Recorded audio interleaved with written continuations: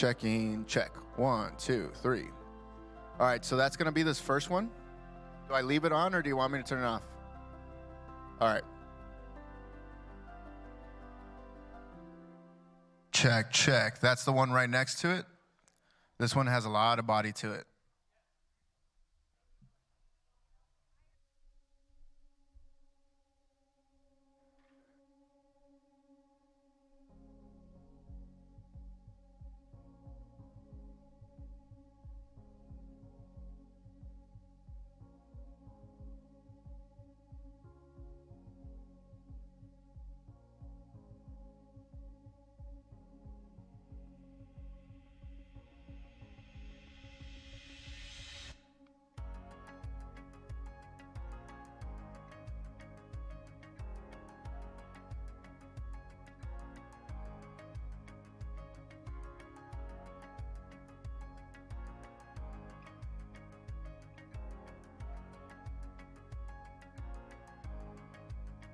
So this is the middle one. Check. 1, 2, 3. This is number 4, I guess, if we're counting down that way. Check. 1, 2, and this is number 5.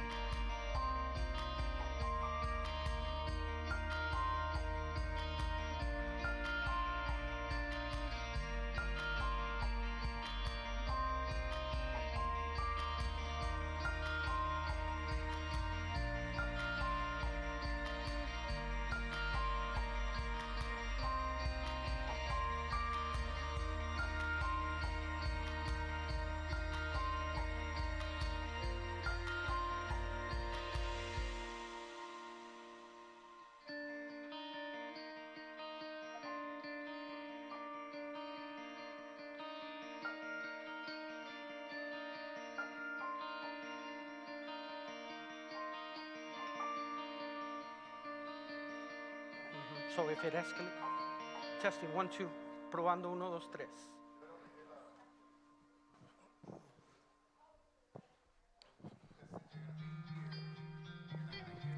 Right.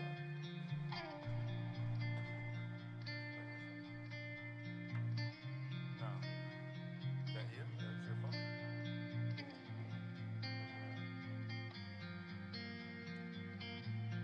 Testing 1, 2, 3. Testing 1, 2, 3. Probando 1, 2, 3. Keep on talking. Testing 1, 2, 3. Testing 1, 2, 3. Oh, it's hot. Testing 1, 2, 3. Keep on talking. Testing 1, 2, 3. Testing 1, 2, 3. Probando 1, 2, 3. Hi, Priscilla. How's the coffee? Good. Awesome. Probando 1, 2, 3. Probando 1, 2, 3.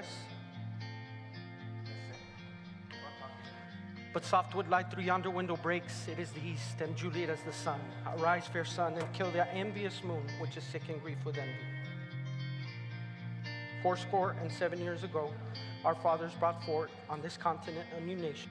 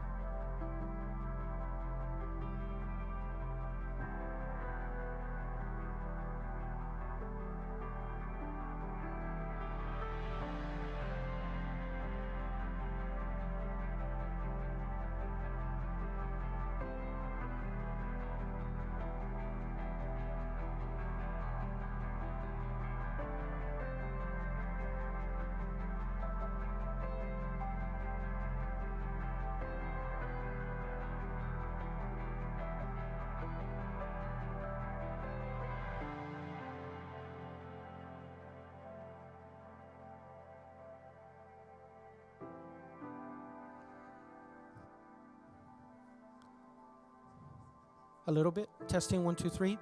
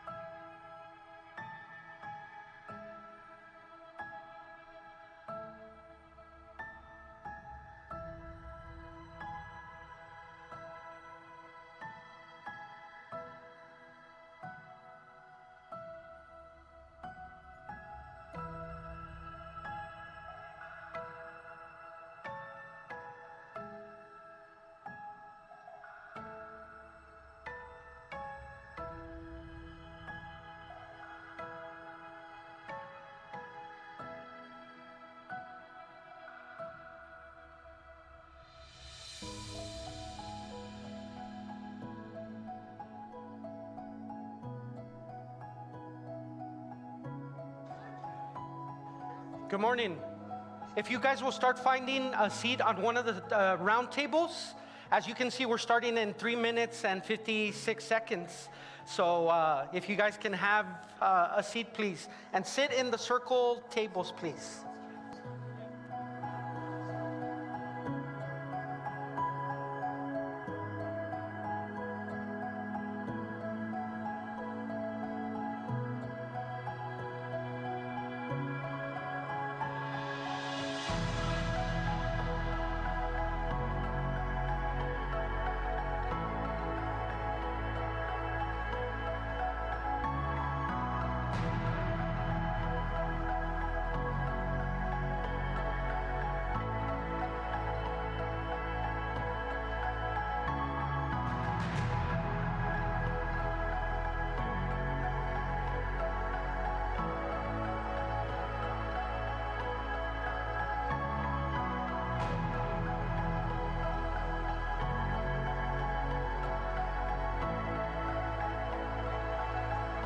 Matt Taylor, can you tell the providers they can come in too for this part?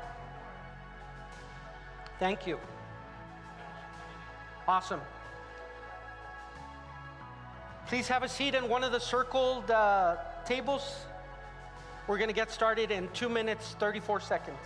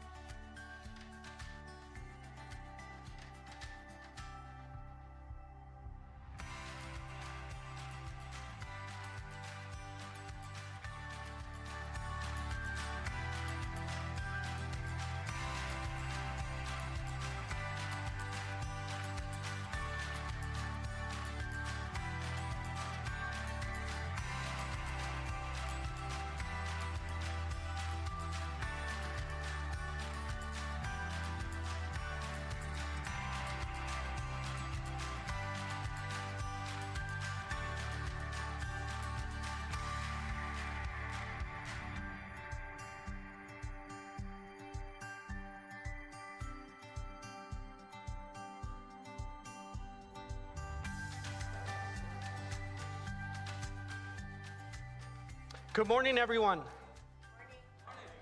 I'm Carlos Priano. I'm the Public Information Officer for the DEA El Paso Division. The El Paso Division covers from El Paso all the way to Midland, Odessa, and the entire state of New Mexico. That's our area of responsibility. If anyone's out in the foyer, I invite you to come in. We're going to have additional time for resource table visits, but come on in, have a seat in one of the circle tables. We would love for you guys to be here as well. We want to thank you for being here. I just want to go over some housekeeping stuff. The restrooms are from this exit right there. If you haven't seen them, they're in that direction. We haven't built any scheduled breaks in there, so feel free to come in and out as you want. As the information is being shared, it may be difficult for you to hear, so we want you to know DEA has a peer support team here. And so if you guys are part of the peer support team, will raise your hand and indicate who you are. So if you need someone to talk to, they are trained to do peer support. We have some private rooms on the side as well for that. We also have further down more private room, and we have licensed counselors here as well, therapists, and so they can assist as well with that. We're very happy that you're here, so we are streaming it. There's a lot of people that could not come in person, but fret not, they are just looking at me. Only the presenters. They are not filming you. Having said that, during the Q&A portions, if you are comfortable with being on as part of the video when the question is being asked, just stand up. And we have mobile cameras that will deploy and get you asking your question, and then we'll switch to the panel or the presenter to answer the question. If you want to ask the question, but you don't want to be on camera, just remain sitting down. But we do need you to ask the question into the microphone so the people that are watching on the stream can hear it, what the question was. If you want to ask a question and you don't want your voice to come out on the stream, there's a note card on your table. We ask you that you write it and lift it up. One of our ushers will come and grab it, bring it to me, and I will read the question on your behalf, okay? We want you to feel comfortable and safe in this space, so we're going to accommodate that. But we're doing the stream to increase our reach. There's a lot of people that express that they could not take time off from school or work, but are watching, or perhaps in their journey of grief, they just don't feel comfortable being around other people. So they want to watch in privacy. So we're making that available to them. So thank you so much for your understanding. But again, the camera is fixed on this and will be fixed on the stage when we have a panel discussion. Again, thank you for being here. I know it took courage. I know it took sacrifice on your part, maybe request time off from school or work, so we thank you for being here. So without further ado, I'd like to introduce the special agent in charge, Greg Millard, who is everybody here that works for DEA. He's our boss. He's my boss, so I'm glad that he's going to do some opening remarks. After I present later on, he's going to do some local briefing as well. So, sir, if you don't mind, I welcome Special Agent in Charge Greg Millard.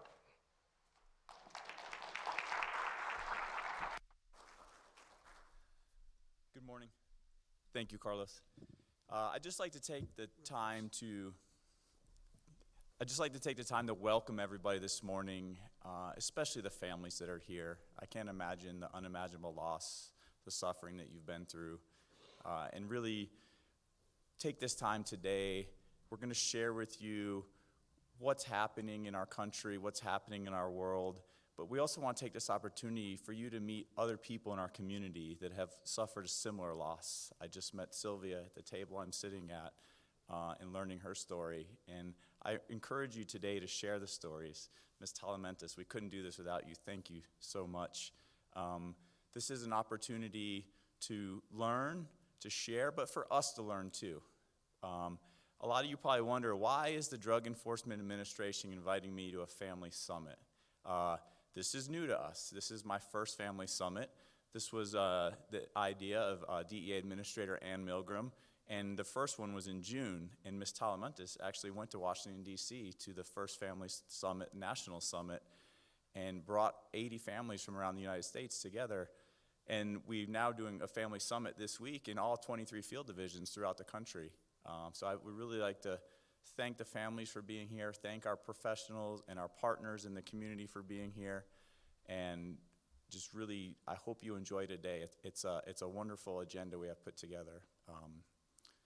I would like to share just a little bit about myself and where I've been and what I've seen and over my law enforcement career and how we kind of got to where we are in 2022 with the opioid epidemic.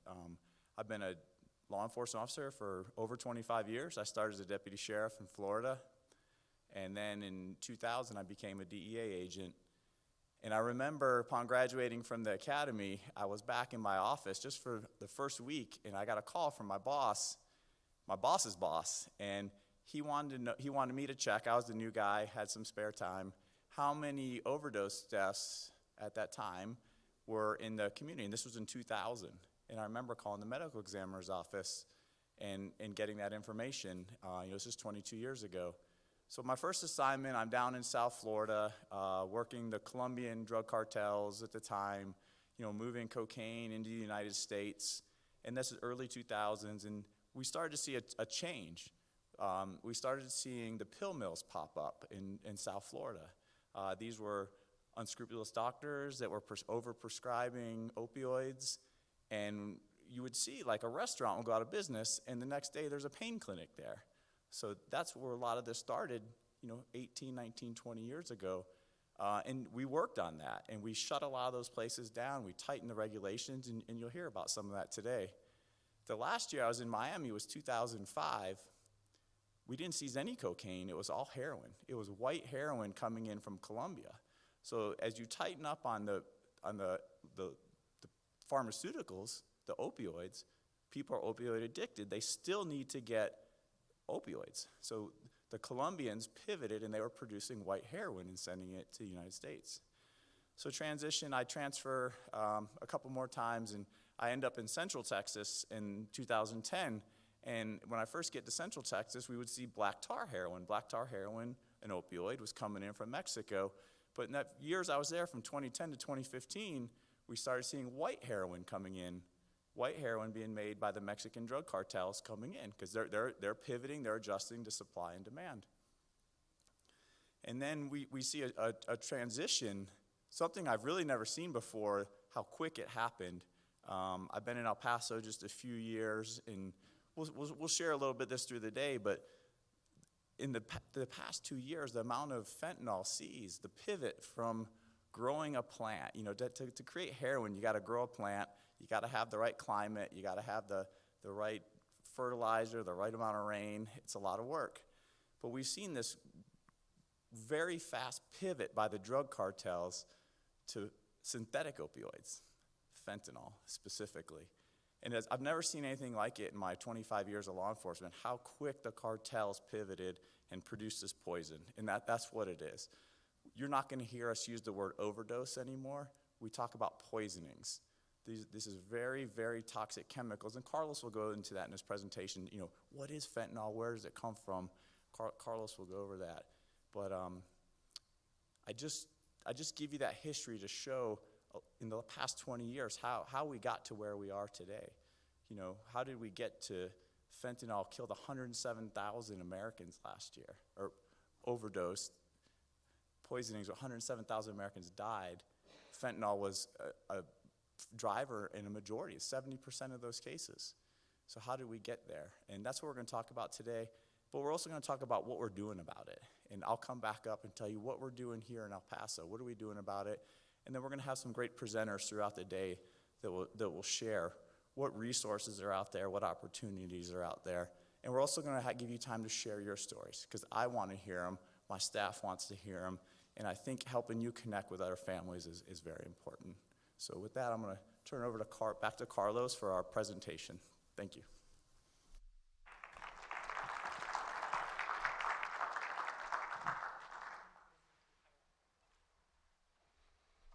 Thank you, Zach Millard. I appreciate it.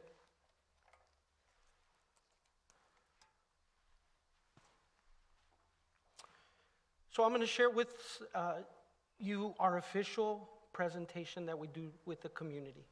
We do this at schools. We do this at private business. We do this Rotary clubs, neighborhood associations. Anyone that asks for us to do this presentation, we do it. So we're going to share it with you. Many of you know this information already, but some of you may not. So we're going to discuss what the DEA has put out there. And we have actually started training other people to do this presentation for the DEA as well. So if you feel so inclined to do so after today, we will share this presentation with you with all the notes so you can do the presentation in your circle. So you can grow, you can help us in the reach. We can only do so much at DEA, but if you are helping us, it's going to create larger concentric circles. So let's get started. Do I point that way, Pete?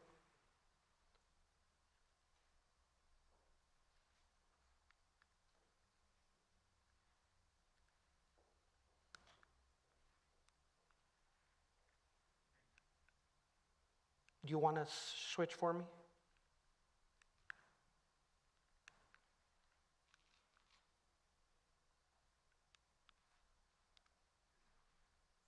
Maybe not. There we go. So, you heard the SAC say, we don't use the word overdose anymore. We call them deaths by poisoning. It's one of the greatest threats to our safety, our health, our well-being in every community across America, not just El Paso. We're doing our part, the men and women of DEA, to keep this dangerous, deadly, illicit drug out of our community, but we need your help. We need you to learn about the dangers of today's illicit drug. And as we will discuss, some of these illicit drugs are so lethal that experimenting with them just once could be deadly. Every day we see in the headlines from various communities across the country, those lost to an illicit substance, primarily the synthetic opioid that Zach Millar talked about, fentanyl. They're made by drug cartels. Each of these headlines you see up here represents a human life lost. A mother, a father, a sister, a brother, an aunt, an uncle. In the past year, more than 107,000 people died from a poisoning. That's about 293 people a day. There's about 80 of us here. So multiply that. According to the Centers for Disease Control, the CDC, the majority of these deaths are from synthetic opioids like fentanyl. You see, it's a big percentage there. And the rest, the one in red, are from psychostimulants, primarily methamphetamine, illicit methamphetamine. In the El Paso division, as I explained, it's from here to Odessa, Midland, the entire Big Bend area, and the whole state of New Mexico. In 2021, we seized more of this illicit fentanyl than the previous 5 years combined. So let me repeat that. We seized more of this in 2021 than 2019, 2018, 2017, 2016, 2015 combined.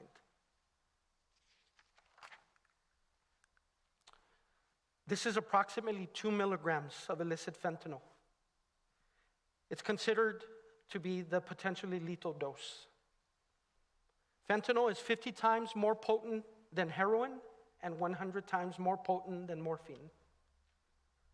The fentanyl driving this epidemic isn't just sold in fake prescription pills, as some of you know. Dealers are mixing this fentanyl with other illicit drugs like cocaine, heroin, and meth to make their product go further, to increase their profits, and to drive addiction. In September of 2021, the DEA took the very unusual step of issuing a public safety alert to warn the American public about the alarming increase in the lethality and the availability of fake prescription pills containing fentanyl and methamphetamine. The DEA doesn't do these public safety alerts often. As a matter of fact, prior to this alert in 2021, the last one that DEA issued was about six years ago. and it was to call attention to the dangers associated with this new drug called fentanyl, when it was first emerging as a dangerous and deadly threat. Locally here in El Paso, on Memorial Day weekend, this just past Memorial Day weekend, on a Saturday, we issued a local alert when 11 people were rushed to local hospitals in a period of 36 hours. Some of the most common fake pills are made to look like prescription opioids like Oxycontin, Vicodin, Xanax, or stimulants like Adderall. These fake prescription pills are widely accessible and often sold on social media and e-commerce platforms, making them available to anyone with one of these. Some of the most common fake pills are made to look like prescription opioids, like these. Let me ask you, which of these, can you tell if it didn't have the words, could you tell which one was the fake one? We have laboratories in DEA. A lot of people don't know that. And we have forensic chemists, pharmacologists, pharmacists that test these fake pills all the time. And I've spoken to some of them and they've told me, without laboratory analysis, I can't tell the difference sometimes.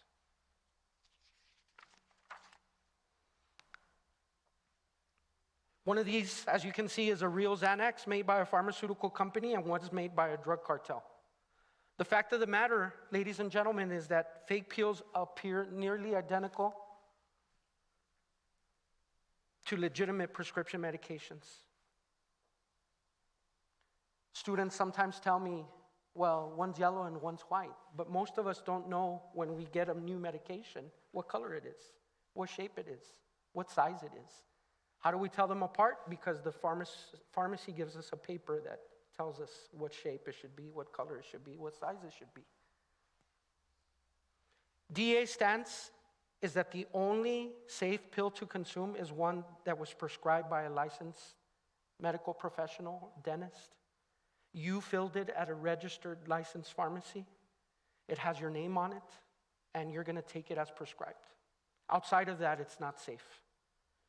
Even if it's a pill your friend gives you for your headache, even if it's a pill that your college roommate gives you to help you study, even if it's a pill that someone gave you to help you sleep, there's no way to tell whether it contains the legitimate medication or if it's illicit fentanyl or illicit methamphetamine made by a cartel. Even if they tell you it's Oxycontin or it's Vicodin or it's Adderall, you cannot take that chance. You have to assume it's fake. Drug traffickers are preying on our dependence on pills, as Zach Millard mentioned, from the pill mills in the early 2000s. And they're marketing these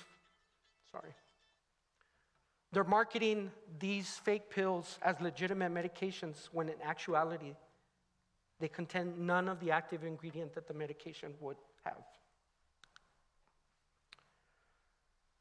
There's a medical grade fentanyl. Some of you may have been prescribed fentanyl as part of a surgery. Maybe you had a relative that was prescribed fentanyl while they were in hospice care. It's for excruciating pain, but it's made in a clean, controlled, sterile laboratory like this one. Very strict regulations. Heather oversees that department, that oversees the registrar. Anybody involved with legitimate medications, we have regulatory oversight over them. Very clean, pristine, very highly regulated. And it's typically administered in micrograms. Little packet of sugar has 1 gram. There's 1,000 milligrams in there. Little packet of sugar has 10,000 micrograms in that little packet of sugar. It's typically administered in hospitals or nursing homes under very strict medical supervision. But I'm not talking about that type of medical grade fentanyl. We're talking about illicit fentanyl made in places like these, in jungles and deserts and warehouses, garages, apartments. There's obviously no quality control in this clandestine lab. There's no way of telling how much fentanyl is going to end up in one pill or one batch of cocaine. There's no regard for human life in this. If the poison that they're making kills 107,000 more lives, it's the cost of doing business. So I want you to know that DEA and all our law enforcement partners, we're seizing these deadly fake pills at record rates. In 2021, the DEA as a whole, all 23 divisions, seized more than 20 million of these fake pills, which is more than we seized in 2019 and 2020 combined. You see the pill mills that they were using to make those fake pills. The number of DEA seized fake pills with fentanyl has jumped nearly 430% since 2019. Staggering increase. These fake pills have been seized by DEA in all 50 states. Every community now knows that it's in their community.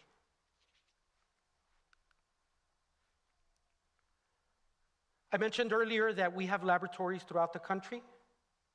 Of all the pills we seize that we sent for analysis in one of our laboratories, DEA laboratory testing has indicated about 42%. That's roughly 4 out of every 10 contains a potentially lethal dose of fentanyl.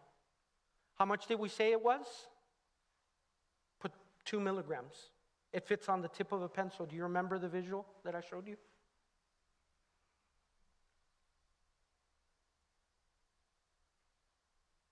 Remember, there's no regulations.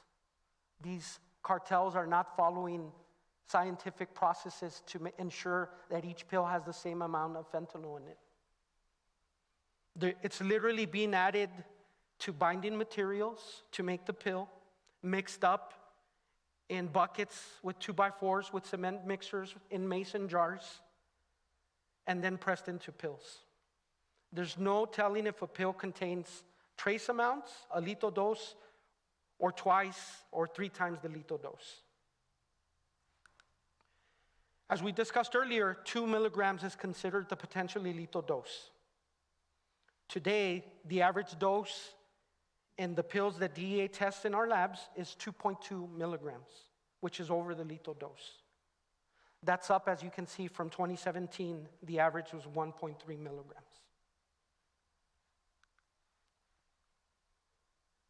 Social media sites, which are very popular with young people, but also with us, we use them often, all the time.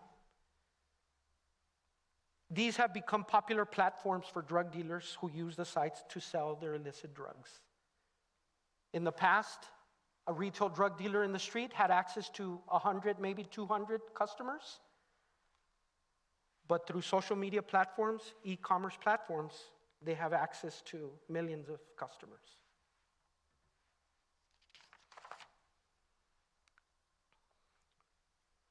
Drug dealers and those seeking the pills are using a whole language, different texting acronyms, using emojis on their smartphones, social media to communicate about selling and buying these pills.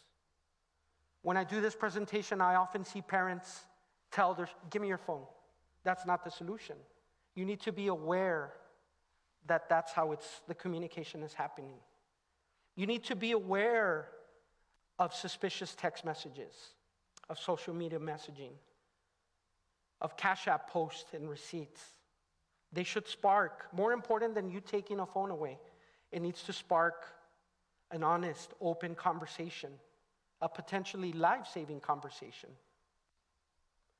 I need you to know, ladies and gentlemen, that DEA, the men and women of DEA, are working in these social media and internet spaces, providing the internet companies and the social media companies information that's going to help them better understand how the cartels are working in their space.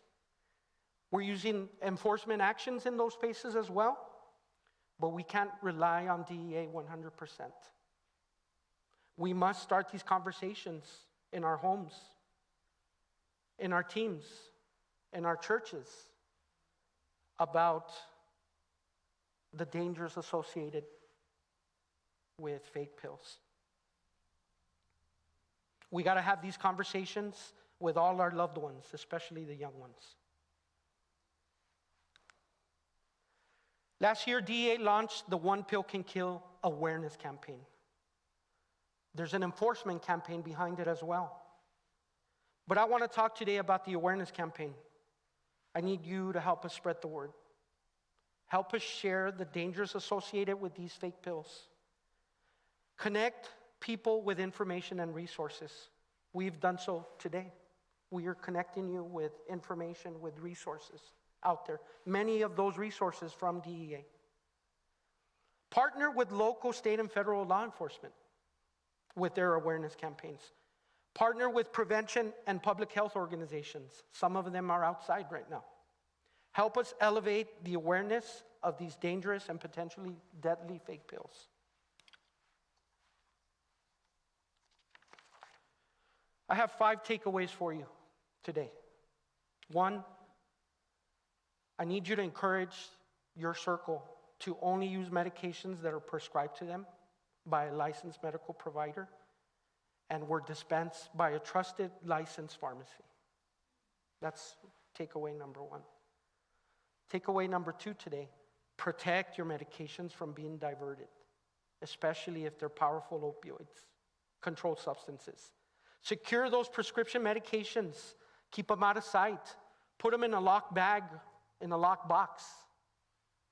And clean out your medicine cabinets at least twice a year. We hold an event called DEA Take Back. Bring us your unwanted, unused prescriptions, and we'll destroy them properly in a safe for the environment method.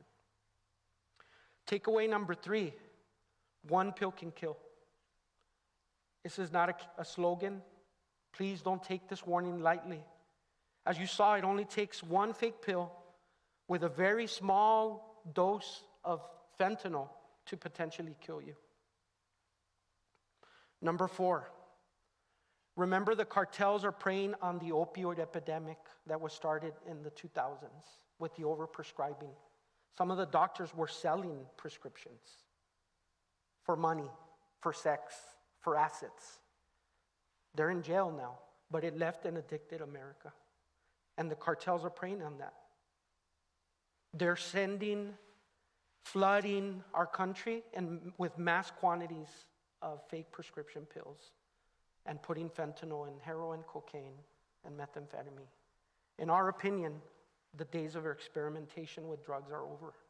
It's too dangerous. It's too lethal. And the final takeaway, I need you to know that DEA, the men and women of DEA, are going to continue its mission to target the most dangerous individuals and organizations who are causing this harm in our neighborhoods and communities. And you're going to hear a little bit from Zach Millard about what we're doing specifically. We're also dedicated to reducing drug-related violence because drugs and violence are hand in hand. So we're committed to that as well.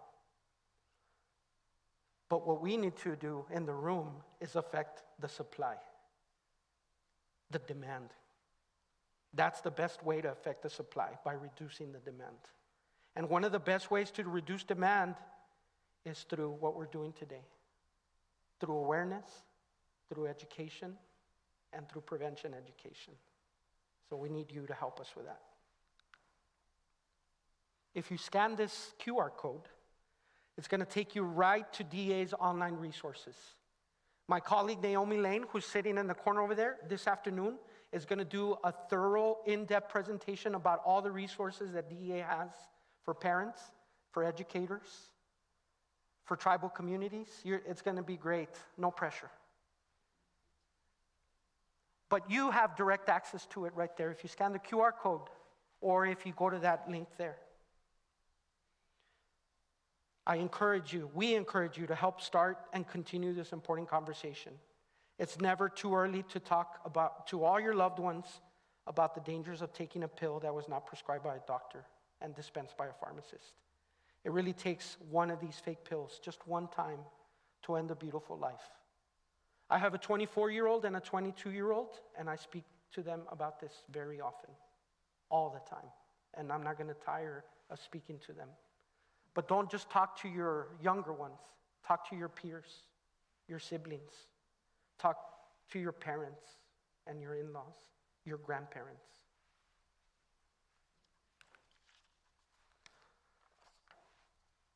I've done this presentations numerous times. Some of you have heard it for the third or fourth time. I apologize. But if you want me to present this to your Rotary Club, your place of employment, your place of worship, shoot me an email. Give me a call. We'll be happy to do it.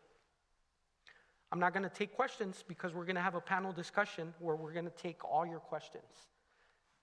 If you write it down so you don't forget. But with that, I'd like to re-invite Zach Millard up here, who's going to talk to you about what we're seeing here locally.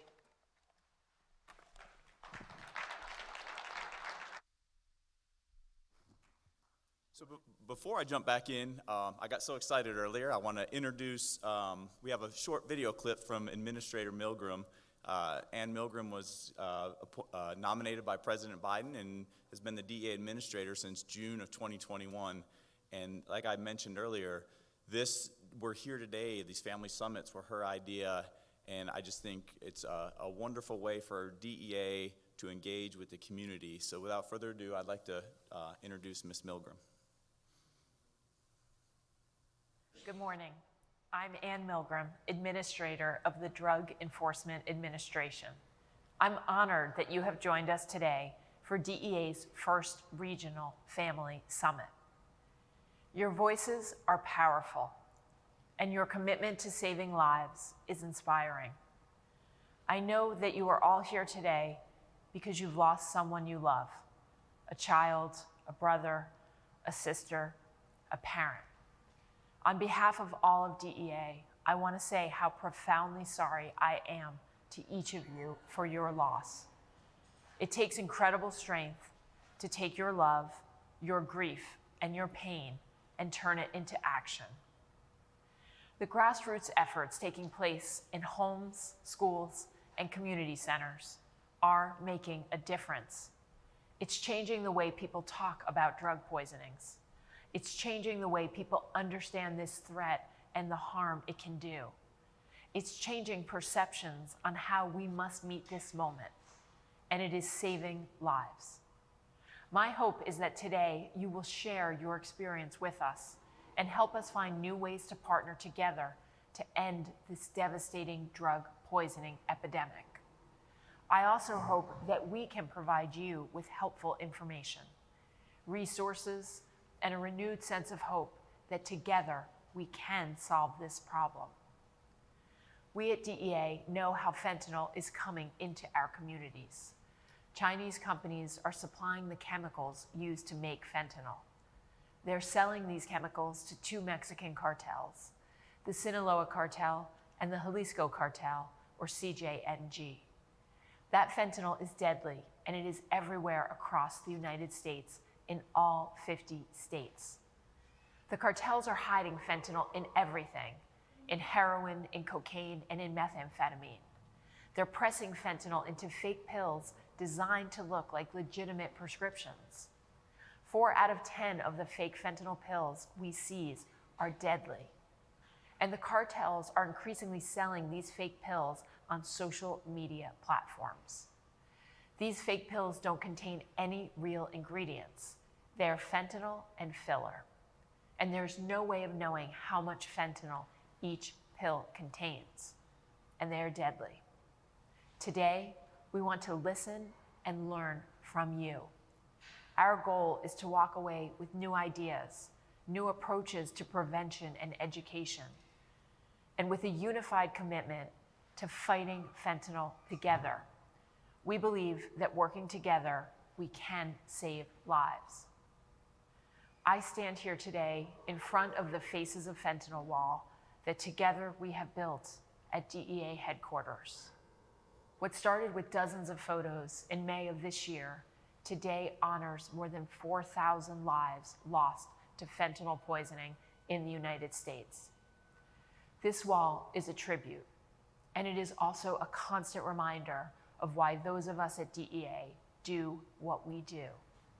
We seek justice for the lives that have been lost, and we work tirelessly to prevent any other families from knowing the pain that you and your family know. It is our deep honor and privilege to stand with you because we know you are on a mission to save lives. Please know that we are committed to this mission with you. Thank you for being with us on this important day.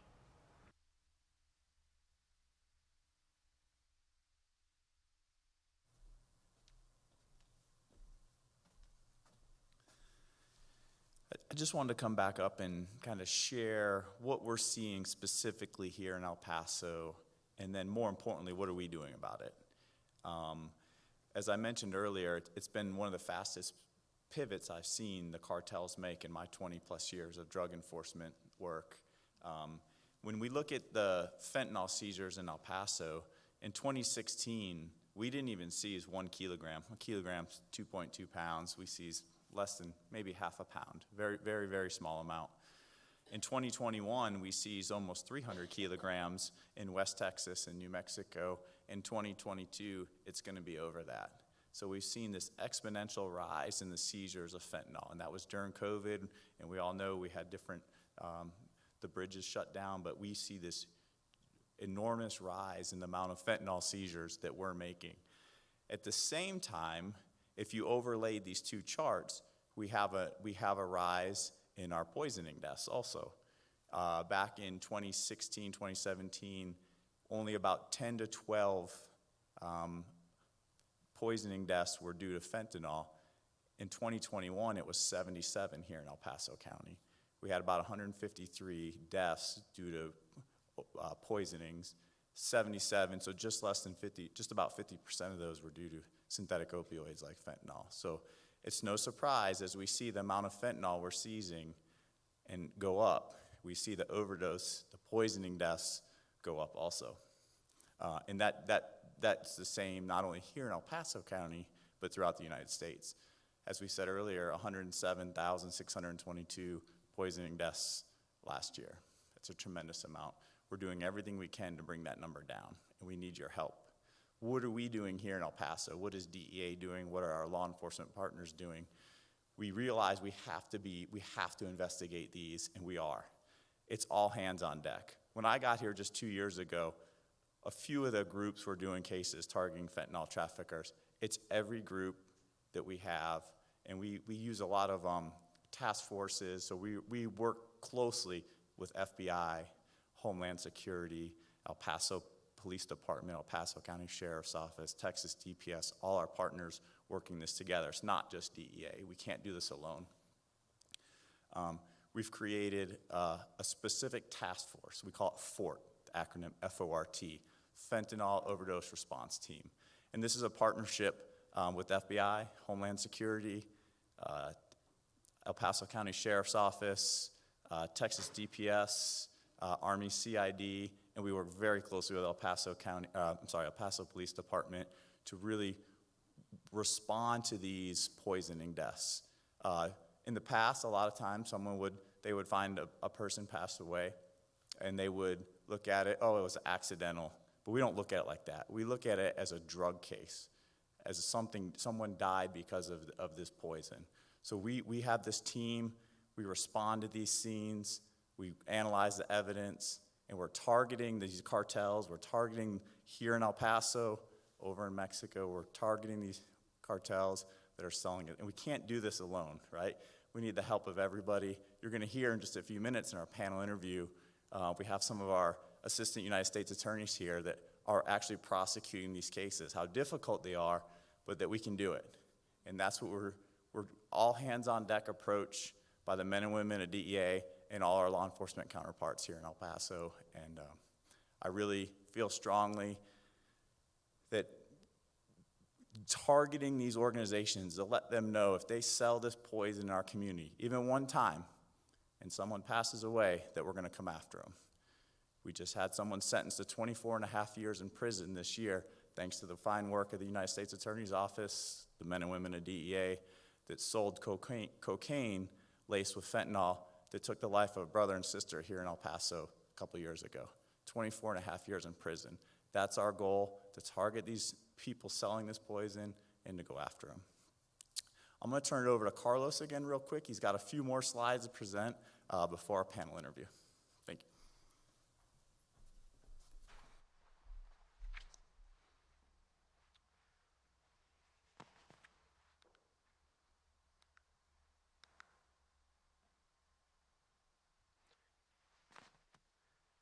Can you skip to the 5? Awesome. Okay, so these were sent by our headquarters, and this is being shared at all 23 family summits across the country. This shows very clearly that this issue is taking more lives than car crashes, than suicides and firearms. This is a huge issue in our country. And it's not, no part of our society is exempt from it. This is affecting education, it's affecting business, it's affecting churches, it's affecting every aspect of our society.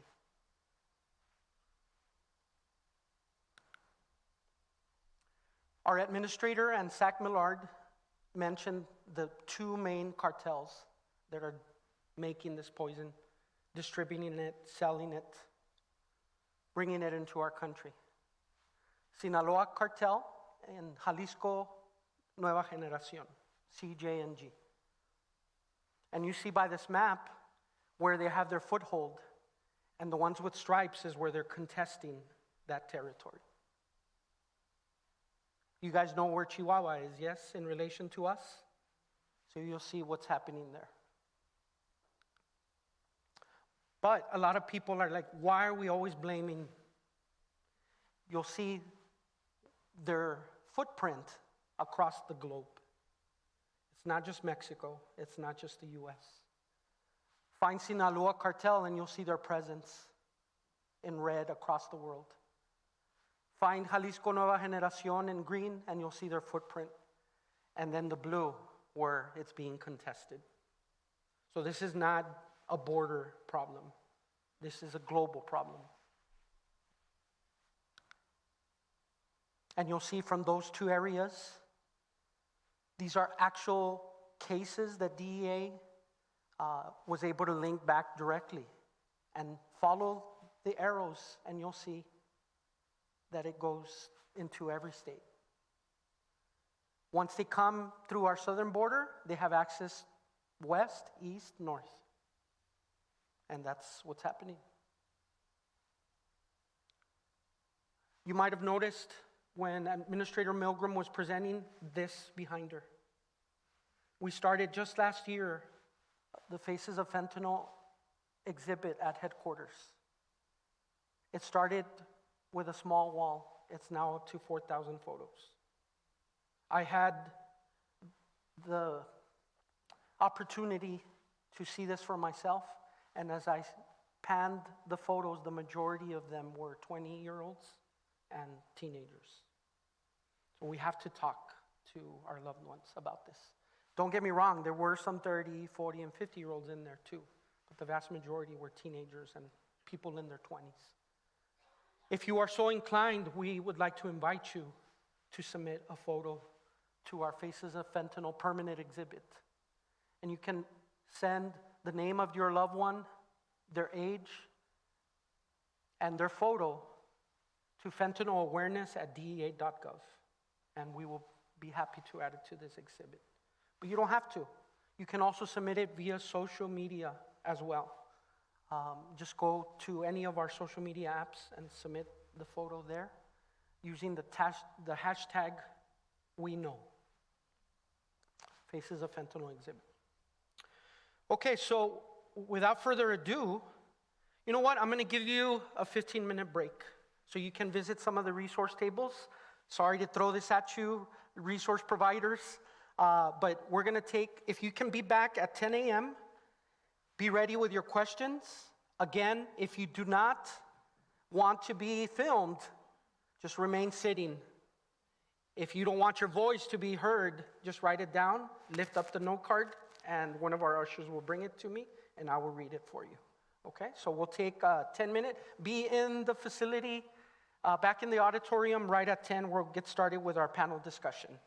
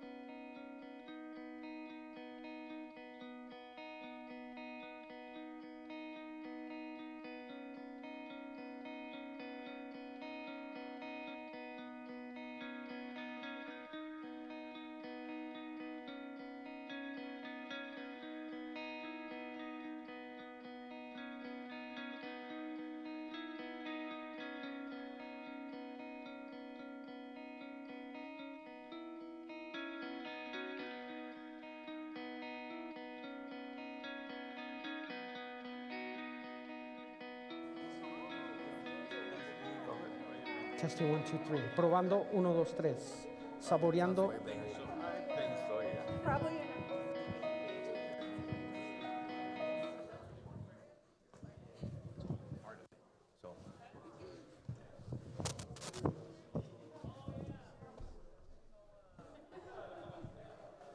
You want this one? Yeah. Maybe we.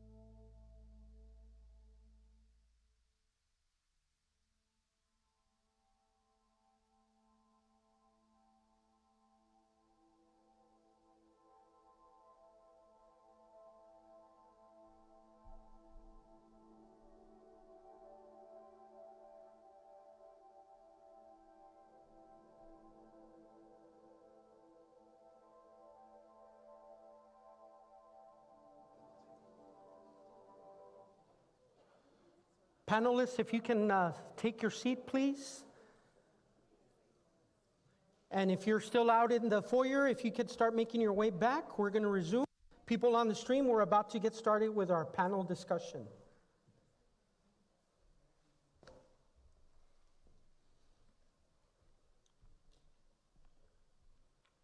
Michelle Rincon, can you write down your cell phone number for me? On a postcard, write down your cell phone number for me, please.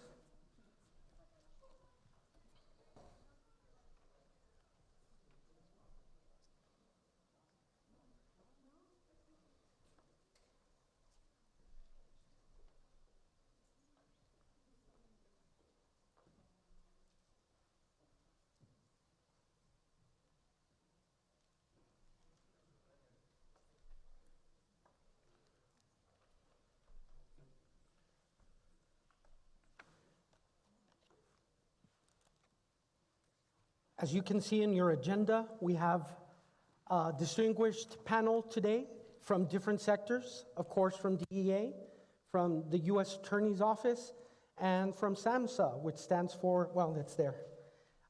So the questions can be of any of those genres, and we're going to share those 3 microphones. Panel, I hope you don't mind, because we're going to have the 2 mics. If I can have 2 ushers come and grab these 2 mics. Please, 1 on each side. And again, like I said in the beginning, if you're comfortable asking your question on camera so the people in the stream can see your question, just stand up. If you want to ask the question without being on camera, stay sitting down, raise your hand. We'll bring a microphone to you and you'll ask your question. If you're uncomfortable with either of those options, just write down your question on one of these, raise it up, one of the ushers will bring it to me and I will read it on your behalf. I also want to engage with the people on the stream. If you have a question, I want you to text your question to 915-479-2540 and we will read your question for you as well. Again, that number is 915-479-2540 and we will read your question. So we'll start by first, if we could do a mic check, Heather, with your microphone, please. And Heather is going to introduce herself. Good morning. My name is Heather McMurray, and I am the Diversion Program Manager at Fort DEA. Our job in diversion, I know a lot of you are familiar with special agents. You see them on TV with the jackets and kicking in doors. Well, the diversion program is a little different. We actually regulate the legal controlled substances. So we investigate doctors, pharmacies, wholesale drug distributors, manufacturers, importers, exporters, researchers, and narcotic treatment programs. So we actually investigate more of the white-collar crime.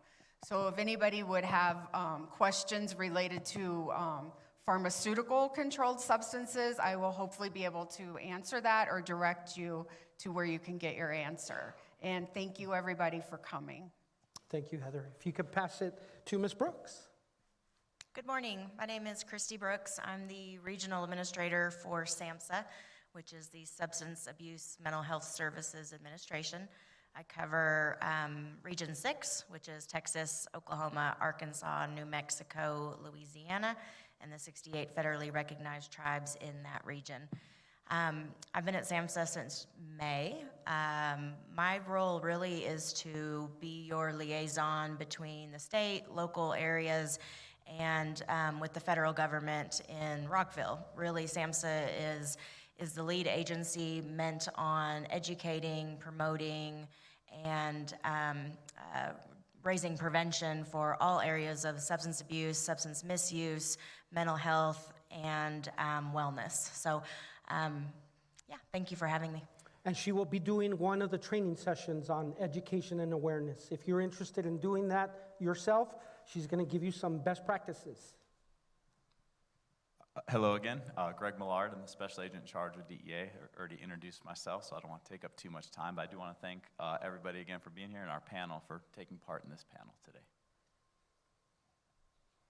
Good morning, I'm Special Agent John Gonzalez.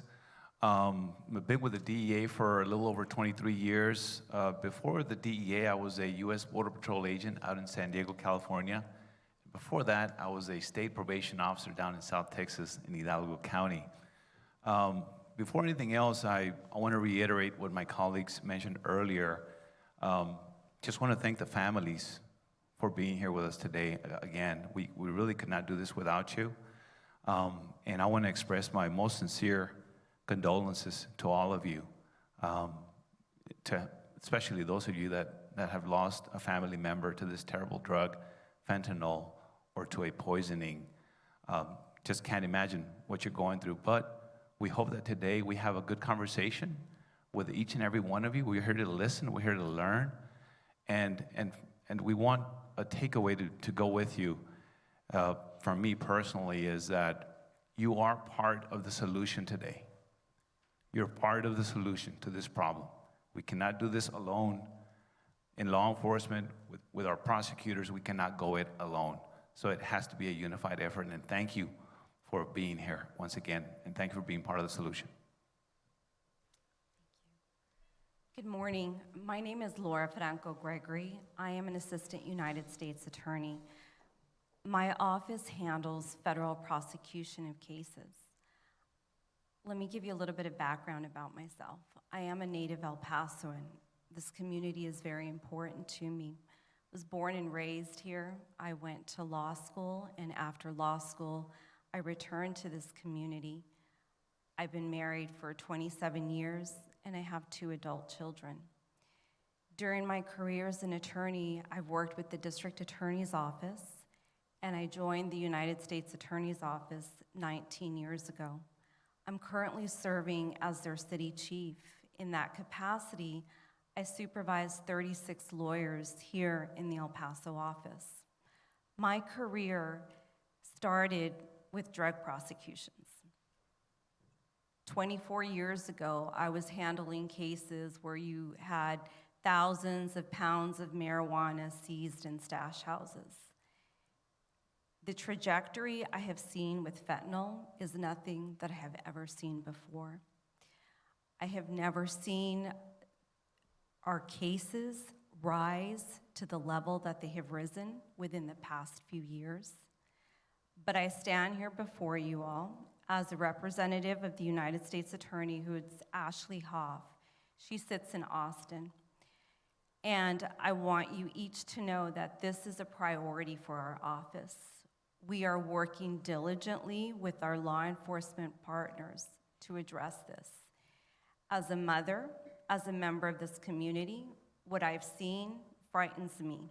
And I want to make sure that we were expending every resource we have to ensure that the individuals responsible for these crimes are placed behind bars for lengthy sentences, that they're prosecuted to the fullest extent of the law.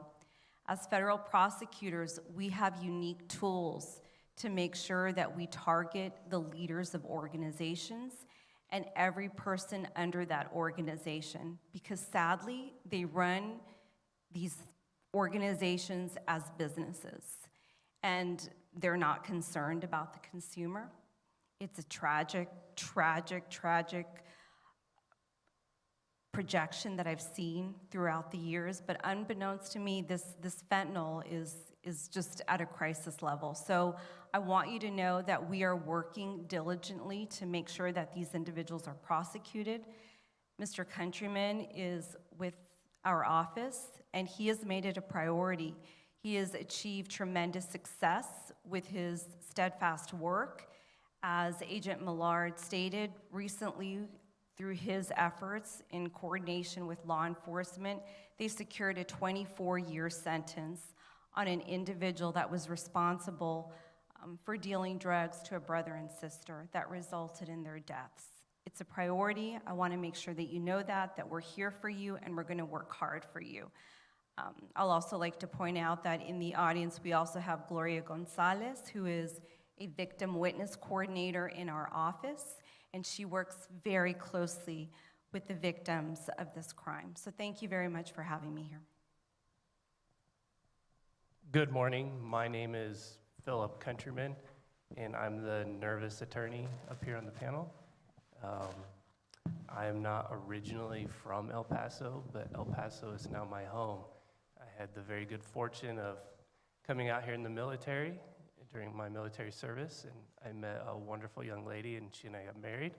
We now have a child here in El Paso, and she is from El Paso originally, and I have decided to make El Paso my home. I've been here full-time since 2015. I was fortunate enough to get a job in the United States Attorney's Office after my time in the military, and I cannot express to you how wonderful of a community El Paso is. Wonderful people here, just a great place to live. I've been able to travel around different places during my military service, and El Paso by far has been the most enjoyable place that I've had the fortune of living, and I'm glad and honored now to say that El Paso is my home. And so with that, because El Paso is now my home, and where I work is these type of cases, and what I do is not only my profession and what I do for a living, but it is personal. That's not the position an attorney and a prosecutor should take, but it is personal. Everyone in this room, in one way or another, has been impacted by someone who has passed away from drugs. It's just unfortunate, but it is the truth.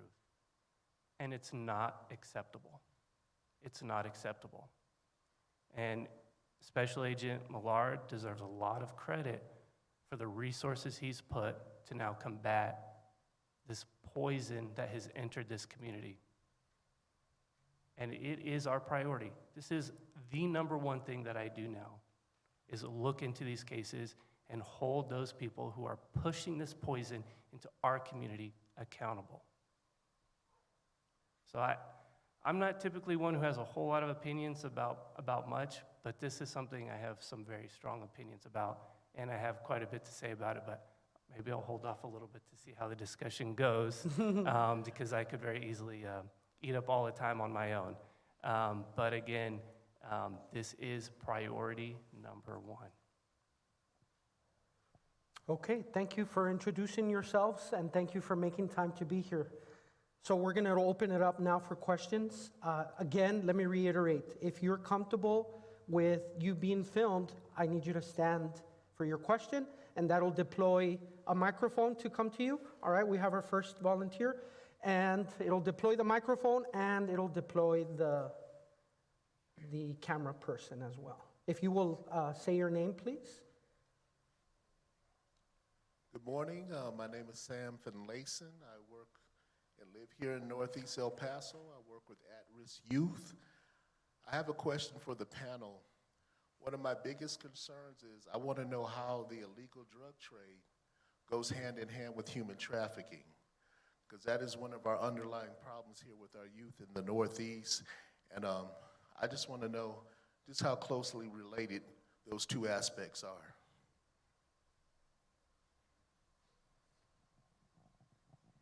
I'll start off, and I'll pass it to our prosecutors here. It is related. The same drug cartels in Mexico that are importing this poison into our country are also responsible for bringing in for human trafficking. It is related in that way. We are seeing anecdotal evidence that the organizations are getting paid significant amounts of money to smuggle a person, just as they are the profit they're getting from smuggling the narcotics. So in that way, they're related. And as I mentioned earlier, we really use a task force model. We all work together. We have Border Patrol in our office. We have HSI in our office. We have FBI in our office. And no case is just a single crime. And we take that, we leverage our partnerships. And if the DEA is investigating the narcotics trafficking, we have another agency investigating the human smuggling, and including our state and local partners also. And as Agent Millard stated, they're absolutely related. Our office handles alien smuggling cases and human trafficking cases. The alien smuggling cases are often run by drug trafficking organizations, and they're bringing in persons into our country illegally through various means. But once they enter the United States, we've also prosecuted cases where individuals are forced to work here in the United States or they're sex trafficked. Our office has taken the lead along with our law enforcement partners to handle those cases, and absolutely, it's often the same organizations that are doing the same type of activity. Okay. Next question. Okay, we need a microphone here, and she's comfortable on camera.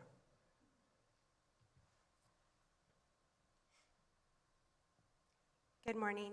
My name is Jennifer Talamantes, and the reason I'm here is because my son, Jacob Talamantes, was 25 years old, and he passed away from fentanyl poisoning in Addison, Texas.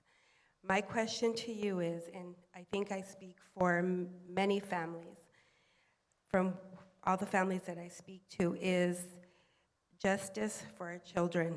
I know that DEA is not called the first people, the first responders, but one problem that a lot of families are encountering is when the investigation is being held, it's not being passed to DEA. PD or the Sheriff's Department handle the cases, and they leave a lot of us family members in the dark. They don't communicate with us. They treat us with no respect. We're not, they don't tell us what's going on. We didn't even get an explanation of the toxicology report until I barely received mine 2 years later. So we don't even know what was found in our children's system. And it's kind of like swept under the rug. And I've called the Sheriff's Department, and they give me a whole different story as to when I was first talking to them.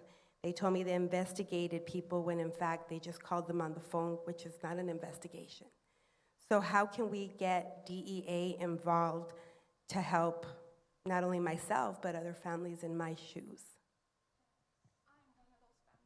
My name is Belen Chavez, and this was my baby. He was only 20 years old, and he was a victim of fentanyl also, and nobody told me anything. When I got his death certificate, it said that he committed suicide. My baby did not commit suicide, so I had to call, and they said, "I'm so sorry, ma'am," and then it said it was an overdose, and now I'm learning that it takes one pill, so that's not an overdose. He was poisoned. And I felt like nobody did anything. And his life matters. My son Ivan lost his brother, his only brother. And I need answers.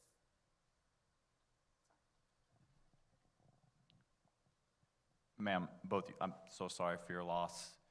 This is what I mentioned earlier. We're not the first responders, as Ms. Talamantes said. You know, the call comes into the local, whether it's El Paso Police Department, El Paso County, or one of the rural sheriff's offices.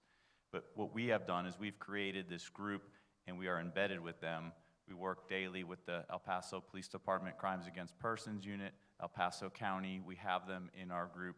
So we are proactively responding to these investigations. That's our goal. We want to treat everyone bought the drugs from somebody. They got it somewhere. So we are staffing these groups. Like I said, it's all hands on deck to use our resources, the Drug Enforcement Administration, to look at the organizations, the cartels that are importing this and selling it in our community. So what we're doing here is we're inserting ourselves into these investigations, even though we're not the first call. But the partnerships we have built here with the medical examiner, with the county sheriff's office, with the police department, is for us to look at these, to investigate these. These are very difficult cases, and I know Mr. Countryman will comment on that in a little bit. It's very difficult to prove. That's why we need the help of the families also. And we will look at these. We are looking at these, and we won't stop looking at them. So on this, can I stand up? Is Yes. that okay? Like I said, I'm the nervous attorney up here, so maybe standing up will help me a little bit. So how many people here have lost someone from this poisoning? Could you raise your hand? Okay, so to all you folks, there's, to get to your point of problems, things that we need to do, right? There's always a resource issue, always. We need more people, we need more money. There's a coordination issue. That could always be better. We need to do a better job working with each other to address these cases. That's always an issue. But the question I have for you now, to go back to what you mentioned, that I have seen during my time in this, is prejudice, right? We all know about prejudice and different types of things in life, right? Economic, race, all that. But what I have seen now during my involvement in this is prejudice that the people that are using these drugs, that their life didn't matter and the cases don't get investigated. And that's not right. Their life did matter. I'm not saying that the recreational use of opioids is okay. It's not. But you don't deserve to die from that. And the people who are pushing that poison, they deserve to be held accountable. That death deserves to be investigated and looked into. When there's an auto accident, right, it's investigated, and someone dies, that's investigated, isn't it? Someone dies from this poison, and it doesn't get looked into. It's called an unattended death. It was an accident, it was a suicide, whatever, and it never gets looked into. You never get answers. No one talks to you about what happened. No one is looking into it. That is not right. And I see it as a prejudice issue. Right? Oh, whatever. It's just a drug user and died, and that's what they get.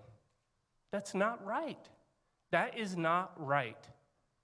And so to me, getting to the heart of it, getting down to it, is these cases deserve the respect that other cases where someone dies, that the attention those get. And I believe once we do a better job of approaching these cases in that fashion, someone dies from an auto accident, there's assault, whatever it might be, those cases get attention. These deserve the same attention. And once we start doing that, then I think you get the answers that you deserve. You get the information that you deserve. And again, going back to Agent Millard, he deserves a lot of credit for the resources, the DEA, and the making this a priority. And we're trying. We are trying. But you deserve more and you deserve better. But until we get to the heart of the matter, which again, I believe goes back to, oh, just someone, they were using drugs and they died. That's the risk they took. Oh, well, sign off on the paperwork, push it forward, you never look into it anymore. And that is not okay. That is not okay. Those cases deserve to be investigated and looked into and reported to us so that we can try to do something about it. I have an hour to speak after lunch, so I probably won't speak too much, but as the therapist up here, the licensed professional counselor working for the agency that sole purpose is to be the lead agency for mental health and substance use, I hear the pain from you all as family members. I read a study yesterday Norway did about a study of parents who had lost their children to opioid use, opioid abuse, whether that was one pill taken by accident, whether that was family members that had drug-addicted drug-addicted children. And I think what he was saying as far as the prejudice, it also goes, the stigma. The stigma is there. The stigma is there about mental health. The stigma is there about substance use. Are people using because they're mentally ill? Are they mentally ill because they're using? It's the chicken and the egg kind of thing. And really, why does it matter, right? Because nobody deserves to die. Nobody deserves to suffer from addiction, to suffer from misuse, to suffer from taking a pill, thinking it's an Adderall, thinking it's Tylenol, and having it be something else. So we'll talk a little bit more about that this afternoon, about the mental health aspect too, the grief that you all feel as family members that have lost loved ones. I think for me as a mental health therapist, working with attorneys, working with law enforcement, working with DEA agents that I also thought just kick the doors in and take all the drugs and everything's better, because that's how they do it on Law and Order. After an hour, everything is solved. But this isn't solved. Your grief, your PTSD, your anger, your guilt, all of those things you will continue to deal with. And who is taking care of you all going forward? In the same article, and I'll reference it when I speak again later, but a lot of the family were angry about their support system or lack thereof. Because if you have a child that dies in a car accident, or if you have a child that dies from cancer, you get all the casseroles and you get all the flowers and you get all that. When you have a child that dies by any kind of substance use or suicide, nobody knows what to do. There aren't as many casseroles. So how do we go forward from that? And so I think that's what SAMHSA really tries to help with communities. And we also try to insert ourselves into all things, because we definitely want to see the legal part and the prosecution, but we also want to do some prevention. We want to talk about, just like Carlos's one pill can kill, the prevention and looking at what that looks like. So, but yeah, thank you.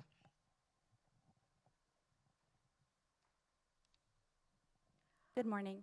My name is Rosalie Jinete. I'm here with Ms. Jennifer Talamantes. I'm the friend looking in on this and going through what she has experienced with her own loss.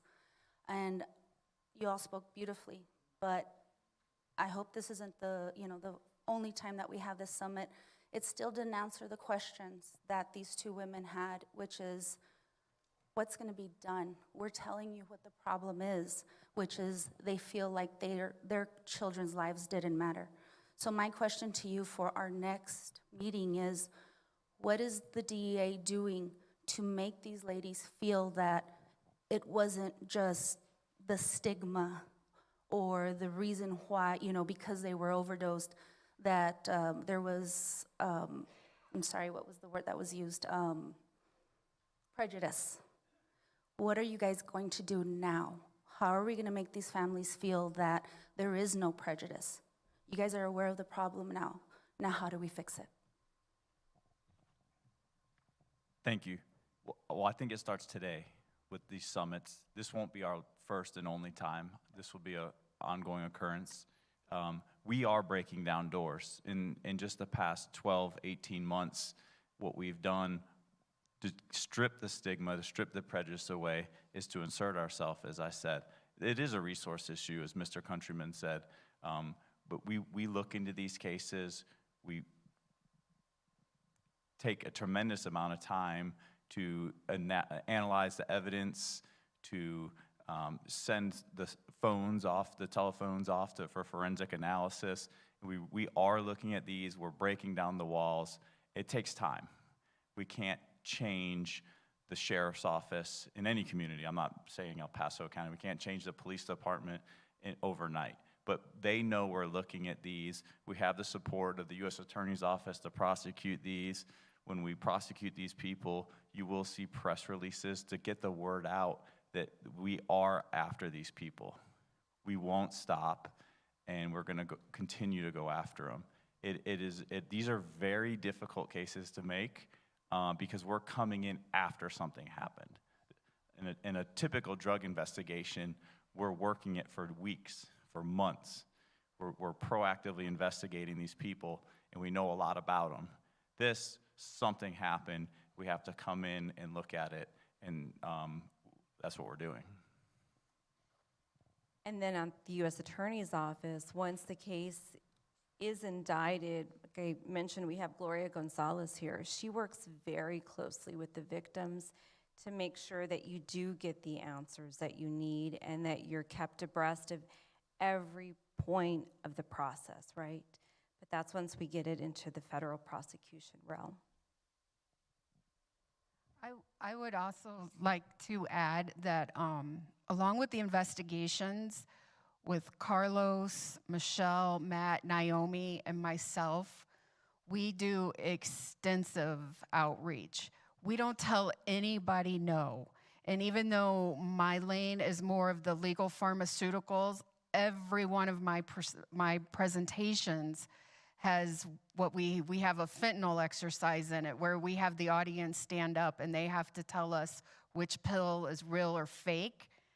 And when we do that with kids and adults, and it really dawns on them that you can't tell the difference. It's a guessing game. So we do extensive outreach. Anybody that wants a presentation, anybody, I don't care what kind of group it is, if it's a school, if it's a group of families that have lost someone, if it's the ladies quilting club, and they want a presentation, we are gonna show up and we are gonna do that for you and educate you to the best of our knowledge, so then you can tell other people about it, or you know everything that we're doing. It's heartbreaking. One of my biggest cases when I was an investigator in Chicago was a physician that dispensed drugs out of his office. He didn't write prescriptions. He sold drugs out of his office. 8 of his people died of overdoses. I spent countless hours with those families. It was our case. The coroner called me and said, we have a problem. If a family called me, I came. Like, they'd already lost one person in their family to an overdose of poisoning, and they lost another. And it was in the middle of my work day. I slammed my door shut, got in my car. They lived 3 hours from Chicago. I was at their house. I spent almost the entire night with them, helping them with resources, listening, just sitting there with them. So we in DEA, we take this very seriously. Like Zach Millard said, we're not always the first to be in contact, but we are out in the community. And if you guys need us just to talk, or you need to vent and even yell at us, I'm available for that. I can't say everybody, but I am available for that, because I know sometimes you just need someone to talk to. I was doing a presentation 6 years ago in Alamogordo. 13 middle school students took alprazolam, brand name Xanax, and they had us come to a town hall, and one lady was really, really upset. I had someone else take my presentation, and I sat with her. We got on SAMHSA's website because her 11-year-old son was addicted to methamphetamine. I sat with her until we got a resource for her. So we do care. We are members of this community. We have all been impacted by this as well. So we are here for you as a community, and if it's something we can't help you with, myself, I will get you in touch with somebody that can, because it's very serious to us, and I take it personally when people do this.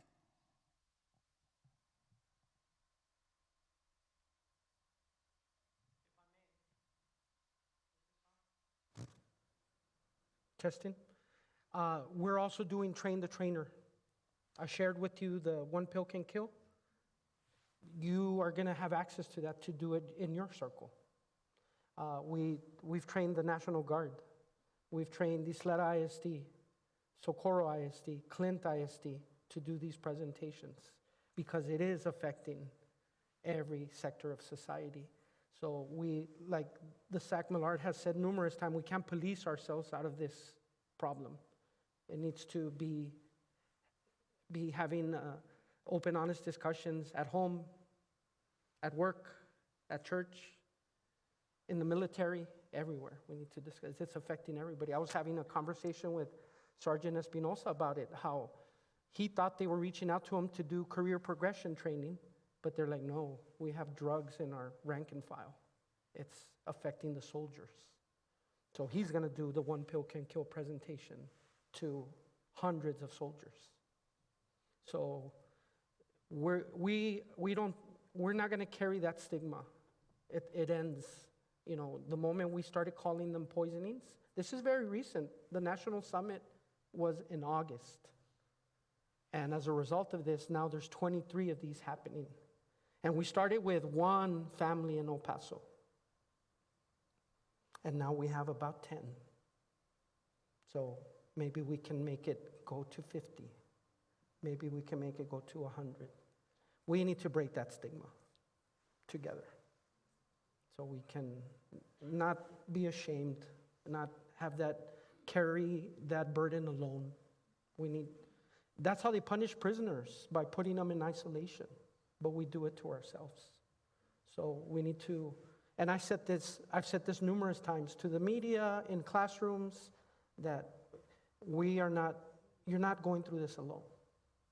And one of the goals of this summit is for you as families to now have that network, the casserole access that Ms. Brooks mentioned, that support 24/7, 365. And I know that's happening, that you guys are making those connections already. I've seen the hugs happening. But you are going to now leave with a mission. We need to there should have been 100 families here, right? We heard from the SAC that there was 77 deaths last year because of fentanyl. There's about 10 families here. So we got to work on it, and we will. We're going to make those connections together. Yes, ma'am. You don't have to stand. You can remain sitting if you want, but we need a microphone. Oh, we have one standing already. You're next. You're next. Yeah, my question was, the main source. I heard that you guys work with the Border Patrol, and different organizations.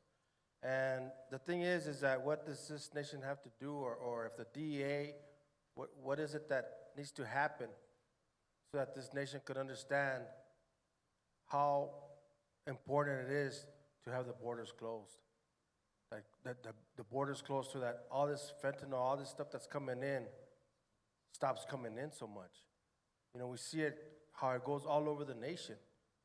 And how much power does the DEA have in that area to make this nation understand, or the president understand, how horrible this drug truly is?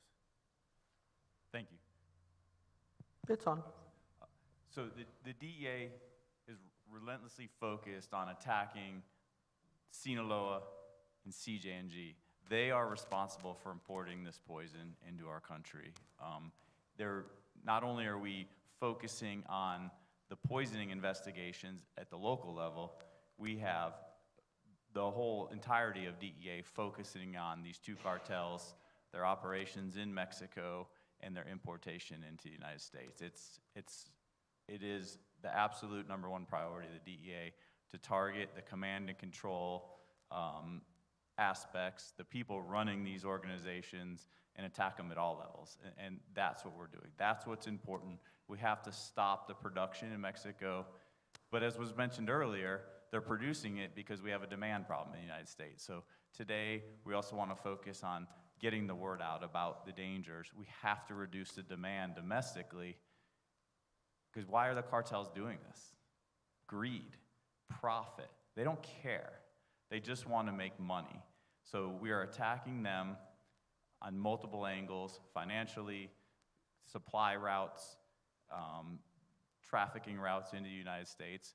And it's a relentless pursuit of justice and attacking them from all angles, all levels.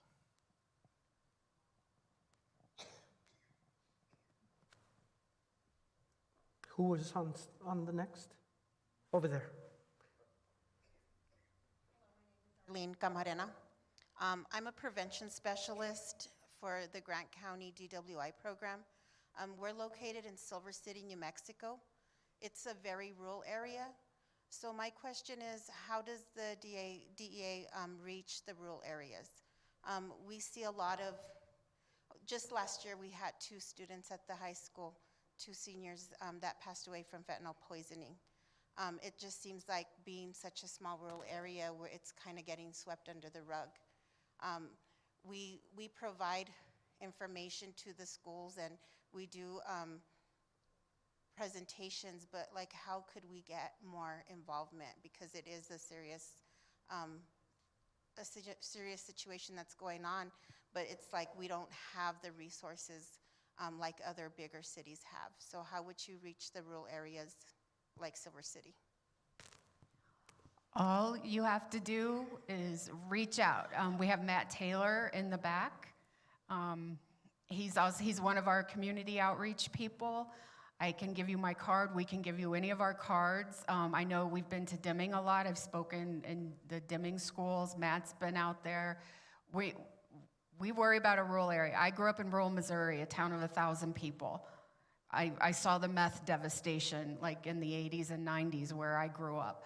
So I like to go to rural areas because I understand the things. Michelle and I were just in Hondo a couple of weeks ago. I think, they're in New Mexico. Their population is very little. The whole middle school and high school fit in one little section of the gym. So a lot of times, those are someone we work with the juvenile probation officers in that area, so they contact us. But we will give you our contact information because we are the first to want to go to the rural areas because often I know they feel overlooked. And our goal is to go anywhere in our area of coverage, which is all of West Texas out to Midland, Odessa, down to Alpine, and the entire state of New Mexico. We are here to do the education, to do the outreach. So all you have to do is ask, and we will show up. I think we're going to try in the front now. You have the mic already, yes? First, my name is Lourdes Martinez, and I'm here on behalf of my nephew, Edgar, and my sister, my nephew. I want to thank the DEA for doing this. This is the beginning. I think, education and support is the beginning. And my question is, how are the first responders legal? I'm talking about police department, sheriff's departments. They're the ones that are dealing directly with the families. How open are they to see this as a homicide? For me, it's a homicide. I feel that people are getting away with murder and nothing's happening. If somebody breaks into my house and kills me or one of my family members, it's going to be investigated. If I'm in a gang and I get into a fight and somebody kills me, it's going to be investigated. Why are these cases not being investigated? This is a source of information, especially with kids. Through social media, the police department they have access to getting information as to where kids are getting their drugs from, and it's not even used. This is a weapon in investigating and helping the DEA and helping families. It's not even being used. Why not? I agree with everything you said. I think we have broken down a lot of barriers with the police department, especially El Paso Police Department. They've been very receptive to working with us, letting us come in and investigate these. El Paso County also, and the other rural police departments in the area. We've gone out to them, we've reached out to them. We said, let us come in and help. You are right about this. We do look at these a lot. We have invested a tremendous amount of time, money, resources. It's very difficult to get into some of these phones.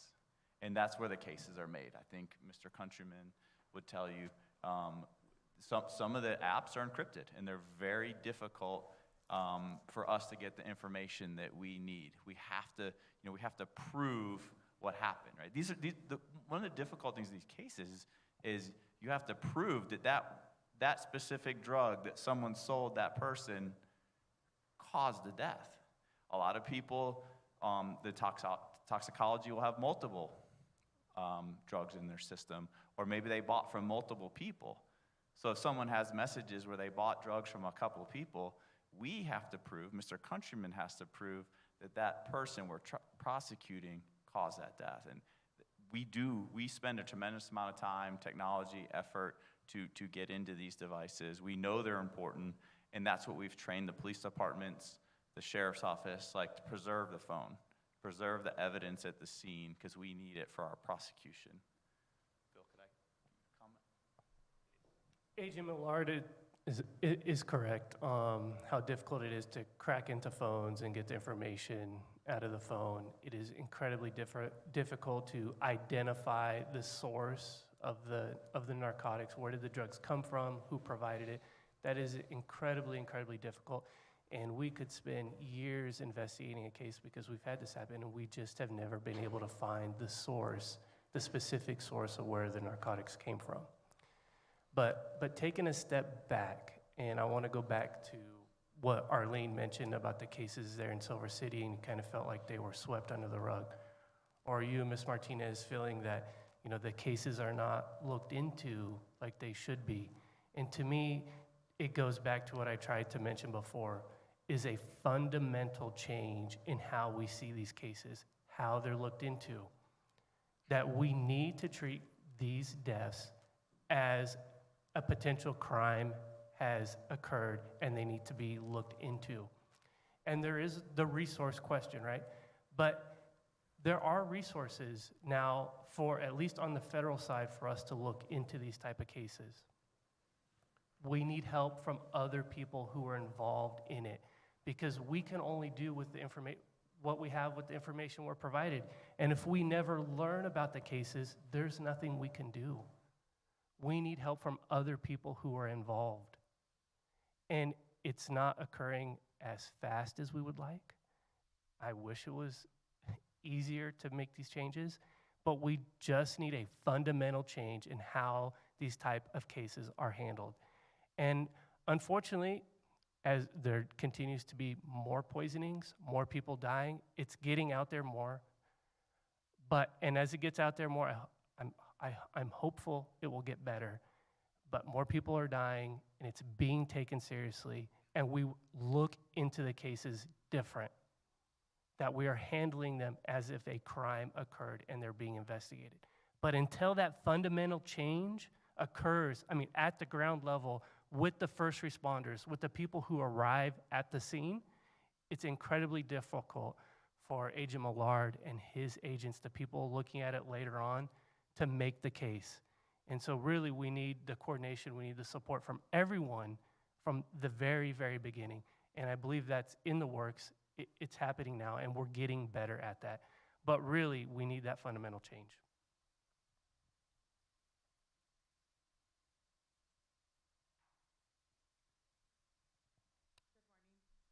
My name is Gloria Granillo, and I work for Diana County as a recovery support specialist.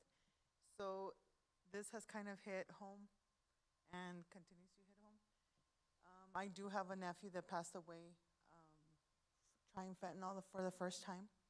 Athlete, everything going for him future-wise. And, and tried it once and, overdosed on it. But my question is, when the drugs are in the school, what is being done? Because I could tell you, like in the area where we live at, I live in Las Cruces, there's been a couple of circumstances where, I have two kids still in school. And when that has been brought up, that, in a form of a gummy, any drug, the child gets talked to. I mean, maybe some suspension gets done. But what my question is, what is done? How is that investigated? Because obviously, even cartels are using our children to sell the drug. But I want to know really how those cases get prosecuted. I mean, who do they go after? Because obviously, there's a case that I know of where the kid was ruled incompetent, and that was the end of the story. And the child still continues providing and giving out the drug, basically, because I don't think he's really selling it. He's having kids try it. And so that's one of my questions, and it's just what is really being done for, like, I'm sorry, I had a bunch of questions here. In those situations, like, who do they investigate? A parent? Do they investigate who? Because obviously they're too young to go to prison, and some of those cases are just being dropped as, it just happened the first time, but kids are overdosing on this, and it's hitting home. Like, I mean, I go out and preach about substance with the work I do, but it's really hard when I'm doing that, and it's kind of like our voices are not being heard, and our children are dying also. Yeah, I'll take it, and then we're gonna have our prosecutors talk about the difficulty of prosecuting juveniles. This is a very good point. The men and women at DEA, we don't turn a blind eye to anybody selling drugs. It doesn't matter if it's in a school, it doesn't matter how old they are, we will investigate. The school, if they take an approach and they try to sweep it under the rug, and we don't know, we can't help, right? We have to get out there. We have to, and we are out there. We have a Las Cruces office. We've focused a lot on El Paso here. We have a big, this is our division office here, but we have a sizable office in Las Cruces, and we have a lot of partnerships up there. There's very active drug task force up there, and they do tremendous work. They target a lot of fentanyl traffickers. Juveniles create specific problems for the federal government. So just remember, you know, we're representing DEA, we're representing the United States Attorney's Office, but there's also the state system. There's the district attorney's office is the term you'll hear. So a state prosecution would go through the district attorney's office, whether it's here in El Paso County or Doña Ana County. So we work really well, and using the task force model I've mentioned a couple of times, you know, we have state officers assigned to our task force, local officers assigned to our task force, so they can prosecute those cases. We can still investigate them. We can use the force multiplier of the task forces. We have strike forces, the force multiplier of the federal government, and still have a state prosecution. But if we don't know about it, we can't help. And that's what I have to do better at, get the word out, whether it's to the ISD police, to the police department. Like, if it's out there, if it's in the schools, we'll investigate it. Schools can be difficult sometimes. We have to, Carlos breaks down a lot of walls to get this message into the school. Could you comment on that, real? Angel, so I can't speak for Doña Ana County, which is where Las Cruces is, correct? But I can tell you what's happening in El Paso County. All the school districts in El Paso County are referring, they get expelled, sent to alternative school, and they're referred to the juvenile justice program. They are so overwhelmed. They have hundreds and hundreds of cases with students with possession and with distribution. They want to focus here locally. I know this because they reached out to DEA if we could help. So they have so many cases, they want to focus on the distribution ones and the ones that had the possession because maybe they were experimenting, one-time use, etc. They want to offer them education, mandatory with their parents. So once a month in El Paso County, the juvenile justice system is having what they call a Super Saturday. And it's compulsory. They're offered this training as an alternative to entering the system. If they conclude that Super Saturday, graduate, their record is expunged. They're drug testing them to make sure that it was a one-time thing and they're not continuing. And if they test negative, they go to the class with their parents. They hear from DEA, FBI, some parenting classes, the juvenile justice, the prosecutor there. And when they complete, their record is expunged. And then they're now going into the school system and saying, dude, this is what I had to go through. I mean, they got close to entering the juvenile justice system, and they were given grace through education and prevention. And so once a Saturday, I go to, a place and I meet with 50 families, that their child was referred to the juvenile justice system, and they learn what you're learning here today, among other things. So that's what they're offering. And I told the SAC, I need permission to work one Saturday, but this is the demographic that we need. They got caught with it. They were experimenting, and they thankfully did not overdose. They didn't die. So we're giving them that chance through the court system, but also through education and I wish every county in New Mexico copied that. But that's one thing that we're doing with DEA. We do these Super Saturdays every Saturday. And it's about 50 to 60 families every Saturday because they keep referring more and more. All the school districts in El Paso County. And have no doubt, juveniles, as I mentioned, create difficulties in the federal system, and the drug cartels know this. And we talk about talking to our children about using drugs, but I'm always saying, talk to your children about getting involved in this. They may think they're getting paid a few $100s to go to Juarez to bring something back. The drug cartels know this. They know it's difficult for the federal government to prosecute juveniles, and they're exploiting that. They're exploiting it in narcotics trafficking. They're exploiting it in bringing undocumented aliens into the United States. So we do work closely with the state system, but I'm gonna go ahead and pass it to Ms. Gregory to comment on the difficulties of prosecuting juveniles in federal system. So I'll address, because you brought up some really good points. First off, the New Mexico issue, right? So let me clarify. Phil and I work for the Western District of Texas, the United States Attorney's Office. Unlike DEA, our jurisdiction doesn't go into New Mexico. There are ways legally that sometimes the conduct we charge includes New Mexico, but for the most part, you actually have your own U.S. attorney in New Mexico. That's one issue. The second issue, which is really important, is the juvenile issue. And Agent Millard touched on this. It's an issue I've seen throughout my career, and it seems to be spiking, as a matter of fact, particularly with the alien smuggling, where juveniles are targeted by organizations to run drugs, to smuggle aliens. It's a continuous problem in our community, particularly, I think it's because we're here on the border, right? So they target these individuals to bring in aliens or drugs.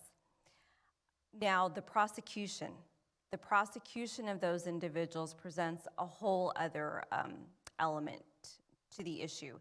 And we primarily rely on our state counterparts, the local district attorney's office, or in Texas, it's actually the county attorney's office that prosecutes juvenile offenders. And they do prosecute those juvenile offenders. New Mexico's a different system, but locally for certain we have our county attorney that will take on those prosecutions. There are unique situations though, where you have an individual who is a repeat offender, and you can tell from the investigation that this is a person who knows specifically what they're doing, and the organization is using them to repeatedly either sell drugs or to traffic aliens. Those cases we have done federally. There's a whole process that has to be done in those cases, but it's rare, but we will do them. The case that you're describing, though, is probably something that the state would most likely handle. On the note card. Let me read this one real quick. So, how can families who have lost a loved one or have get an open line of communication, either with someone from a victim advocate person, either from the police department, the local sheriffs, or even DEA, so they can get that open line of communication to get answers, to keep getting informed about the case, so they feel like they matter, that it's not just a number, it's one of these entities cares that they lost someone. How can they get that open line of communication? Yeah, it's all going to depend on the agency. So I encourage you, come up, approach us afterwards. If it was El Paso PD, we'll make sure we get you that contact to that person that you can have. Especially the larger agencies have victim advocate professionals, and we'll get you in touch with those people. And I encourage that. And you're going to have to call them, and you're going to have to keep calling them. But just, I know what this means. I know how you're struggling with this. I know how much it hurts. And you have to really say, I need this information. And if someone calls us and we're investigating, we can give certain things, but there's certain things we can't give during investigation. We can't talk about the ongoing investigation. Talk to the ME's office. I don't know at what point, I can't speak for them, but at some point you will get the toxicology. You will get the report. But you have to reach out to these agencies. But just realize if there's an ongoing investigation, there is some stuff they can't share. If it's an ongoing prosecution, they're not going to be able to tell you some stuff. And that's just the nature of prosecutions and investigations. But as far as getting information, you can come up to me and we'll get you if you know which agency it was, we'll get you a point of contact.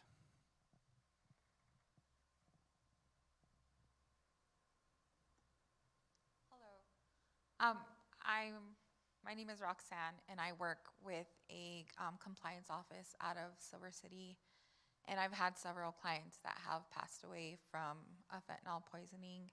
And we've had family members that have come in and given us names of the people that have sold them the fentanyl.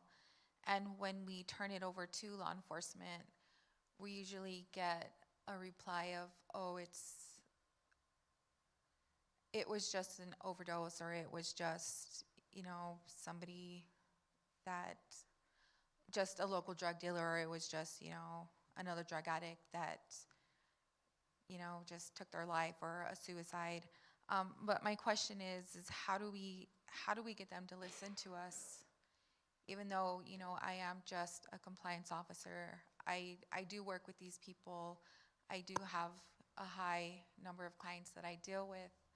But how do we get law enforcement to listen to us? And even though we don't give them the big fish, we are giving them a name and somebody to look into to maybe stop selling, or for them to look into to start catching the big fish on the way, I guess, that I've been told in the past by certain law enforcement.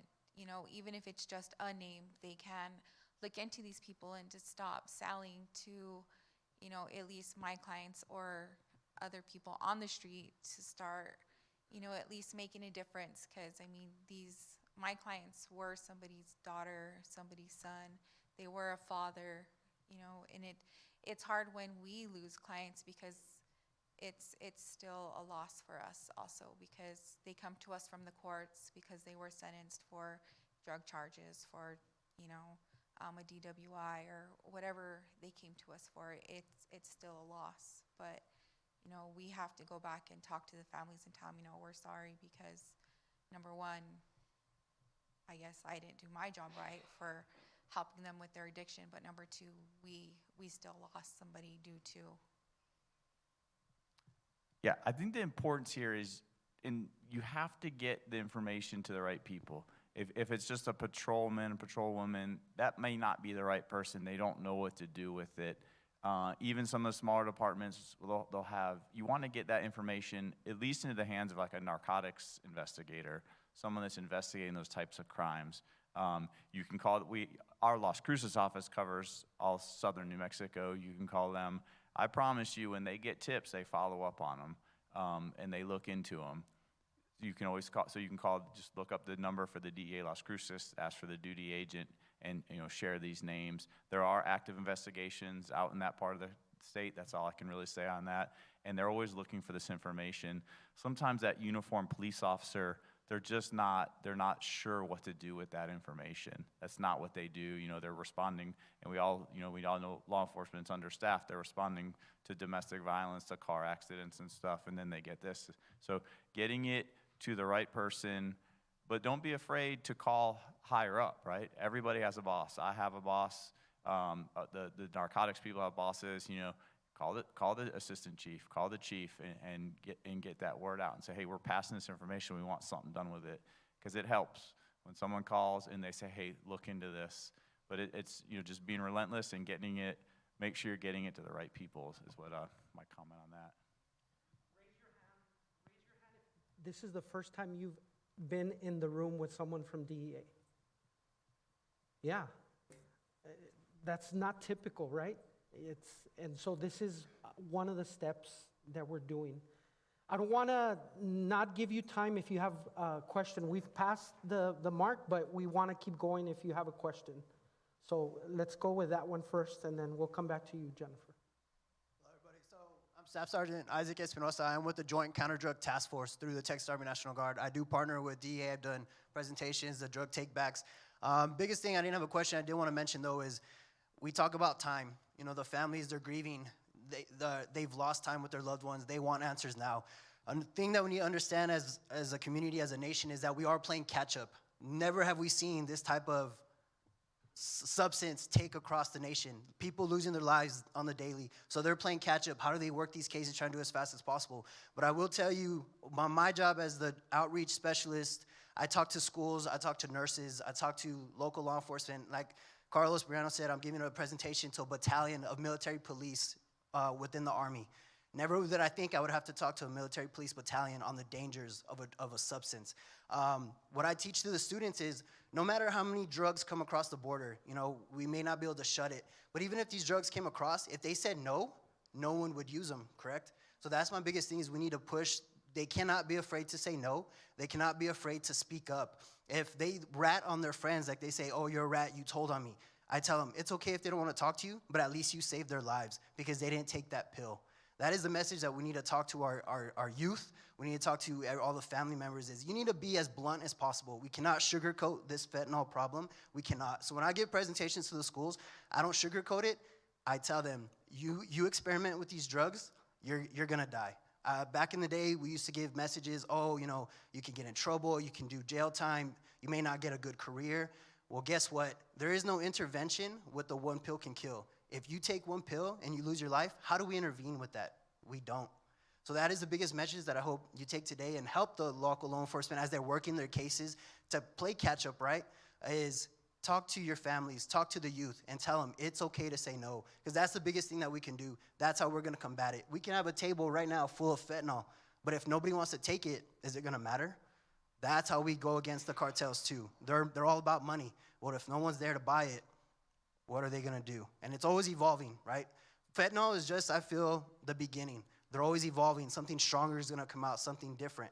But that shouldn't matter if we say no. If the youth say no, my life's worth more, I'm not going to take it. So that's my message I hope you take to help local law enforcement with their cases as they're trying to catch up and prosecute all these individuals that are poisoning our families and like that. Teach our youth to say no, to say it's okay to tell on these individuals that they see with pills and all that in their schools. Okay, thank you. Ms. Brooks mentioned the 60-minute Law and Order episode. That is a perception that sometimes the public has because they're used to it starting and resolving in one episode. That's how fast it's going to go in the system. Can you talk about how long that case that you mentioned with the 24.5-year sentence, how long that process took? If I remember correctly, I started working on that case with an incredibly intelligent and hardworking DEA agent back in late 2018, early 2019, and the prosecution, the sentence happened just this year. I mean, it took years to piece everything together. It just takes time because they are incredibly difficult cases to piece together. So it's fair to say it will take a couple of years. And I think, Carlos, in my defense of the Law and Order episode, I say that mostly with sarcasm. I know, but No, but I'm glad you brought it up. But I think that's what we look at. I think we live in a world where we watch a lot of TV, we watch a lot of shows. Everything is wrapped up in a nice little bow, and justice is served in 60 minutes, and that's not always how it is. And we have to recognize that, unfortunately, it does take time. It takes time to establish a case, takes time to investigate, and then, I mean, that's just the timeliness. Even if you had all the resources in the world, it still takes time. So we are, we're kind of in trouble because we don't have the resources in which to do it, and then the time. It just takes time to do all those things. Nothing happens in those 60 minutes. My uncle was a sheriff in Los Angeles, California, and I would always say, well, Law and Order does it way faster than you. And he would get so mad at me. I was like, I'm just kidding, but that's the problem, is we do think that, and it should be faster, and you all have to deal with that in my comments. Sorry. Yeah. And it was extremely painful for the family, right? That 2.5-year long process. There's no way, I wish I could say it was easy, but it wasn't. It was incredibly difficult for the family. But they were strong, and they worked with us. They worked with Gloria, and we got through it, and we were successful at the end of the day. And the fortitude and the courage that family had is because of their courage is how we were able to get through it. And we rely on that. We need you. As much as you need us to get through it, we need you. And so that family's courage is what got us through it. Okay, I have a few questions. Let's do one. Okay, I am. I have a lot. I have 2 pages. But one of my questions is, with all the rising deaths due to fentanyl, Homeland Security has not declared fentanyl a risk, a threat assessment in their threat assessment. How does DEA see fentanyl as a risk assessment to our country? That's one question. Yeah, as I said, it is the absolute priority of the men and women at DEA. Administrator Milgram has made it our priority to target the cartels, the Chinese organizations that send the precursor chemicals to Mexico, the cartels that send it here. It is our #1 priority, and it's what we work on every day. And it was the priority for this summit from Right. DEA. Let's focus the summit on fentanyl. Another question is, is fentanyl considered a weapon of mass destruction? Yeah, I don't know the technical term of that, but what it is, a very dangerous substance, and it is our #1 priority to target these organizations to stop the production and the importation of it. It is extremely dangerous, as we know and we've discussed. Okay. Another question is, why is our administration not speaking more about fentanyl? When I was in DC, that was one of my main questions that I brought to the panel is, when we had COVID, we were seeing numbers every day of where COVID stood, how many deaths we had, how many were hospitalized. I know because of FERPA and Privacy Acts, we can't put names up there, but is there any way that we can be more out there into our communities, into the media, to, not show people's names, but show kind of like the statistics where we're at here in El Paso so people can become aware of it? Just like COVID, we're already to a point where we have so many deaths in this country, we've already went over the amount of 9/11. We have what, Carlos, 107? 9/11 was how many? 3,000 and some?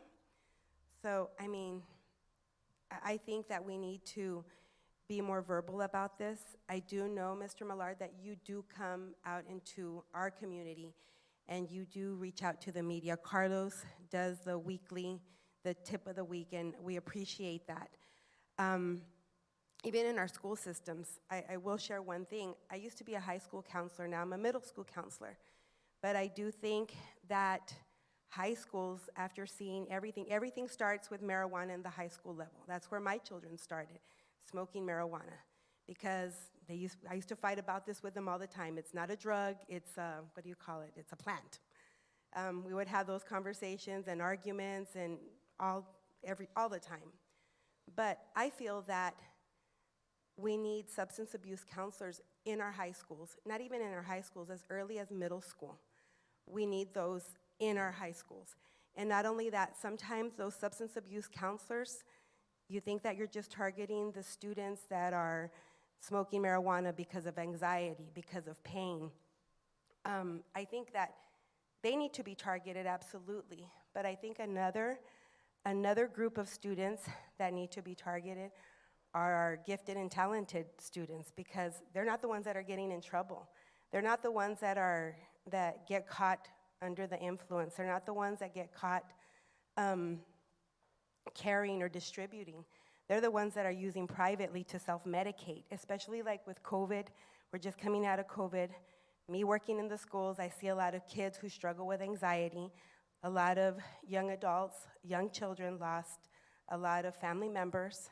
So the way how they self-medicate is by smoking marijuana. And now, since fentanyl is in everything, marijuana, cocaine, meth, Adderall, ibuprofen, how can we better reach our young adults, our younger generation, that are the ones that are falling to this epidemic? Thank you. Yeah, it is an all hands on deck. I really give Carlos a lot of credit. We have, in Heather and Matt Taylor and the staff for getting out to these schools, but there's hundreds and hundreds of schools. And what we've done is Carlos has recorded trainings so the schools can play them.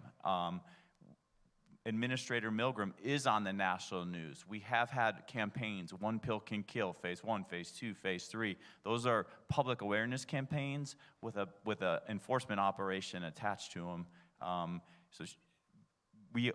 Administrator Milgram is in the national media, getting the word out, getting it out. But we need your help. We need your help to talk to your local politicians, to talk to your local school leaders that, hey, this is what happened. We need this in our schools. You know, the DEA, we don't run the schools. A lot of them are on the state and local level. We have never said no. We have never got to the point where we couldn't accommodate a presentation, and we'll make it happen. Carlos works nights, weekends. I'll go whenever. He's amazing. I'll go whenever I'm asked. I'll go. Heather, her staff, Matt Taylor, Naomi. So if we're asked, we'll make it happen. But we are asking you today. Why are we here today? We're asking you for your help, right? We need you to talk to your friends and family, talk to your local politicians, talk to your local school board members, you know, your congressmen, congresswomen at the state and federal level about this is what we need. Because we do need people in schools. It starts in the schools. I was a finalist for Texas Teacher of the Year in 2013. All the school districts in El Paso know me, but I can't get in. Now I'm getting in. You know why? Because of what we're talking about here. Because their kids are dying or being rushed to the hospital or being overwhelmed with referrals and expulsions to the county system. Now they're reaching out to me. So it's created the cause and effect, you know. And so I'm glad it's unfortunately was reactionary, but for those who haven't died yet, it's prevention. You know, it's happening now. So we need, and you're right, there's thousands of schools. I wouldn't say 100, there's thousands of schools. So if Heather, Naomi, Michelle, Matt, and I spent our day, you know, one school in the morning, one school at the day, we still couldn't reach all of them. So we need you. And so that's what we're, yes. Oh. Good morning to all of you, and my deepest sympathy for your loss. But I just wanted to stand up really quick. My name's Maria Selig, and I work with Community Youth Development, and it's a state-funded grant. And what we do is we provide a lot of in-school programming. We do a lot of work, like Carlos, day and night, weekends, whenever possible. We have also reached out to the faith community in order to bring across different issues that go on with young people. But as Mr. Briano here, Carlos mentioned, it is very difficult to get to these schools. And especially now after COVID, the administrators are very hesitant for any other kind of extracurricular activities to come in because they're behind. Their scores are really low. They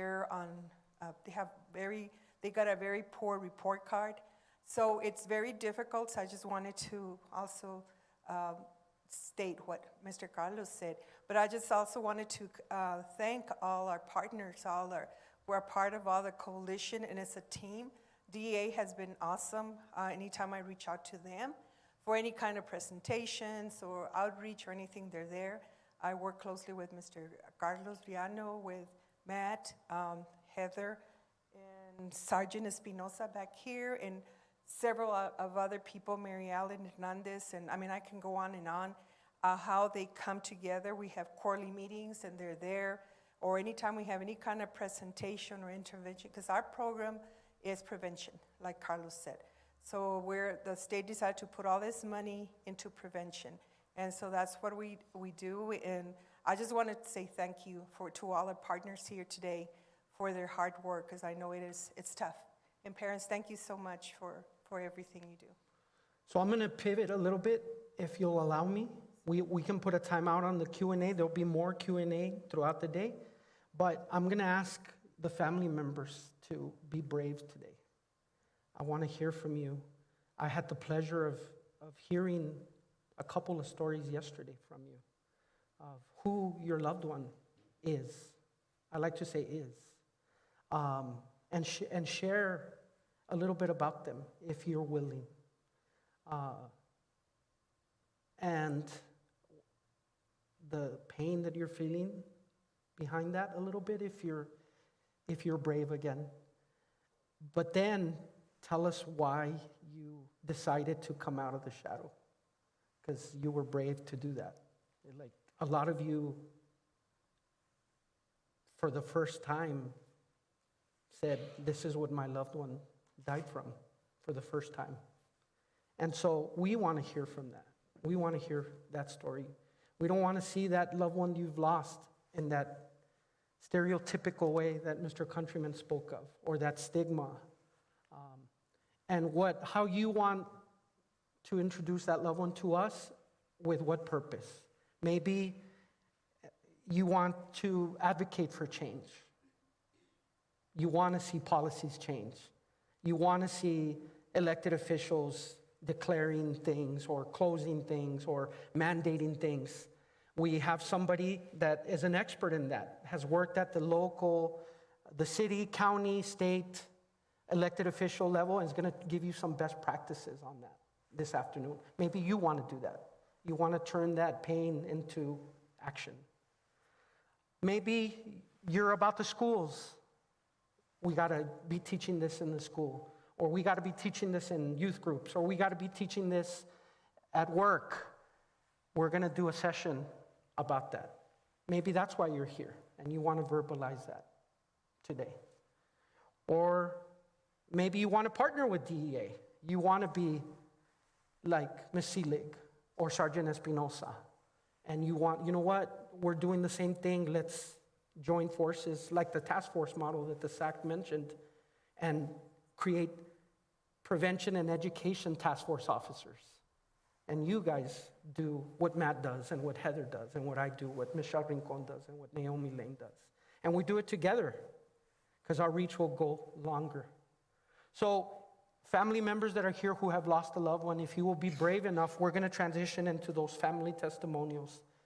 We want to hear, we know that you lost a loved one, but we want to know who that loved one was, and share their story and why you're here and what you hope to accomplish with that pain. You're going to be the first brave one. Thank you so much. Can I share the story of how we met? Yes. So I was shopping around looking for venues unsuccessfully, and I went to the school district where I was Teacher of the Year and was told, no, you cannot use our facilities. I was like, are you kidding me? Take my picture down. But she was there, and she asked me, what is the purpose? Why do you need a facility? And I told her, and she got teary-eyed. And she told me, I lost my sister last year to this. And she said, will you invite me when you have this event? And she reached out to me a few days before the event, you haven't invited me. And I said, I apologize. So I invited her, and she registered immediately. So thank you so much for being the first to go. Is it on? Is it on? Yes. Yes, it's on. Okay, I didn't say no because to say no, but we didn't have the capacity. Yes, you're right. I apologize. Our boardroom was very small for his numbers, so, but we would have helped him out if we had the capacity. I know you would have. I still love my school district. Yes, and God works in mysterious ways. Because I was not the person that he was supposed to come to. It was another lady that was supposed to help him, but never reached out to him. But he had courage and came to our department. So, but anyways, I do want to share a little bit of my sister. Her name is Olga Lidia Tienda Saucedo. We're here because we want justice. She was a very loving person. She was a very happy person. She loved people. She was a people's person. And now I beg for every school member, every school to reach out for that social emotional. My sister went through a lot of things that we never knew. I have 9 sisters. We're 10 girls. 10 girls. So for one, my mom, it was hard. It was so hard. My dad was an alcoholic. Whatever happened to my sister, she became an alcoholic. We never knew she was doing drugs.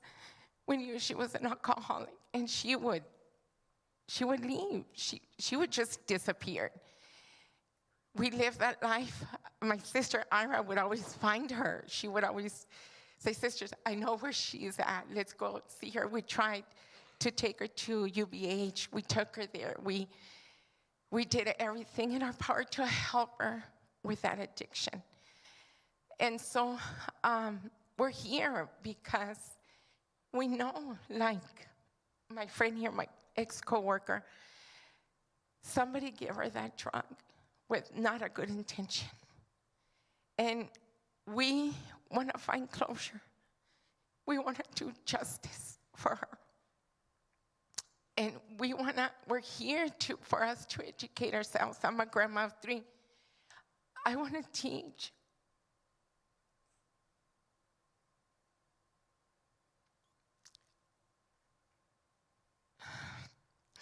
I want to get better educated so that we can help our community, our students, our children. This is not a way of them dying. Not like this. But I'm here to have justice for my sister. And I hope that we do. I hope that we do. Thank you, everyone.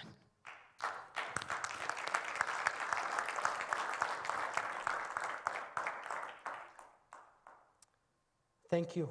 Thank you for sharing that.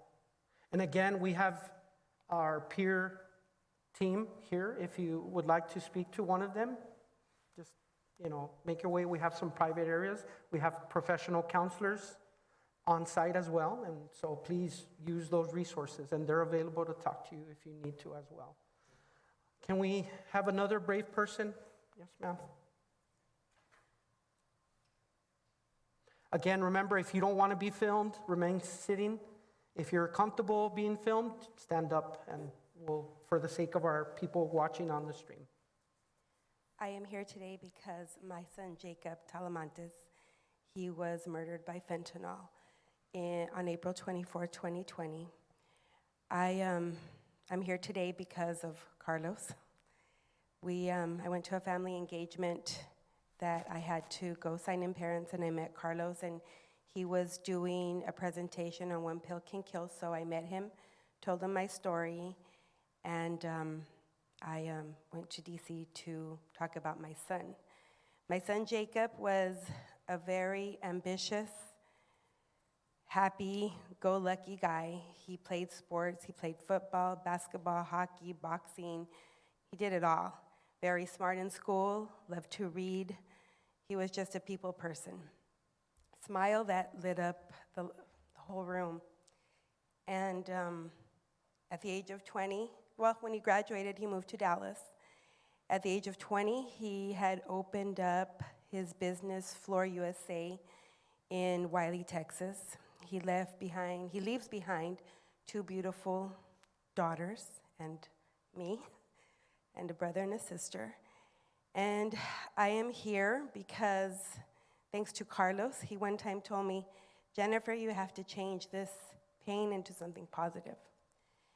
Therefore, advocacy, education, support, and to remove stigma. One big thing that I'm having problems finding people is because of stigma. Nobody wants to speak about their loved one. Nobody wants to share their story. Some people don't even want to find help or even justice. I have a support group. We are fighting to save lives in the 915. And we are here to support grieving family members. We are here to educate in the schools or anybody who needs education on fentanyl and other illicit drugs, and to build awareness. And that's why I'm here today.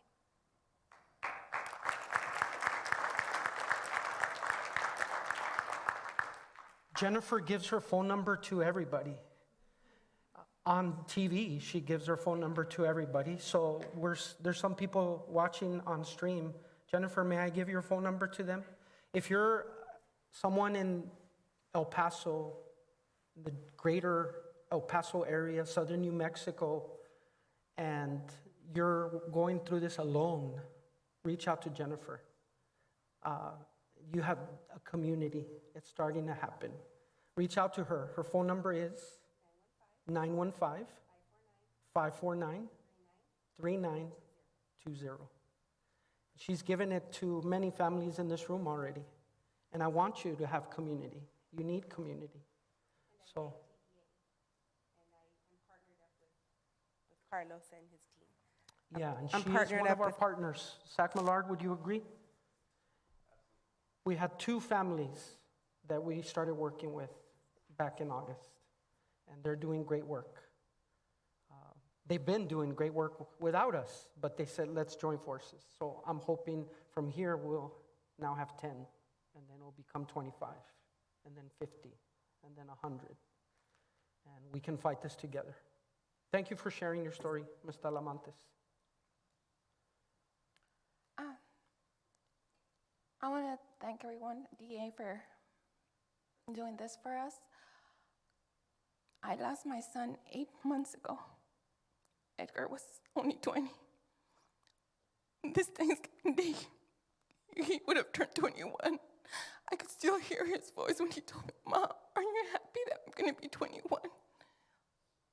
And there's not going to be a cake for him because my baby stayed 20 forever. And I'm here because of this beautiful lady that I had the pleasure of meeting. And she invited me here, and this is very hard for me. Edgar left me, his father, and his brother Ivan.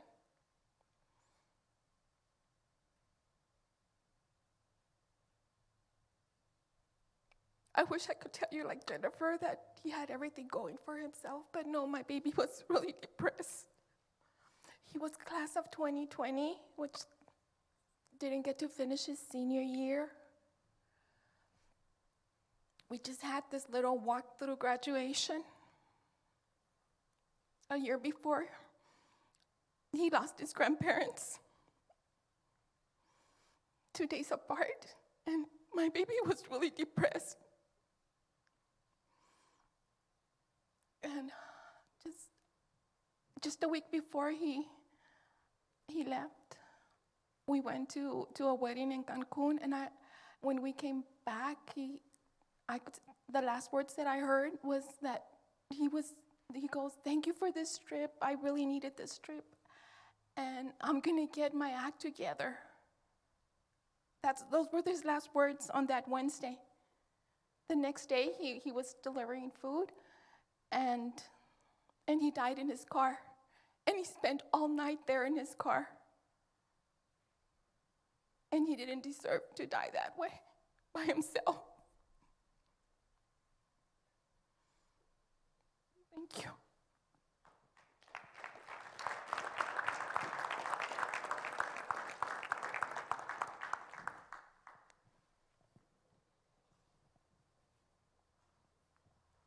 There's an extreme valor being displayed today. So thank you. Thank you for sharing your story.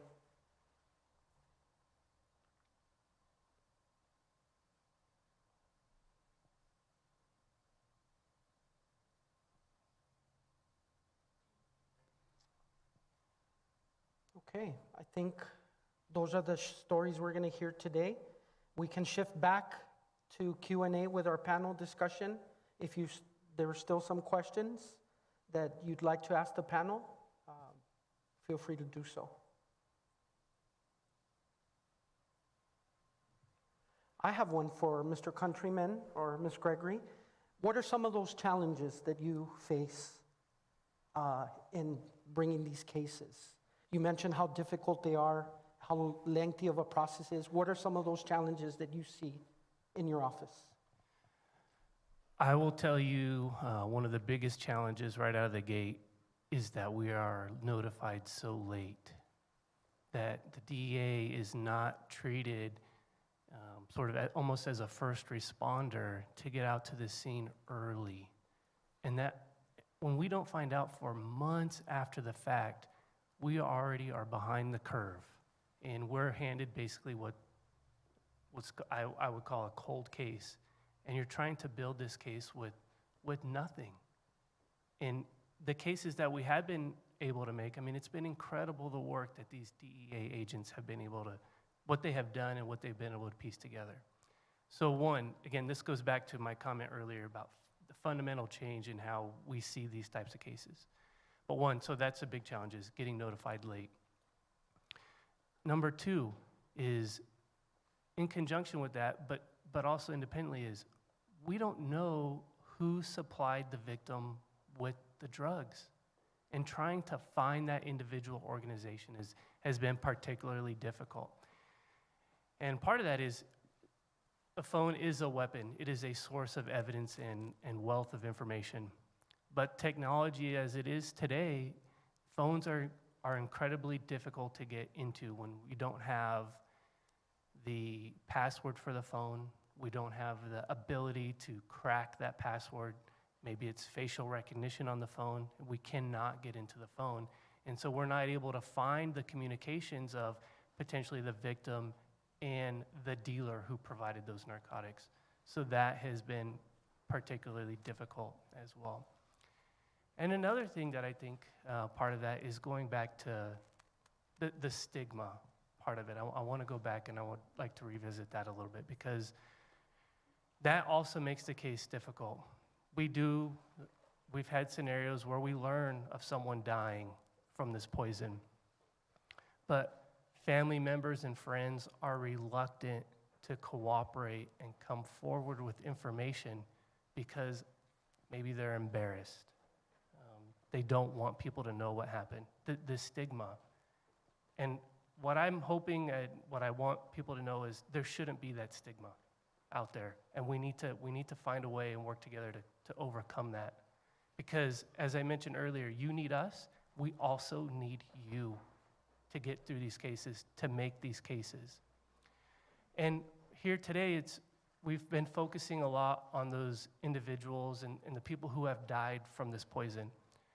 But I happen to think that in support of you and to help us build these cases, we need input from people who have survived an overdose.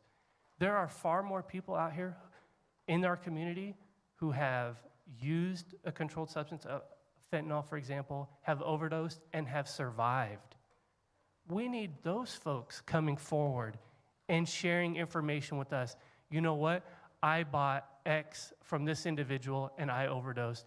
Fortunately, I lived, but law enforcement, I think you need to know this so that you can go look into what happened.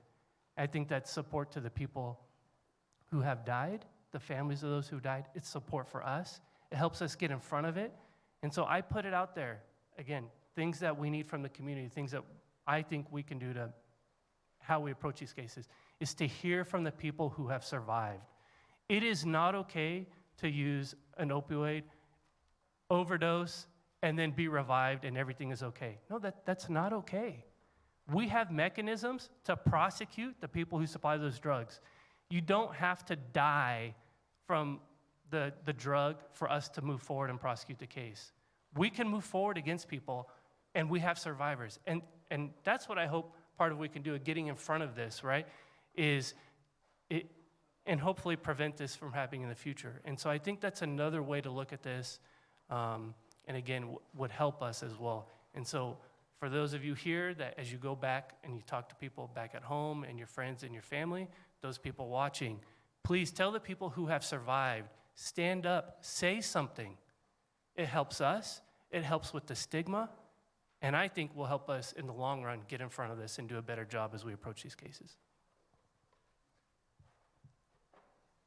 Most people don't know about the U.S. Attorney's offices and the various jurisdictions that exist. Ms. Gregory, you clarified that your line of jurisdiction stops in Texas, but we're real close to New Mexico. How does a member of the audience or someone listening on the stream, if they want to take you up on that offer to reach out, what's the best way to do that? Right. So there are mechanisms where we are the federal government, right? And the purpose of the United States Attorney's Office is that our jurisdiction isn't solely limited to the state, as opposed to the district attorney's office right there in the state of Texas.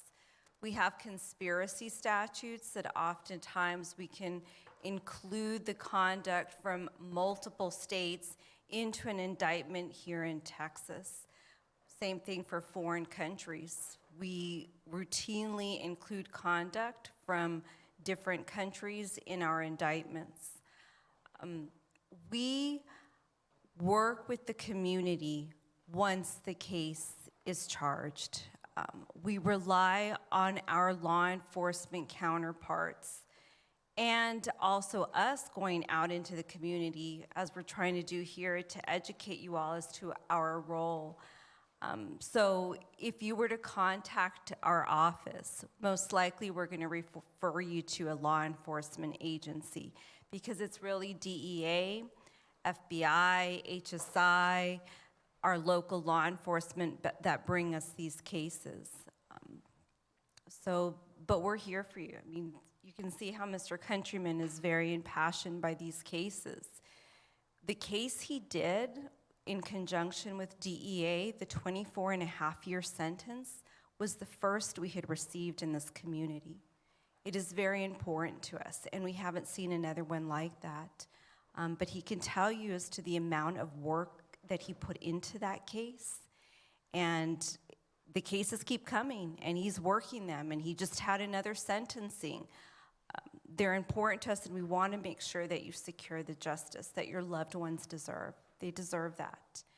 And those lengthy sentences are our way of getting out to the community and letting the community know that these people are going to be held accountable. And we're making sure that the resources are dedicated so that we can prosecute these cases. They're hard cases, there's no doubt about it. It's difficult, there's going to be obstacles, but we're ready to overcome them.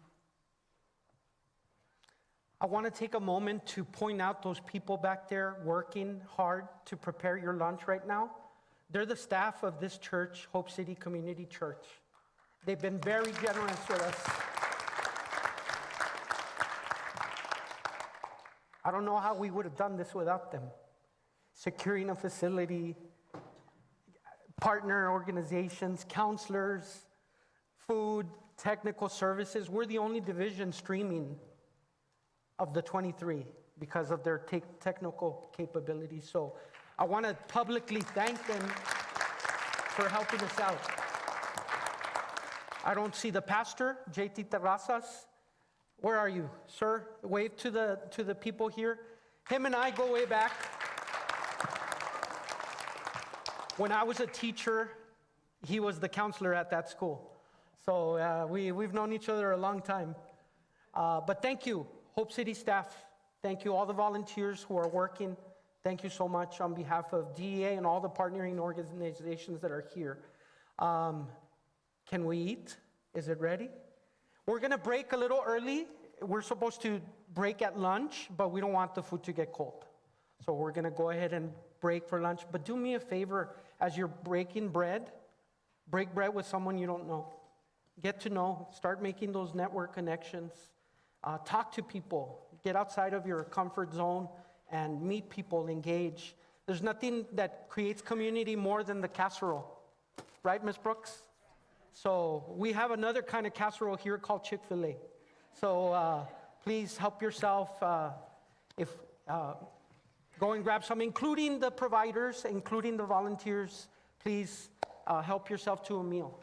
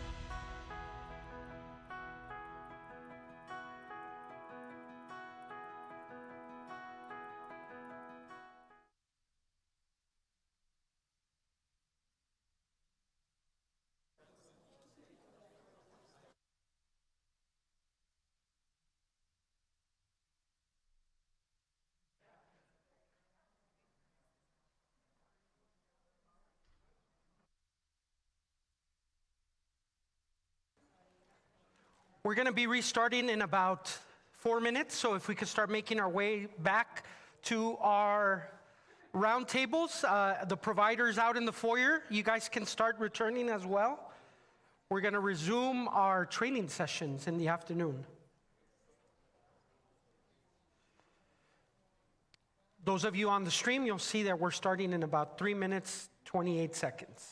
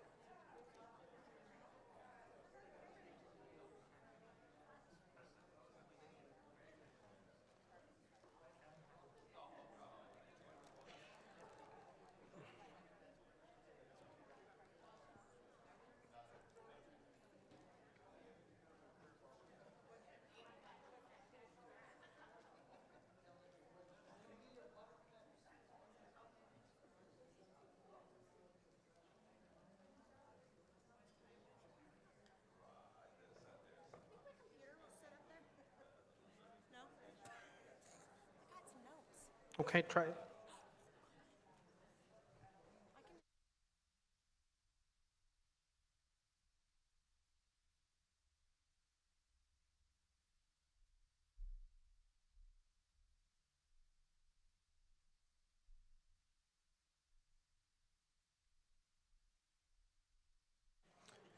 Welcome back, everyone.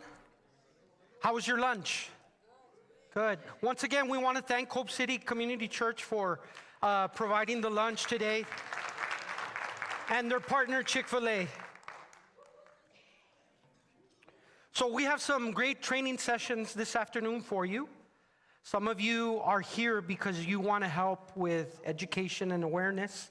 Some of you are here because you want to advocate your elected officials for change. Some of you are here because you want to hear what DEA resources we have and what's available. So you're going to hear those three things today. And we'll start with our first presenter for today. When headquarters tasked us to do these regional summits, they said, don't forget to reach out to SAMHSA and HHA to be a part of that. They partnered with the national one in DC. And as soon as I got the email, I think I sent it like 10 seconds after that email came, right? And I said, you're coming in New Mexico and Texas, correct? And so we booked her early. She's, after this one, headed to the one in Louisiana. So she's been traveling a lot. So her profile is on the back of your agenda. She's in the corner. So you can read her extensive credentials, but she's going to teach you today in the realm of education and awareness, best practices, things of that sort. So there is going to be a Q&A session at the end as well. So write down your questions. Same practice is in effect. If you want your question to be on camera, stand up. If you don't, remain sitting.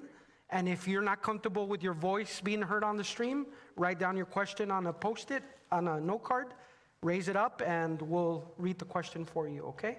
So without further ado, from SAMHSA and HHA, Ms. Christy Brooks, come on up.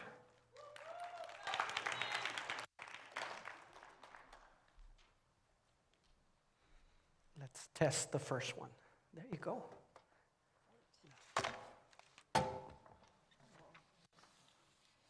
You're good.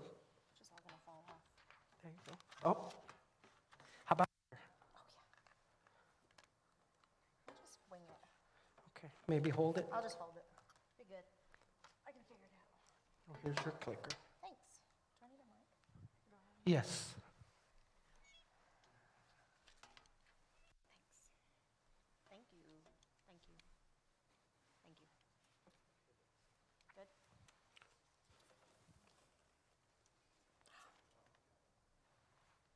The sack. He pointed it out. It pivots. No, it was the sack. Thank you. Thanks for my cheering section back there. Appreciate it. Can y'all hear me all right? Okay. Hi. Thanks for having me. As Carlos said, he did email me about maybe 2 minutes after I think they had a conversation about these family summit events and how SAMHSA and HHS could help and be present to assist. Just a couple things. So I am a new federal employee. So I started with SAMHSA back in May. Prior to my coming to work as the regional administrator here at SAMHSA, I am from Oklahoma. I am a licensed professional counselor by training. I am a Choctaw Nation tribal member. So I live on our Choctaw Nation reservation in southeast Oklahoma. I worked for the Choctaw Nation for my tribe for the last 15 years as the director of behavioral health. Prior to that, I worked for the state of Oklahoma, working in community mental health centers, working in geriatric psych hospitals, substance abuse, and adolescent treatment. So I have a pretty varied history of working in the mental health and substance abuse program. One thing about SAMHSA over the last few years, and I think probably with DEA, probably with most agencies, is how can we do more with less? We've talked about that a lot, I think, on our panel today, is we don't have enough resources. We know that. We don't have enough resources of people, of finances, really to fight everything that we have to fight for and fight with. One of the things, going through this presentation, I almost changed everything, like in the last 30 minutes, because, my job as the regional administrator is really to bring you awareness, bring you education, bring you resources about substance abuse and mental health services. I don't know that, teaching you any new ways of doing things is necessarily what my role is here today. My role really is to help educate and to help advocate for you all. Listening to stories and listening to personal stories of sorrow and grief, how can we continue going forward and to make things better in the area that we work and that we live. Yay, okay. So a little bit of overview. I'm going to tell you a little bit about SAMHSA, who we are, because a lot of times people are like, no idea who you are or what you guys do. We're going to talk a little bit about that. We're going to talk a little bit about some behavioral health issues. I think, I kind of alluded to it a little bit before on the panel, is as a therapist and as somebody who works in mental health and substance use, I also believe that most of the issues and problems that we are dealing with now are related to mental health, are related to trauma, are related to socioeconomic issues, are related to social determinants of health. All of that is related. I've had many conversations with several of you already today and talking about trauma, talking about past substance use, talking about violence that family members and that people have endured. And what does that look like? How can we go forward? What does our national drug control strategy look like? What are the resources out? There was questions about what are we doing? What is the DEA doing? What is the judicial system doing? What is SAMHSA doing? I will say that for SAMHSA has about a $6 billion a year budget, billion with a B. It's not really that much. If I had $6 billion in my checking account, I would think that's a lot of money. Not really a whole lot for the whole United States. Of that $6 billion, $5.6 million of it is specific to prevention. That's only $5 million of prevention money, right? So it's not a whole lot. We've talked about prevention. The gentleman back there had talked about, I can't get your example out of my mind. If there was a table full of fentanyl on the table, if there was a table full of fentanyl and nobody used it, there wouldn't be a problem, right? So how can we work on our prevention? What does prevention look like? What does it look like in the schools? Prior to COVID, we were able to go in the schools. Prior to COVID, we were able to do a lot more preventative activities. We all remember Just Say No, which actually I kind of feel like is coming back, Just Say No. We remember DARE. We remember all of those that we grew up with in the 80s and the 90s, and where are we at now? We know prevention works. So how do we put more money to prevention? Those are the age-old questions. Like we talked about earlier today as well, is being a voice in your community, talking to your councilmen, talking to your legislators, talking to your governor, talking to whoever will listen. I loved what Carlos had said about the One Pill Can Kill campaign. Is they don't say no. If anybody wants to hear that message or hear that training, they're going to say it. So this is our assistant secretary, basically kind of like the administrator that we heard earlier from DEA. Dr. Delphin Rittman is a PhD. She is in charge and is in the lead for running our SAMHSA, Substance Abuse Mental Health Services program. Under her leadership, we have several divisions. We have the Center for Mental Health Services, we have the Center for Substance Abuse Prevention, and then we have the Center for Substance Abuse Treatment. All of these centers basically fund states, fund communities, fund tribal organizations to fight the issues of drug and alcohol abuse and also mental health. So Texas receives quite a bit of money from the federal system, from SAMHSA, for block grants. Some of you we talked about that earlier, about some of the state prevention programs or grants. Some of those are funded by SAMHSA, some are funded by CDC, some are funded by the National Institute of Health. There's a lot of organizations that are really looking at mental health. I will say that this is the first time in the last 20 years that I've ever seen so many organizations and agencies all kind of working together for the same thing. Usually it was just SAMHSA kind of up here saying, here's the money, we need more money, we need this, we need that. But now you saw earlier the DEA, you see DOJ, the Department of Justice, really working together to fight this, because it is a huge epidemic. So regional administrators, this is just a map. This is, there's 10 of us. There's 10 regional administrators in the United States. We cover all various different regions. I cover Texas, Arkansas, New Mexico, Louisiana, Oklahoma, and the 68 federally recognized tribes.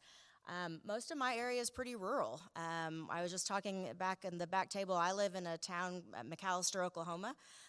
We have about 16,000 people in our town, but I actually live in a suburb, quote unquote, of 800 people.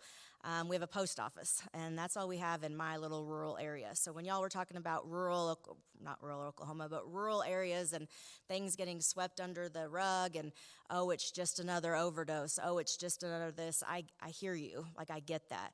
And I loved what the comment is, get that information, talk to the people at DEA, let's talk about those things. Just because you live in rural America doesn't mean that your family or that those lives don't matter.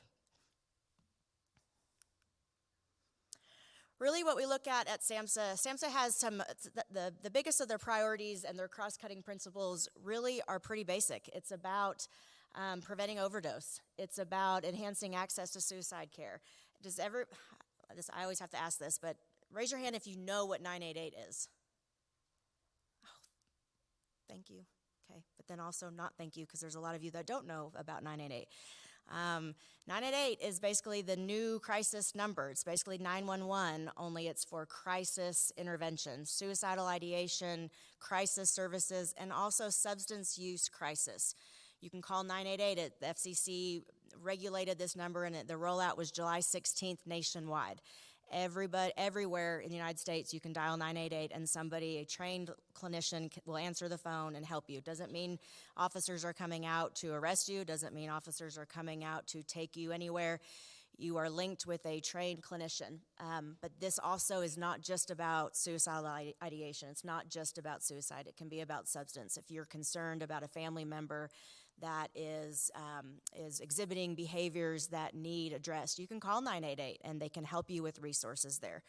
We can talk about some questions, or we can answer some of those questions after a while. Using performance measures and data. Data is not my best friend. I became a therapist, so I wouldn't have to do a lot of math, and I wouldn't have to do a lot of graphs and things like that. Not really a researcher. I'm never going to get my PhD. Sorry, Diana, but I'm not going to do it. Just too much work. But research is important. We talk about funding. We talk about appropriations. We talk about all the things that we all need in our agencies to get more funding. If we don't have the data to show it, it's usually not going to happen. We've talked about how medical examiners classify deaths. We talked about how some death certificates say suicide, or anything else that wasn't an unintentional death. If we don't have the correct information, we can't go forward with asking and appropriating more money. So these are some of the grants, just a few of the grant programs that SAMHSA helps to regulate and helps to give. So basically what I see SAMHSA is as an agency that gives grant money to states, to communities, to cities, to towns to help combat any kind of issues with mental health and substance abuse. We have a lot of programs that are funded by SAMHSA that are specific for schools, school-based programs, school-based prevention programs, opioid use prevention, suicide prevention treatments, all of those that are funded by the government that can be obtained in your community. A lot of block grants, so when you think about the state system of where your folks might go for community mental health treatment, or a state residential bed for residential treatment, a lot of those are funded by SAMHSA as well. So what I would say, if you don't take anything away from what I'm talking about today, is go to the SAMHSA website, samhsa.hhs.gov. You can link up your email account to receive any kind of awards or funding announcements that are coming out. And you can do it by keywords. If you only want to get emails about opioid abuse prevention, you can do that. If there's resources that can come out, they can be sent directly to you, and you can apply for grants and programs. I know y'all can read, so I'm not going to go over all these. And also, my slides will be available if you need them. There's a lot of information in here, but I want to get to question and answers as well. We talked about stigma a lot today. We talked about community. We talked about funding. We talked about media, resources, all of these things. I can stand up here and talk for hours about trauma. I can stand up here and talk for hours about mental health and substance use. My belief, and most of people in our field, our belief is that trauma is a foundation of many mental health and many substance use issues. Like I said earlier, the chicken and the egg. I mean, what comes first? We all have trauma. Everybody experiences trauma. How we deal with it and how we go forward from that is the issue. I could try cocaine today and never try it again and be perfectly fine.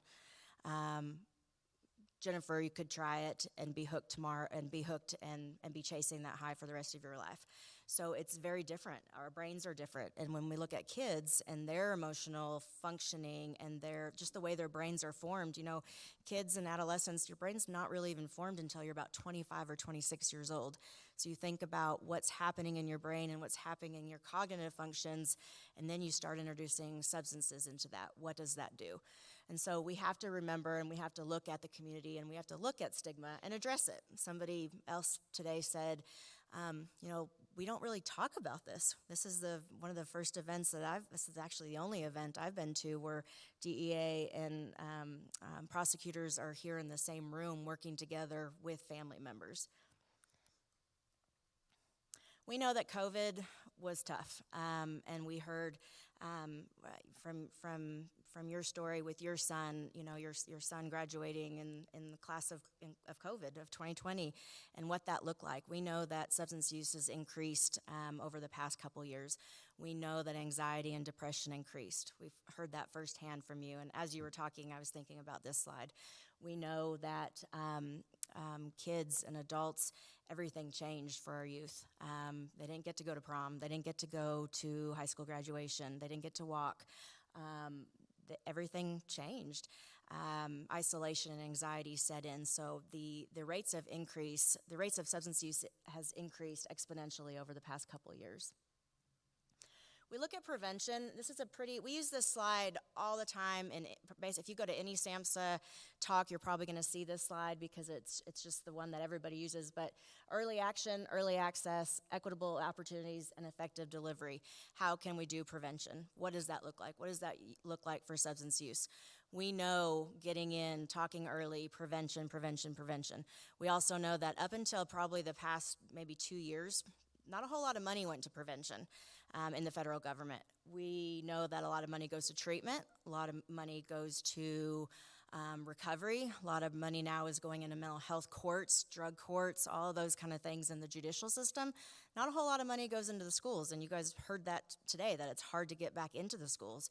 We know that prevention has to start young. We know that we do preventative measures for it. We do immunizations, we do mammograms, we do colon cancer screenings, but what are we doing in the area of prevention for mental health and substance use? We also know that it takes a community, right? It takes your community of loved ones. It takes your community to really to wrap around you in this area, the continuum of care. We know that it takes individuals and family. We know it takes churches. We know it takes organizations. We know it takes schools. We know it takes all of this on the gamut, whether that's getting in the school systems, whether that's in the churches, whether that's just at home. We know it takes a community to really move forward in taking care of our loved ones. So I will also say that I think that behavioral health and screening should be pretty much like going to the doctor. If you're going to the doctor, you always get your blood work's done, right? You get your blood pressure screening, you get your temperature, you get your weight. They ask you about pain, they ask you about sleep. They don't ask you a whole lot about how you're feeling. They don't ask you a whole lot about depression. They don't ask you a whole lot about suicidal ideation. They do ask you a little bit about drinking. People will say, well, how much do you drink? And everybody's like, no. But then they ask you some questions. Well, maybe you do drink. Maybe you drink, 1 day a week, or maybe you drink 1 day a month. But there's not a whole lot of questions that are asked like we do on the medical side. So there is a big push right now nationwide to really look at integration of behavioral health into medical care. So when you go to the doctor, you get the same questions that you would get if you were going in for, your regular wellness check. When you guys go to the doctor, does anybody ask you about your depression? Yeah? Oh, good. What do they say? What do they ask? Just how you're feeling? What's good? Every time? Really? Is that for everybody else?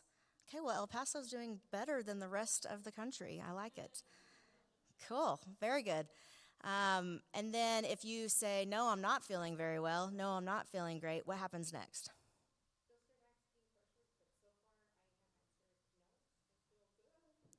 Is that truth or is that a lie? Good. I love it. That's how it should be, right? I mean, there's also a lot of times in medical issues can be kind of camouflaged by mental health stuff, and vice versa. We had a lot of patients that we would see in our psychiatry department that actually had thyroid issues or had diabetes or had underlying issues that kind of mimic depression, but really it was It was medical stuff. So, you know, there's a marriage of both, right? I mean, how you physically feel and how you mentally feel are pretty congruent. So we're talking about risk and protective factors and what that looks like. Family factors, individual characteristics. I believe that all of this goes hand in hand with stigma. We don't really want to talk about what's going on behind closed doors. We don't really want to talk about the fact that we have some concern for our loved ones, because then that's stigmatizing, right? Then that's saying, oh, well, then you must be a bad parent. You must be a bad community member. You must be a bad this or that.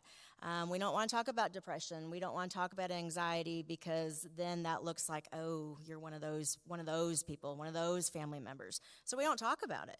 And then this is where we get. This is what happens. And then you throw in the horrible drug of fentanyl, and you throw in all of the trafficking, and you throw in all of that. It just exacerbates everything.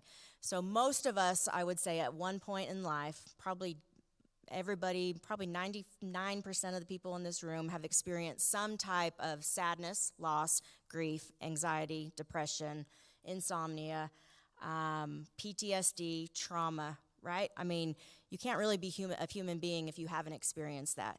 And how did you get through that? You had support. You had protective factors. But then you think about folks that don't have that and how that can change. We talked a little bit about social determinants of health. Basically, this is just who you are, where you live, what's around you, what's not around you. I live in very rural Oklahoma. We don't have public transportation at all. So if somebody can't get to their doctor's appointment, they just don't go. If there's no beds in the state, they have to go to Arkansas. They have to go to Texas for their treatment. If they don't have a family member that can drive them, they don't go. So there's some protective factors in where you live. You know, do you live in a rural area? Do you live in an urban area? What is your economic stability? What is your family life like? What has your culture been? Every community in every area has their own culture. I said that I live on the Choctaw Nation Reservation. Our culture is very, very diverse. We have non-natives living on our reservation. We have natives. We have transportation. We have non-transportation. We have pretty highly affluent areas, and then we have very, very impoverished areas.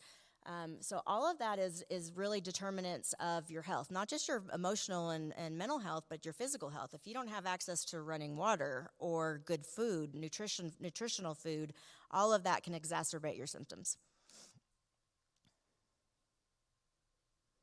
I think we talked about this a little bit earlier, but policies and what works in communities and what doesn't work in communities is very different. I was talking with my new friends back there from El Paso, from Texas.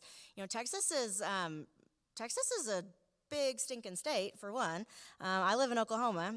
Texas is also it's very differently ran than the other the other 4 states in my region. So most of the other states in my region are run by the state, not by counties, not by divisions, not by cities. And so it's very different when you look at how many different areas and how many different ways there is to do things here in Texas. Same thing kind of with Oklahoma and a little bit like with Arkansas as well. But you look at policies, you look at reform, you look at politics, you look at legislation. All of those things go into effect, right? So the federal government, I used to think, kind of like my Law and Order example, I used to think that, well, you're the federal government, you just go in and change things and you turn the light switch on and make it all better for everybody, and it just doesn't work that way. It takes time, just like they talked about with the prosecution of cases and the investigation. When people say it takes an act of Congress to change things, it literally takes an act of Congress to change some of the things that we do, policy and reform and law, and it doesn't move as fast as we hope, as we'd like.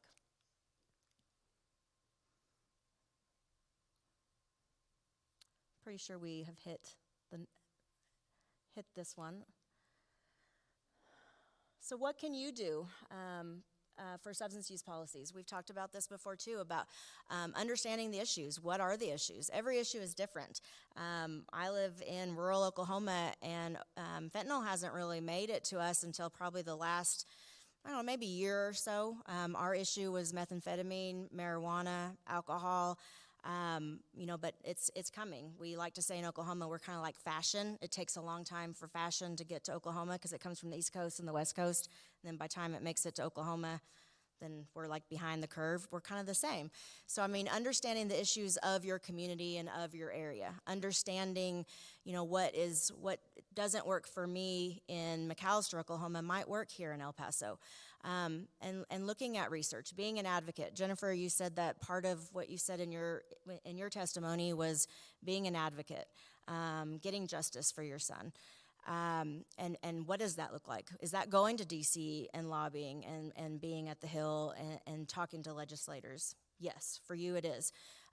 For others, maybe not. For others, it might be as simple, also like you, as giving your phone number out to 500,000 people so that you can answer that call for folks and being for the support, like for your friend that you brought today.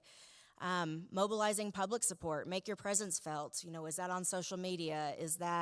What does that look like? Where is that? Is it in our church? Is it in our schools? Is it just basically not giving up and not accepting the answer no?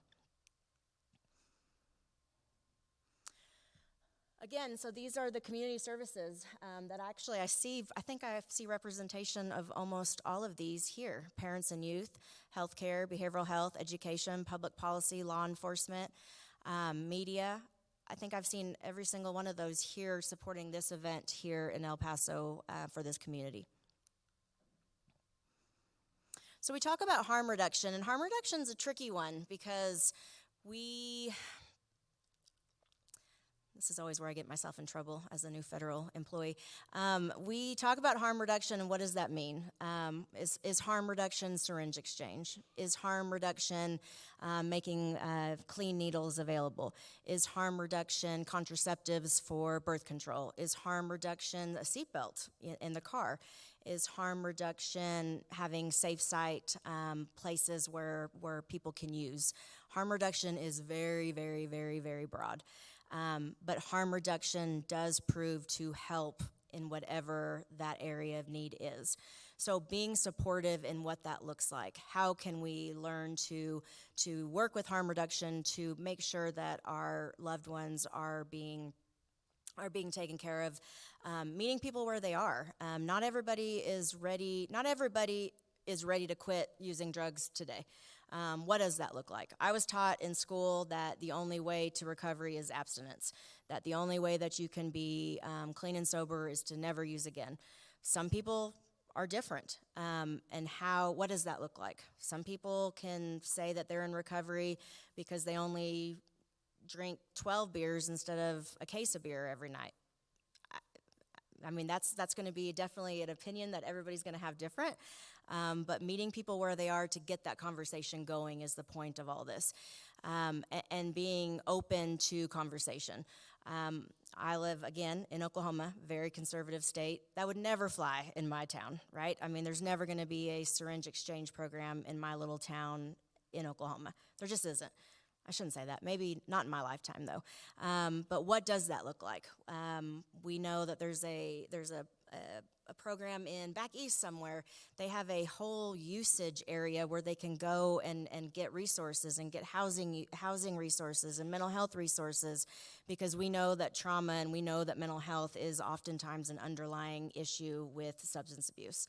So being open and being available to have conversations about harm reduction.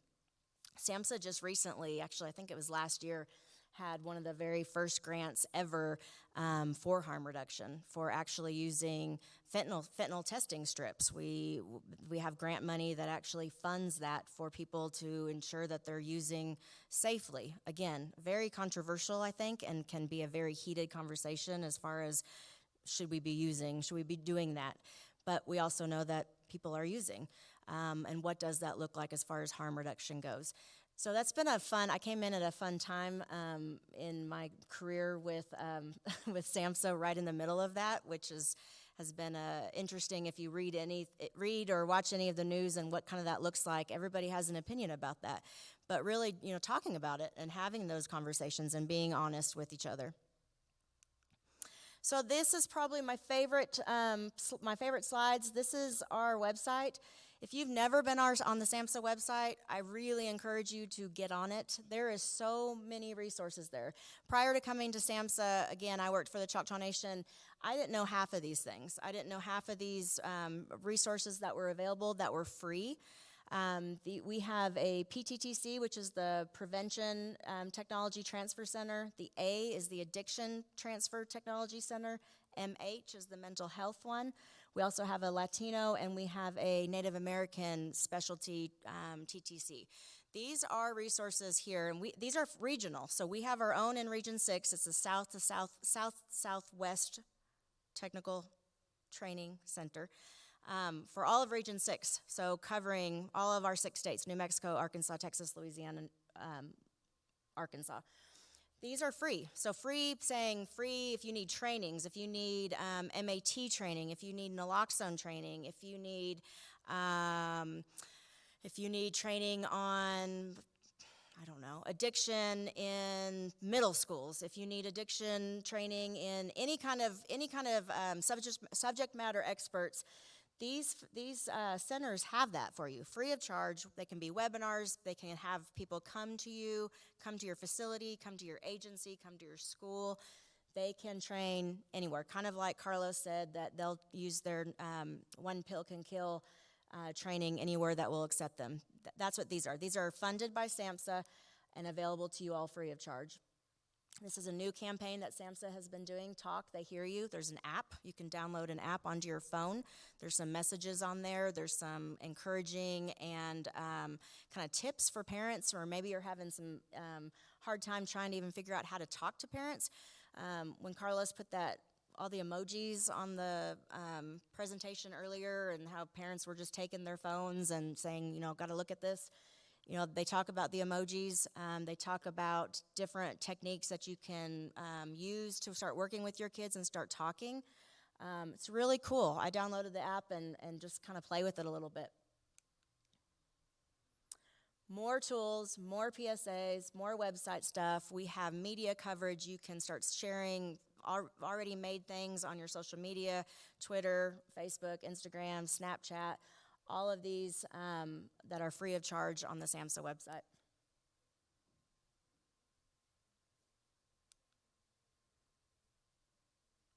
I was pretty fast because I had too much coffee. I told you, Diana. That's it. So I know that was a lot of information. It's all available to you if you need it. If you want the slides, happy to send them out to you. I really just wanted to kind of get in front of you and to be able to say, this is what SAMHSA does in relation to helping and fighting and working alongside with all of you. Happy to answer any questions. My email is there. If you have any questions, please feel free to give me a call. Any questions? I know I finished early, Carlos, because I talk real fast.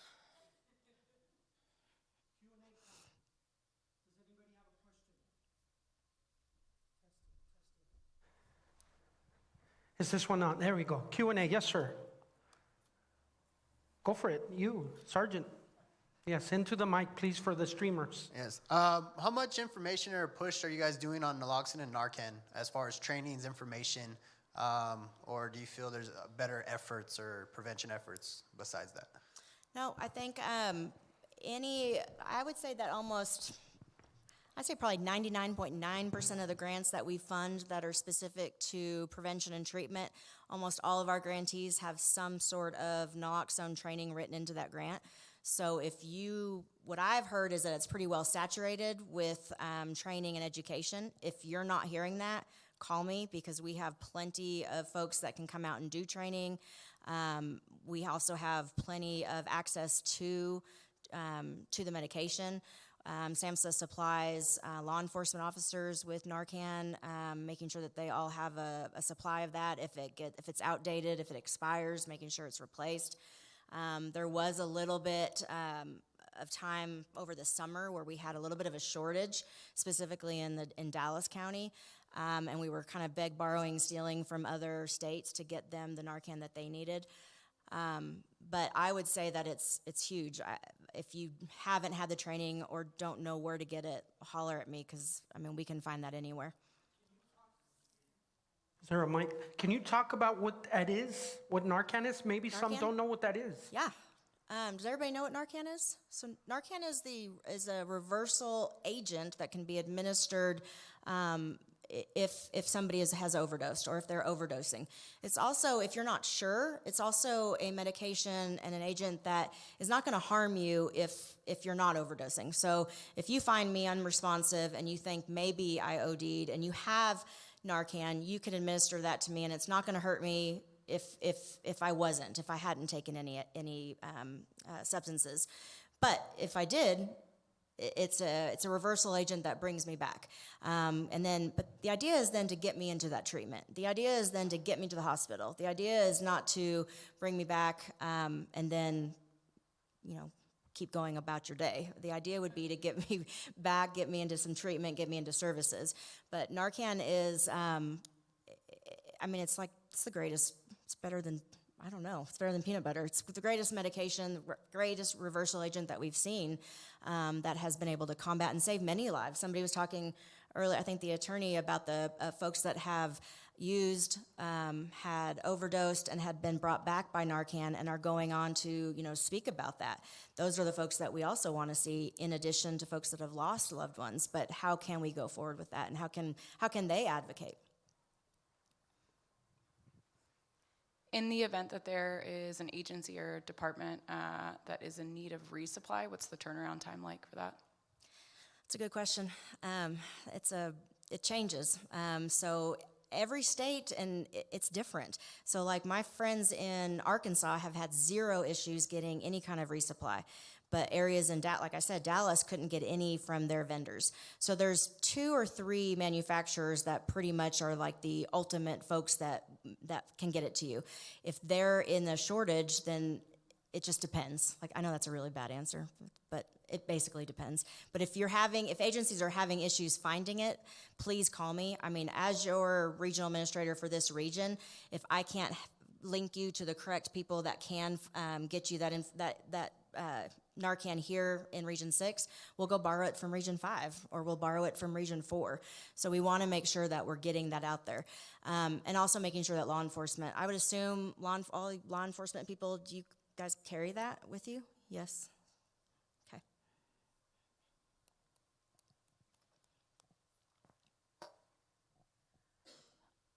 In our school districts, do our nurses or any type of staff have access to that in case that's happening in our overdoses in our schools? Another. Gosh, I'm such a Here fan. in El Paso. Another. It depends question or answer. Depends on the school system. El Paso ISD. I presented to all the parents there, and the director of nursing spoke that every high school, traditional high school, has Narcan at the nurse's office. But they said high school.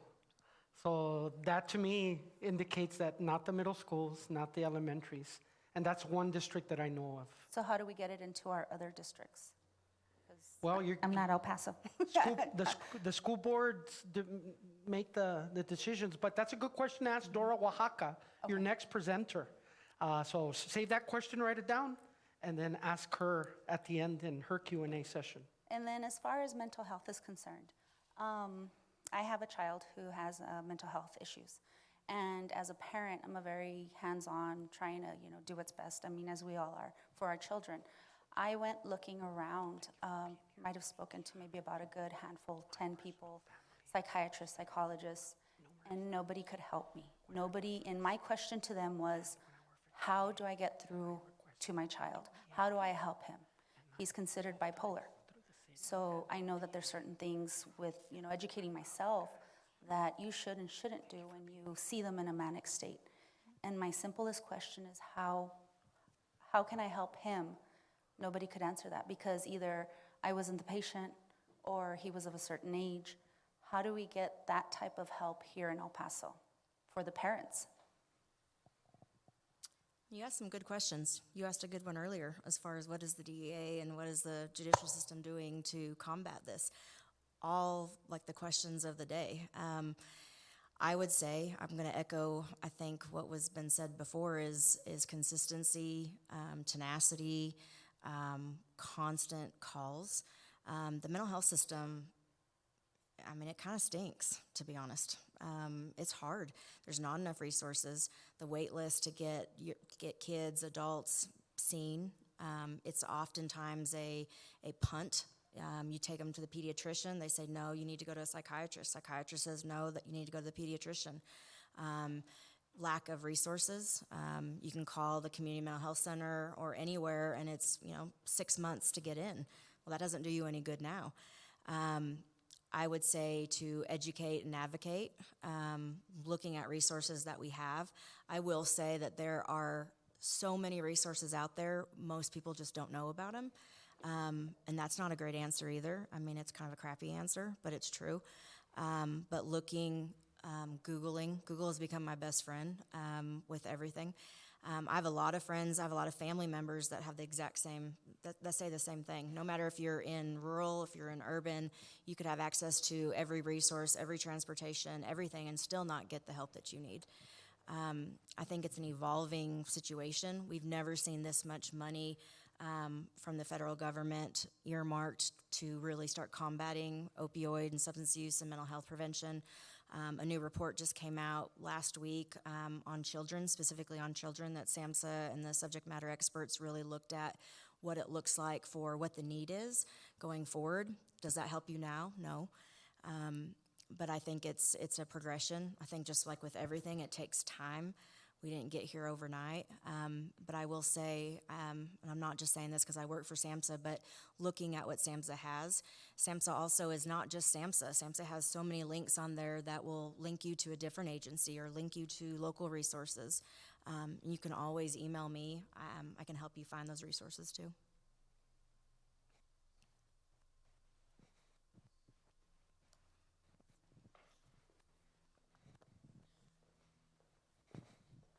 Hi, Christy. I don't have a question for you, but thank you so very much. I just wanted to comment on the young lady over there. I know it can be a struggle when you have a child with a mental health condition and you can't get all the answers. I would encourage you to stop out at the first table when you come inside, which is NAMI, the National Alliance on Mental Illness. And at that table, there are some resources that can help you as a parent. And also, I can't speak much for Emergence, but Emergence has some information out there too. And I would just encourage you, don't give up even when you are getting those answers that are no.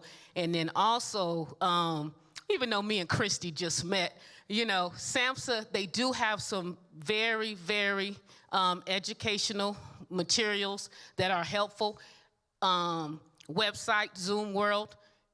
So make sure you look at that, okay?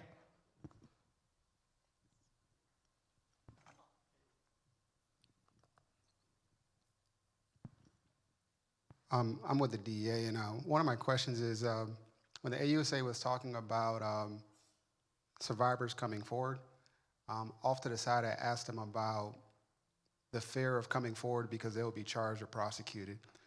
And one of the agents can correct me if I say this incorrectly, but he was stating that on the federal side, we don't prosecute for use. So therefore my question is there some type of education that lets the survivors know that they can come forward, at least with the federal side, I'm not sure how state and local prosecute, but they can come forward and there's no fear of prosecution or being charged? That's a good question. Were you trying to stump me up here, stump the panel? I'm gonna say I'm not an attorney and I'm not sure how to answer that question exactly. As far as SAMHSA goes, any conversation or any kind of medical attention or psychiatric care is obviously going to be met with confidentiality. Anything that comes to any of our services or any of our agencies that have any of these resources, we would help to link them with those appropriate officials. I'm not real sure how to exactly answer your question.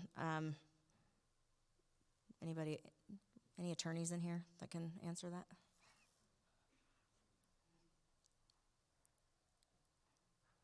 So do you remember the United States Attorney's Office had their victim assistance coordinator here?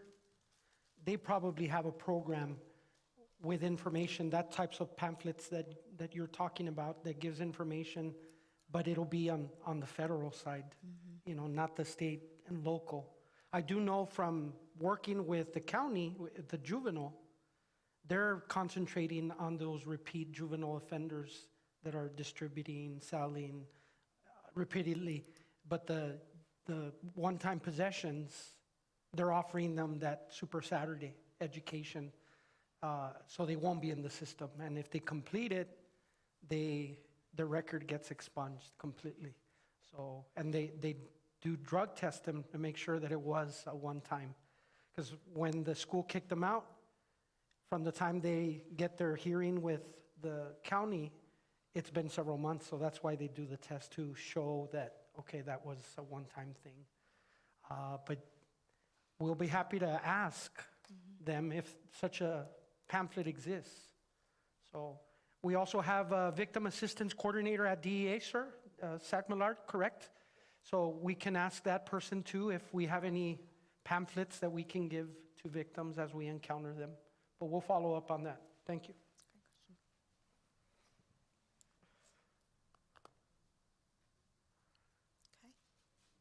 Thank you, everybody.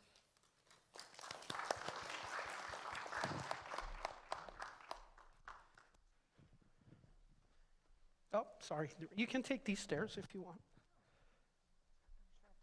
We're going to take a 10-minute break, a post-lunch break. You know, so there's still coffee there. Grab some. So we're going to stop for about 10 minutes, and then we'll do our second training session on advocacy.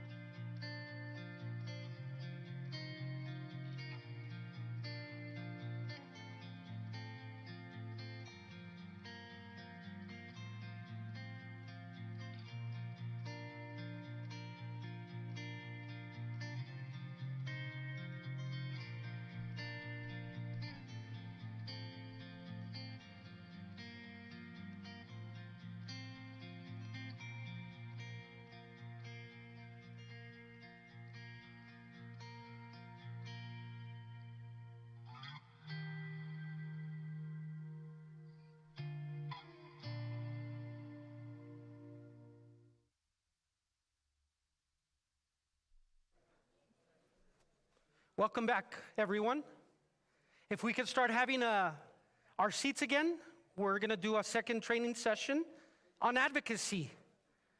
A lot of you want to use your pain, convert that pain into policy change. And so we can't give you advice on that. As federal employees, we're not allowed to be involved in policy change. But in the DEA headquarters summit, they brought someone from the outside to do that policy recommendations and training and stuff like that.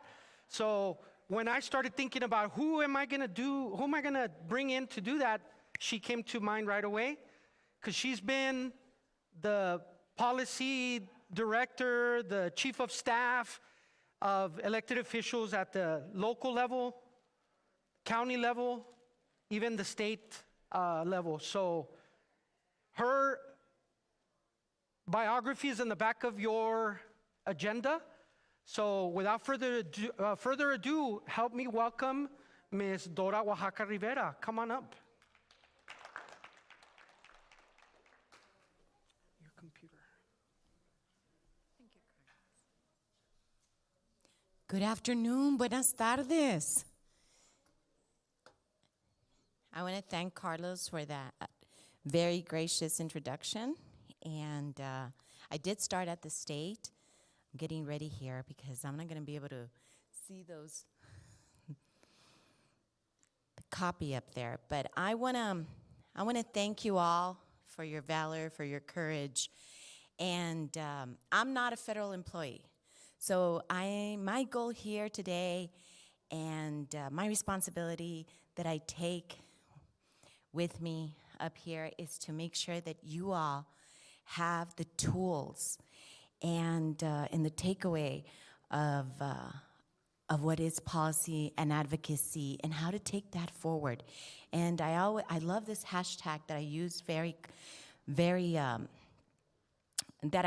much when I do my social media, and that is together we achieve more. And so I see here representatives of nonprofit organizations, faith-based communities, and also just, mothers, parents, loved ones that lost someone. So with this, I hope that you can take some of this presentation with you and put it into motion and into practice. And I want to start off by letting you know what policy and advocacy is. Next slide.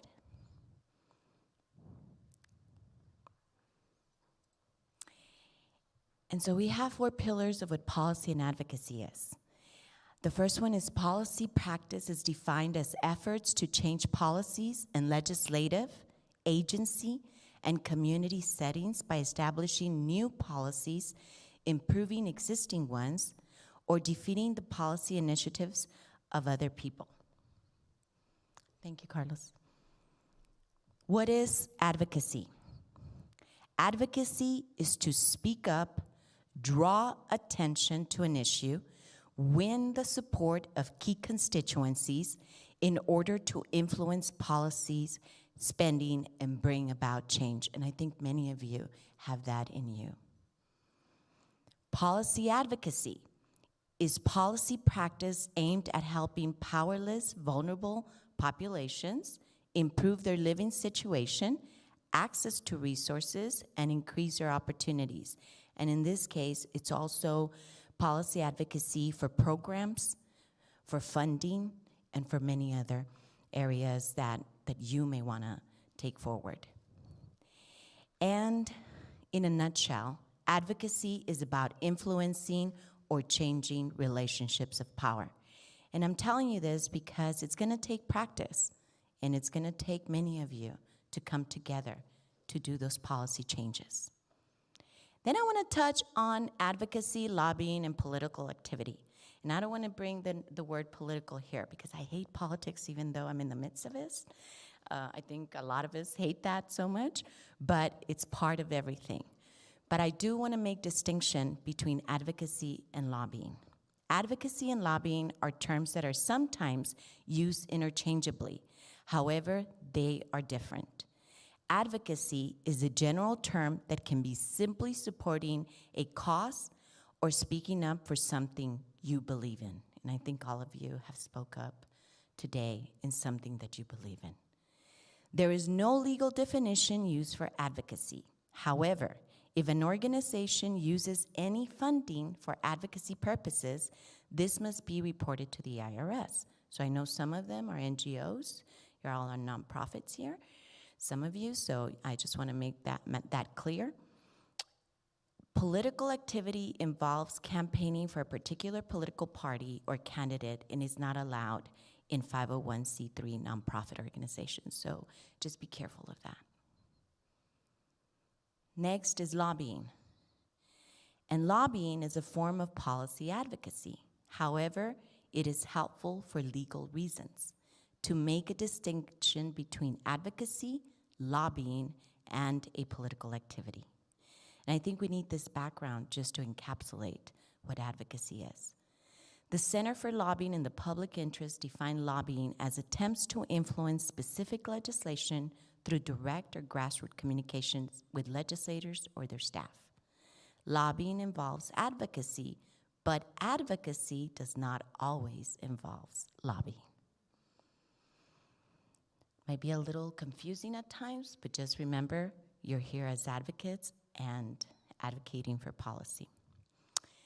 So, and mostly the lobbyists are registered folks that go in different levels of government. And before I go into the next slide, I'm so sorry, I forgot to, where do I do this? Where do I point? Back there? Okay. My gosh. Okay, we're on slide 5, if you don't mind. Can I just count on you for next, if you don't mind? Thank you. So we're in basic policy and advocacy strategies, and I want to talk to you about what you can do. And a lot of you today spoke about getting involved at the school level, which is your board of trustees in this community. They're elected officials, they're non-paid. Many of them run because of the fact that they want to serve our community, and I think that's a great opportunity for many of you to find out who your trustee is at that level and make a connection. Try to attend some of those board meetings because they are important. And I think that's where, you know, the foundation and the basis goes when it comes to getting to know who your elected officials are.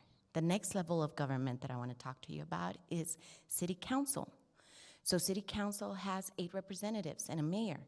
So if you don't know who your city representative is, get to know who he or she is. How many of you know who your city representative is? Raise hands. If you don't, come see me afterwards. I'll let you know what the links are, so in order for you to get more familiar with who your city representative is, as well as your school board member is for whichever school district that you belong to. The other is your state representatives that have a very important function this coming January at the state capitol. How many of you know who your state representative is? There's 5 of them that represent El Paso. And then you have your congresswoman and a congressman that also represent the county of El Paso. And those play a very important role when it comes to federal legislation. And so with all these people representing you, you have a voice and you're powerful in order to be able to start getting to know them. So there's basic policy and advocacy strategies. And I think I mentioned to you to get to know the key players. Also get to know the policymakers. Get to know the key committees on how they work. Some of these boards in these schools, they appoint them to different boards. So these school members have a function in the community as well. They have relationships. And I know many of you said that you had an interest to take more information and programs to the school level. And this is how to do it. Also learn the art of good timing. I'm telling you this because it's all about timing. When unfortunately, There's always a crisis or something that happens that gets the community riled up and they want to go out there and make changes. Then maybe this is an opportunity for you to take that and move forward with them and start taking action as well. Create a political issue. And by that, you already have an issue. So it's not creating or inventing one, it's you taking forward what you believe in. Prepare properly. And everybody talk about data and research, and in this case, that is very important as well. Use the media strategically. So I love to do that. You have to know how to use the media with data. The media loves a good story, and you all have a narrative. Be able to know someone, you know, in one of these stations. I know that there was some journalists here today, and Carlos is a prior journalist, so he knows what I'm talking about. They want to hear you. They want to know what is it that you're passionate about and you want to change and why. And the media wants to always place a human story with an issue.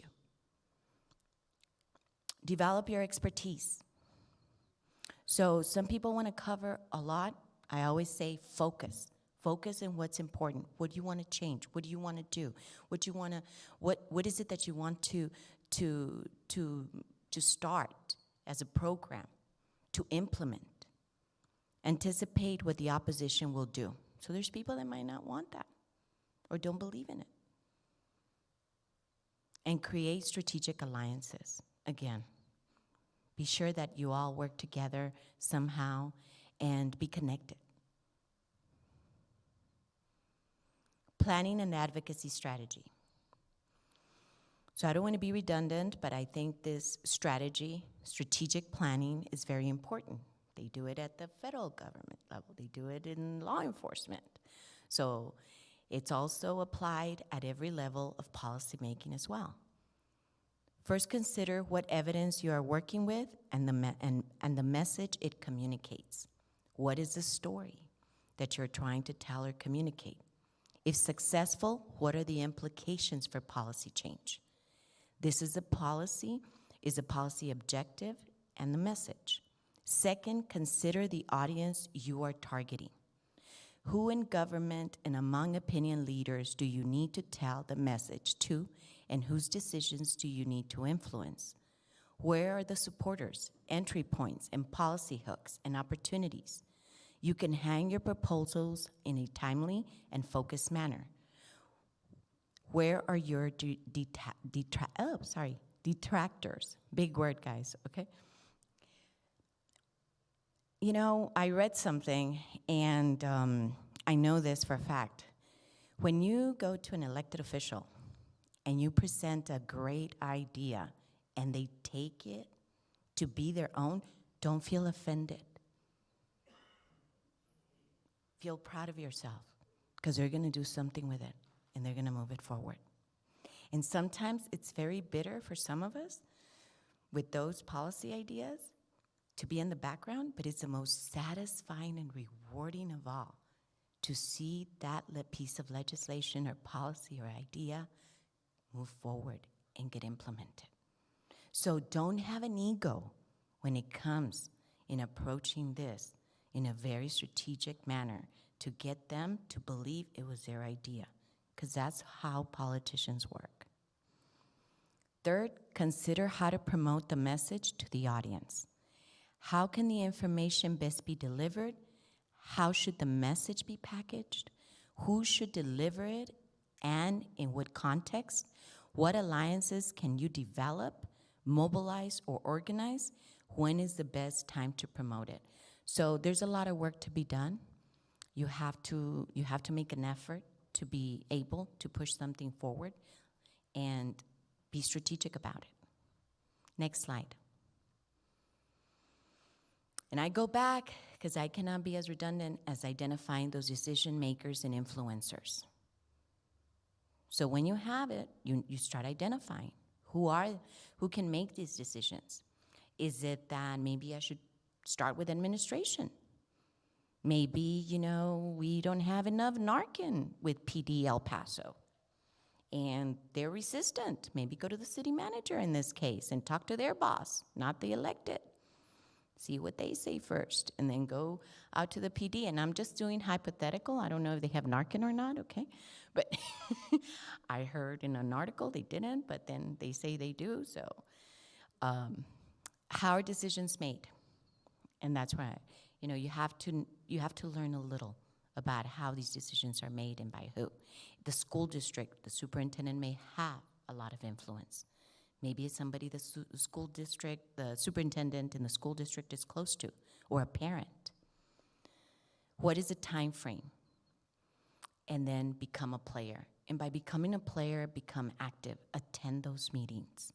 Speak up when it comes to your board meetings. You can always sign up on an item, or just call to the public at City Hall or at the county level. But all of those opportunities exist for you, so you don't have to be a silent group. You don't have to be a silent organization. And then again, I go to the I was too redundant on this. I cannot tell you enough to know your decision makers. But I do want to emphasize to identify allies and helpful experts, and that's slide 9. If you can go. Oh, there you go. And we're going to look at different levels of influence. So now you know who your electeds are. Now you need to know, and I call it nucleus, so they're the nucleus. And then you go to the next sphere, is to understand who those people in the community are that are with you. And who look at those with partially share your views. So that is very important to take things forward, and I'm going to tell you why. Because just recently, I introduced an idea that was placed on the agenda to create a women's commission for the city of El Paso, and then I introduced myself the same idea at the county level. But it took me 5 years to get somebody to hear me. So it's not overnight. And I know some of these hurdles that, that everybody has to go through because I've been a staffer. So where I'm going is not only knowing you're elected, but get to know the staff. Because you have always somebody there who's a chief of staff, or legislative director, somebody close to those folks that talks to them. And you need to make sure that you get to meet with them and don't skip them. Because I'm just going to say it, politics is politics. It's no different than any other office. People get their feelings hurt, or the elected official may be too busy, focused on something else that may not be focused on what you're saying. So the staff is very, very important. Treat them with respect, you all. Treat them with respect and gain their trust as well, and be credible to them. And that's where I look at different roles, is also join forces with expert witnesses, the popular hero, the powerful voice. So in every community we have them. Identify and understand your opponents. So I would be very surprised if people are against any of your measures, but there's some folks that will be, and you cannot take it personal. We live in a great country where we all have opinions, but you need to understand where they're coming from, again, to better strategize. Learn who they are. What are their reasons? What are their interests? What strategy are they likely to adopt? Can you dialogue with them? So I always say, you don't have to like me. We don't have to be friends, but can we talk about it? And that's very important in this business. And I say business because I'm talking business as the policy, pushing policy from the grassroots level. Do you have good counter arguments? So when you speak, you don't want to raise your voice. I know it's difficult because I sometimes do it, and I get very passionate about it, and I even cry. I know you ladies, I know how we can get, but there's a time and a place for that as well. And in Spanish, there's a saying, El que se enoja pierde. The one that gets upset loses. Well, that's exactly what happens here too. So you don't want to lose your cool when you're in front of opposition. And then we move to the policy brief and effective tool. So what is this? So you're going to have to write out what you want. You already have a strategy on how to move forward, but what is it? You have to structure in writing. You have to have data. You have to have enough background. Convince the problem must be addressed urgently. Because some people say, well, it's okay, we can do it 2 years from now. Well, it's never going to get done. So it needs to be done now. We need money now. We need this program now. We need this information now. Stimulate readers to make a decision. So when you meet with these folks, you're prepared, one-pager, to the point. And my favorite line to use, can I count on you?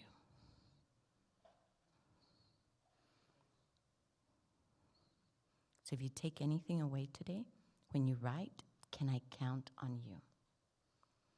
People are less likely to tell you no. They'll ghost you, but you'll find them, and you repeat it again in person. You have a title, the summary recommendations, just like if you were writing a paper, policy, benefits, and implications, and your conclusion. Then follow the 5 policy and advocacy rules. Because we all have access to the internet, right?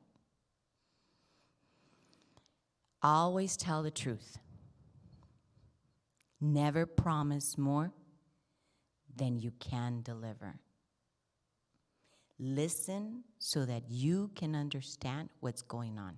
Listen and observe. When you have meetings, listen to body language, learn to read body language, listen if they're not paying attention, make an appointment again. If you think that they weren't there with you at that moment because the staffer, the elected official, or whoever you're meeting with, the administrator, was not there, mentally but physically, it's okay. Pick up the phone again and say you want to follow up. Don't bypass staff and advisors. I have people, my husband is an elected official. He's a city councilman, Henry Rivera. I had to acknowledge you, honey. And he's the one that brought in body cameras. And one of the things to the PD, he pushed so hard for them that finally they got approved with funding. But he had to work very closely with a lot of people to do that. And a lot of them were not at the top tier. They were the staffers.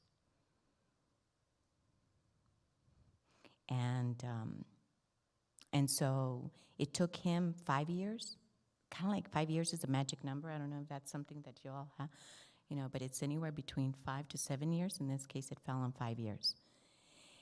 And the last is do not spring surprises when creating alliances, because you want that trust and credibility to glue you. And I think that's very important. When you want to pass policy, when you want to make change, when you want to transform programs, when you want money and funding.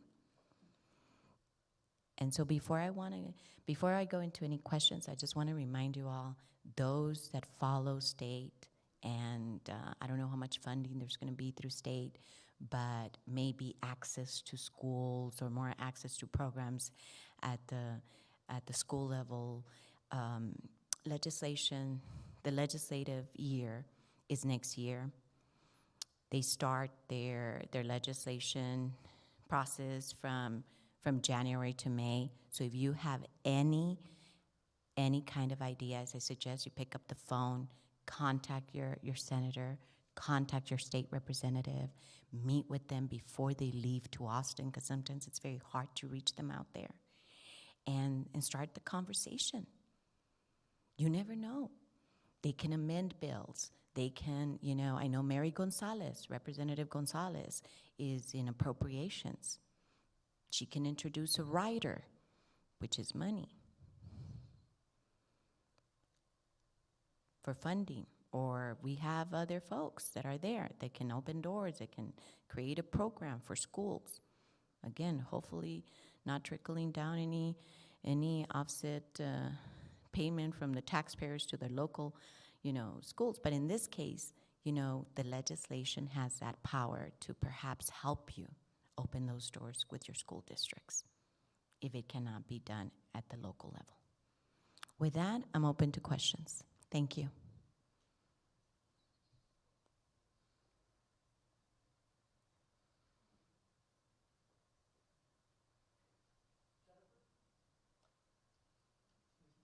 Okay, no questions.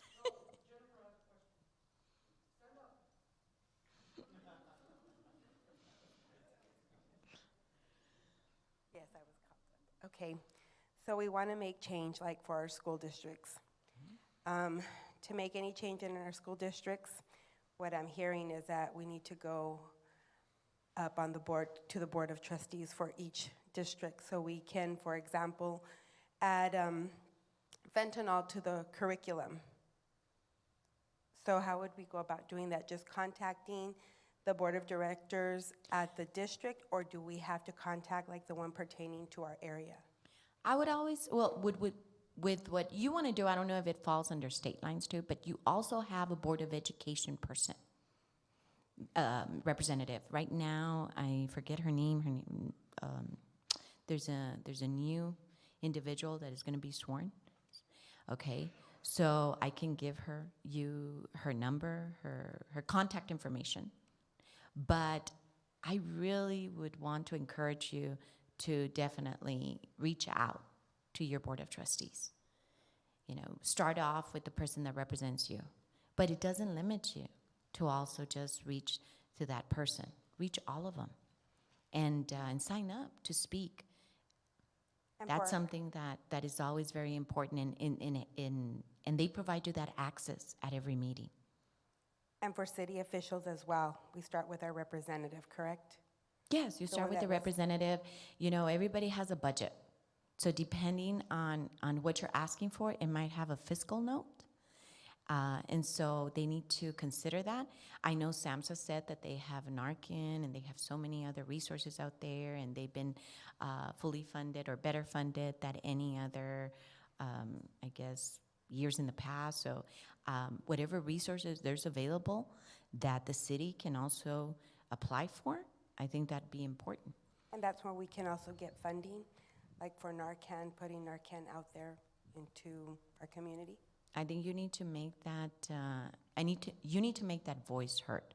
So by meeting with your city representative, by taking data, by showing them the need and why it's all important. You have to be organized, right. Because that's something that they need in order to make a case. Because when they place something on the agenda for discussion and action, so whenever you ask somebody to say, can you please place this on the agenda, make sure it has the word action on there. Otherwise, it's not going to happen because they're going to have to take a vote. It doesn't mean that they have to, but it's definitely not just for discussion. Okay. Thank you. Okay.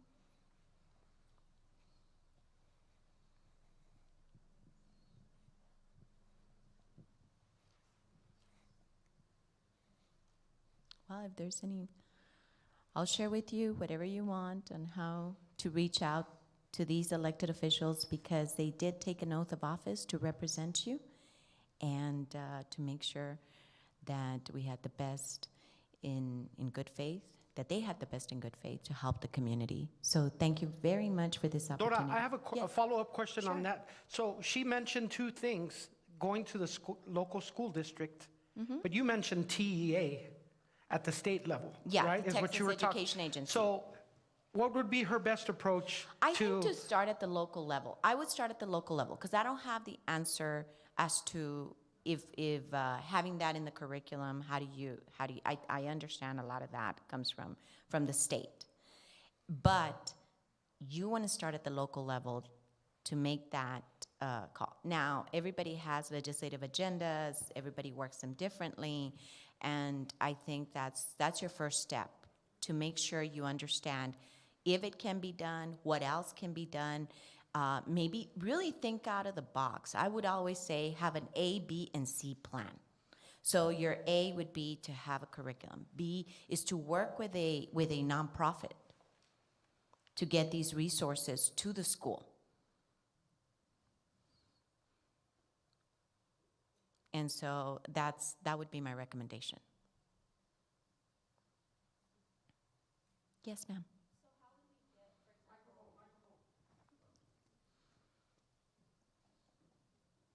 My teaching voice isn't loud enough? No, I'm just kidding. For the streamers, we need it for the Just stream. kidding. Yeah. Okay, so for example, since we've been talking about Narcan, how is it that we would go about, since I know El Paso district has already brought it into the high schools, how would we approach the other school districts about making that something that's available to our nurses? Because I know there's some people that have been, for example, they know how to use an EpiPen, or they've been, I myself have gone through the Heart Association to get certified to be able to use stuff like that, because I dealt with students that need insulin and stuff like, to that extent. So how do we get our nurses or some of our staff, in case the nurse is out that day, there's a backup. How do we go about that? So I don't like to reinvent the wheel. I'd like to sit down. If I was you, I would call EPISD. I would find out how they had that implemented, who funded that, where are they receiving that, and then package it all up and say, this is the way they did it. So you take it to the next school district, to the two largest school district would be SISD and Isleta, and say, look, EPISD is doing it. This is the way they're doing this. This is the way it was implemented, funded, administrated. So you don't you don't go in there blindly and say, oh, well, they're doing it. No, you know how they're doing it. So it's the same as any other state that has another program. Get that program, bring it to Texas, repackage it, and here you go. Okay. Hope that helps. Thank you. Anyone else? I just have a comment about the Narcan in the school districts. We sat down as a coalition, the YSAP coalition in New Mexico, with the superintendent from one of our schools. And he was willing to implement it with the nurses, and not only the nurses and the staff, but also the janitors, which I thought was very important, because the janitors are the ones around the kids the most, in the hallways, in the cafeteria. So I thought that was really great that he implemented it on training the janitors on Narcan. And then we also have a program like ours, which is the prevention and the DARE program that goes into the school and educates the students on fentanyl and whatnot. And we're learning from each other. So this is great. Thank you for sharing that. So I think Narcan is very popular right now, and and I'm glad there's somebody from the city here. Hopefully, it helps when you live with an elected official. I'm not gonna lie, And so in this case, I think that it's an important conversation. I just want to touch on school districts. You have Socorro, who has a chief of police, and then you have also EPISD. Am I correct, Henry? They have a police department too, and the only one that doesn't is Isleta. And I think the smaller school districts don't either. But Isleta has they have police, in their high schools. They call SROs. So they can, they're able not to only to work with their police department, but to also work with their nurses on this. So again, find out how EPISD is doing it, and then move it forward to the rest of the districts. But I just wanted to touch on that in case, there's maybe the fact that Isleta doesn't have a police department, does that make a difference? Okay. If there's not any other questions, I want to thank you, and it's been a privilege and a great responsibility to be here in front of you. Thank you.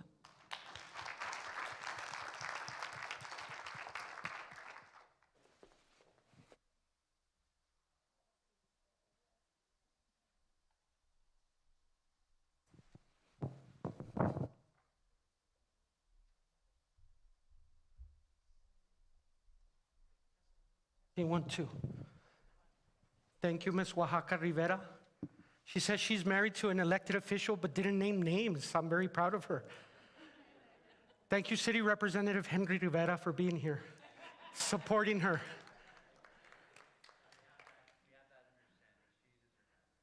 Well, I outed you. Thank you for being here.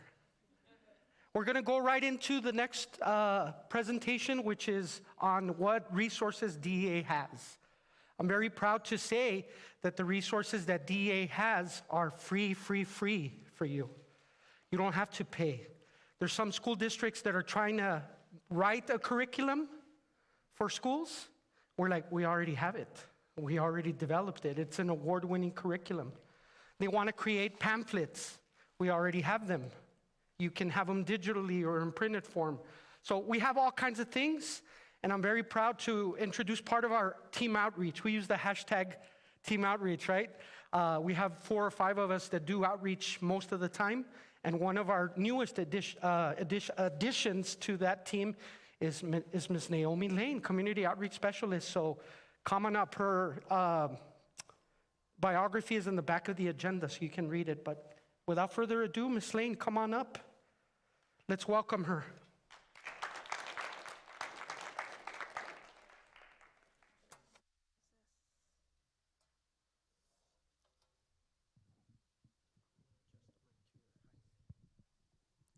Hello? Hello? Is this on? Yes?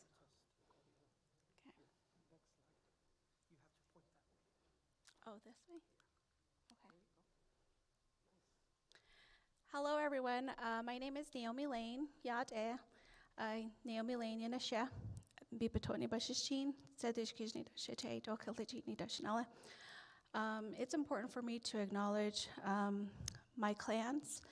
I'm Navajo, and I'm actually doing outreach with our tribal communities in New Mexico. And I'm a community outreach specialist with the DEA Operation Engage. And I'm actually filling in for Miss Katie Drew, who's our senior program manager at headquarters. So her contact information is at the end of this presentation. So I encourage you to write her an email and say hello, but also let her know that we missed her here in El Paso, okay? Ms. Drew is instrumental in the work that we do with our community outreach. She's been doing the outreach with, she's been doing the Operation Prevention curriculum. And this curriculum, it's actually one of our best resources. And the reason I say this is because it's comprehensive. There's a wealth of information, and it's actually developed to serve as an educational resource for the classrooms and also for the workplace. And its goal is to use education as a way of preventing drug misuse. Can you guys hear me? Is this okay? Okay. So the best part about this curriculum is that it's free, okay? And it's available online at operationprevention.com. Okay, so we're not gonna ask for any personal identifiers. We're not gonna ask you for your email address, okay? Like I said, it's available online. It's at operationprevention.com. Operation Prevention is a product of a beautiful partnership that we have with Discovery Education. And the content is sourced by the National Institutes of Drug Abuse and the Substance Abuse and Mental Health Services Administration. The modules are science-based, so you learn how drugs impact the brain and their body. And as I mentioned before, it's there's no cost, okay, so it's free. So this curriculum can be used by anyone. So if you're an educator, if you work in the community, if you are in a faith-based community group, if you work with youth, you can use this, okay? But because we wanted to make sure that the teachers can use this in the classrooms, we made sure that the standards of learning were applied across all the curriculum, okay? We have curriculum available for grades 3 through 12. And Operation Prevention has a variety of resources. And I'm going to speak to you about, the resources within Operation Prevention. Just a few of them are currently available in Spanish, including the Parent Toolkit and the self-paced modules. Our Operation Prevention website is also available in Spanish as well. As I mentioned before, is that our curriculum is available for elementary, middle school, and high school. So it includes grades 3 through 12. And each of these lessons, it contains a PowerPoint slide and an educator guide as well as activities. And the earlier modules, they cover opioids and prescription drugs as well. Here I have some examples from the PowerPoint slides from the high school lessons. And as you can see that it covers the terminology and regions of the brain and the types of opioids and the disease comparisons. Each lesson, it comes with an educator guide. And the educator guide, it helps to facilitate it helps the facilitator through each slide in the PowerPoint. So it lets the facilitator know what to say, but also what activities to introduce. And it also will link to some of the online resources if internet is available. So the beauty of this curriculum is that it's flexible. It allows a facilitator the freedom to use the entire curriculum as it is, or just use certain parts of it. So right now there are 3 virtual field trips included in Operation Prevention. And the first virtual field trip is called The Science Behind Opioid Addiction.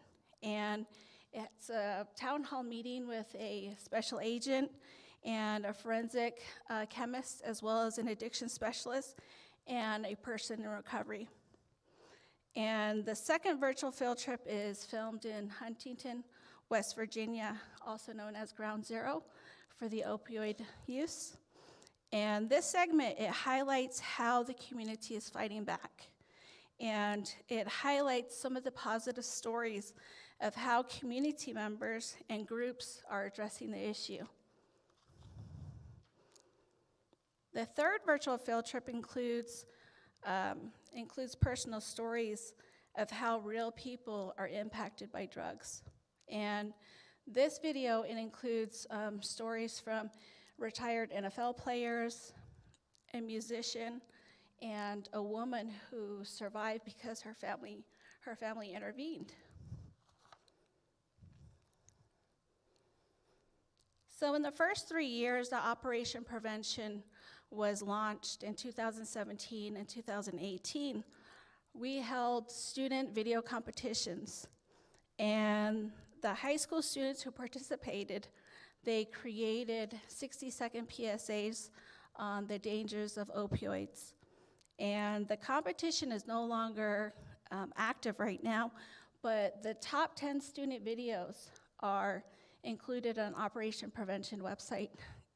And they'll actually serve as examples of what you can do with students who are interested in creating PSAs on drug prevention. So here I'm going to show you one of the winning videos that's done by a high school student. Be an astronaut. I'm gonna go to Mars and I want to choreograph a ballet on Mars and I'm gonna have the dancers do the dance on Mars. I want to be the first girl president of the United States. I want to dye my hair purple. And I'm gonna have all the aliens on Mars. I want to ban homework. Look, I already have some of it done. I want to play the flute. I want to be on TV. I want a baby sister. And then they're gonna jump in the air and they're gonna float. Cause it's space. I want a puppy. And when I'm in high school, cause I'll try anything once. And it would be a great story. I only do it once or twice. I'm gonna try opioids. And I'm gonna like it a lot. So I'll forget the only once or twice thing and I'll do it more. And I'm gonna get addicted to the point where I can't even think about breaking it. And I'm gonna go to the hospital for an overdose. But I'll make it out okay. But that's not can't teach me anything. And I'm gonna get back into it. And as soon as I get out of the hospital, I'm gonna overdose again. And that time, I'm gonna end up dying. And I wanna have my gravestone on Mars.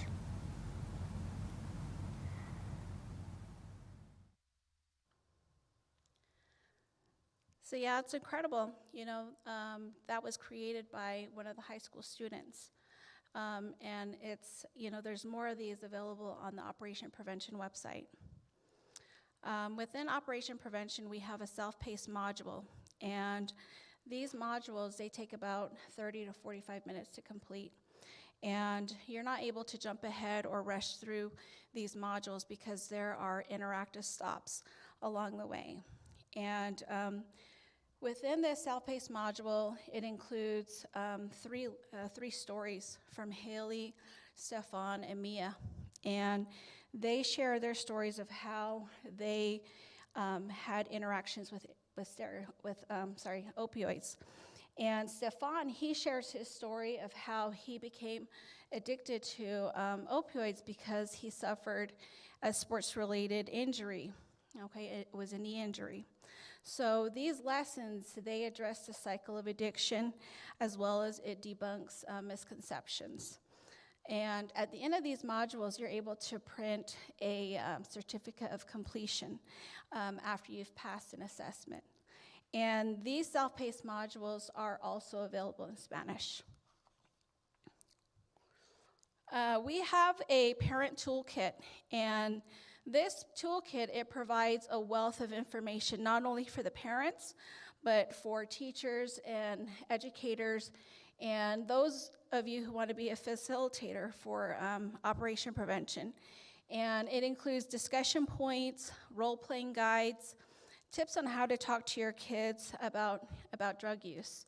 And this toolkit can be downloaded from the Operation Prevention website, and it's actually one of the resources that DEA can provide a hard copy for. So if you're going to be facilitating a parent, I guess a group of parents, then this is one of the toolkits that we can provide to you.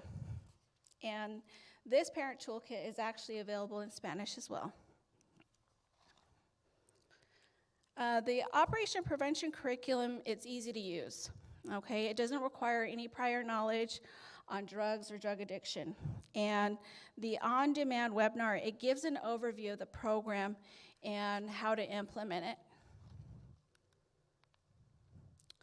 Within Operation Prevention, there are 6 additional lessons, and it covers 6 drug categories. And each lesson takes about 45 minutes to 60 minutes to complete. So if you're a teacher who's interested in covering drugs, on a weekly basis, this will give you content for, 6 hours. And like the other components of Operation Prevention, these modules align with the standards of learning. And these are geared towards grades 3 through 8, but it can also be used for the high school students as well. And they include short animated videos and activities and an educator guide. So it includes the drug categories, covers depressants, hallucinogens, inhalants, marijuana, stimulants, and steroids. So here is one of the videos, and this video is for the stimulants. Look at the text I just sent your body. I like that. Give me that. I want more of that. That now. Annoying, aren't I? Well, I can't seem to help myself. That's because you took stimulants, illegal drugs like cocaine and methamphetamine, or misused prescription drugs like Dexedrine, Adderall, or Ritalin. Stimulants are drugs that mess with the level of dopamine inside me. Dopamine is a neurotransmitter that helps control emotions and sensations like pleasure. If someone who isn't a doctor offers you this stuff, you're gonna want to say, no thanks! Or even, I don't do drugs. Or say, what? Do you know what misusing stimulants can do to your body? They cause high blood pressure, irregular heartbeat, and can put you at a higher risk for seizures or even a stroke. And what about what they do to me? Your brain? They don't just make me annoying.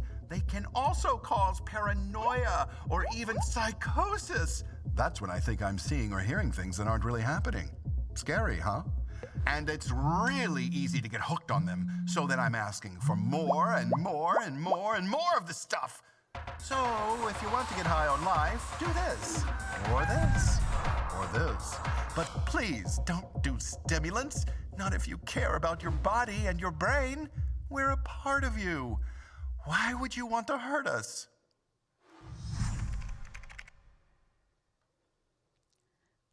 So all of these videos, they're pretty short. They're about, less than 2 minutes. And within this multi-drug series, students complete activities, and they evaluate the impact that each drug has on the brain or the body. So for this example, the students are, the activities, they lead the students to understand how marijuana impacts the brain or the body. Okay, but it also covers what steroids are. Also within Operation Prevention, we have the Good Medicine Bundle. And the Good Medicine Bundle is our culture-based resource, and it's written for our tribal audience, but it can be used across all demographics. And this cultural resource was written in partnership with the National Indian Education Association, and it has dedicated resources for Native communities, which includes digital lessons and activities, and a masterclass video series to guide the implementation. And the Good Medicine Bundle, it promotes a healthy social emotional development, because we're aware of the historical trauma that our Native communities have experienced. But also, as it was mentioned, is that the effects of trauma, whether it's current or historical, it impacts our emotional and our mental well-being. So within the Good Medicine Bundle, we've implemented storytelling and talking circles, and we know that it's an effective way to communicate in groups. And also, in doing so, we form respectful and compassionate communities. So within the Good Medicine Bundle, we have 2 lessons. We have a lesson for the elementary and one for the middle school. And the elementary also has 2 activities, and the middle school has also 2 activities. And these lessons and these activities, they help students identify behaviors so that they make good decisions rather than bad decisions like experimenting with drugs. So even though these activities were created with standards of learning for the elementary and the middle school students, the activities can be used across all ages, okay? So this year, when we did a presentation at CADCA's mid-year, we did a couple of these activities with adult audiences, and they were well received. So this is one of the activities that we did at CADCA, and it's a finding balance activity. And with this activity, the students determine ways to achieve balance within oneself and in connection with their community.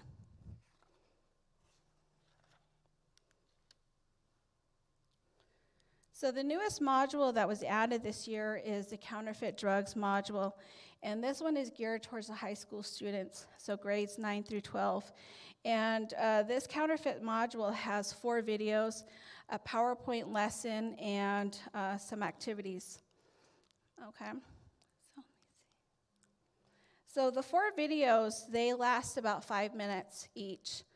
And the first video, Identifying Counterfeits, is filmed with one of our forensic chemists. And he talks about, he shows students how chemists analyze counterfeit pills to determine their composition. And the second video, the effects on our brain and our body, it explores the science of how illicit fentanyl and other drugs stimulate our brain and our body to artificially motivate us. And the third video, the community impact, it shows students the real world human impacts that counterfeit drugs has on our communities. And the Cultural Solutions video, it invites students to see the ways that our tribal communities are coming together to address the counterfeit drugs.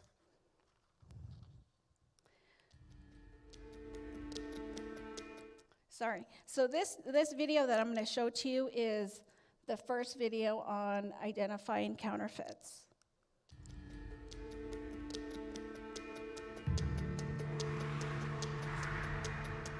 A counterfeit, it's a mimic of a real product. If you think about sneakers or any kind of fashion wear, or even money, right? You can see those products side by side and you can't see the difference between the two.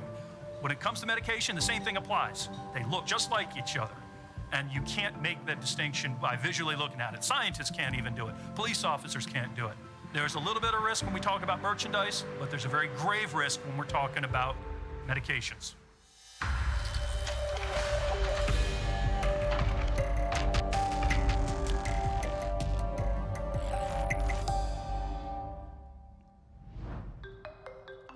My name is Joe Bazinko. I'm a senior research chemist with the Drug Enforcement Administration, also known as the DEA. So a counterfeit pill would be one that looks just like a legitimate pill, something you'd get from a pharmacist. We've been analyzing both legitimate and illegitimate pills, or counterfeits, if you will, for decades now. So this is something that's been ongoing. It is now seemingly increasing more in the danger associated with what's contained in those counterfeit pills versus what we've seen in the past. We cannot visually look at a pill and say, oh, that's counterfeit or not. You really don't know until you do the analysis.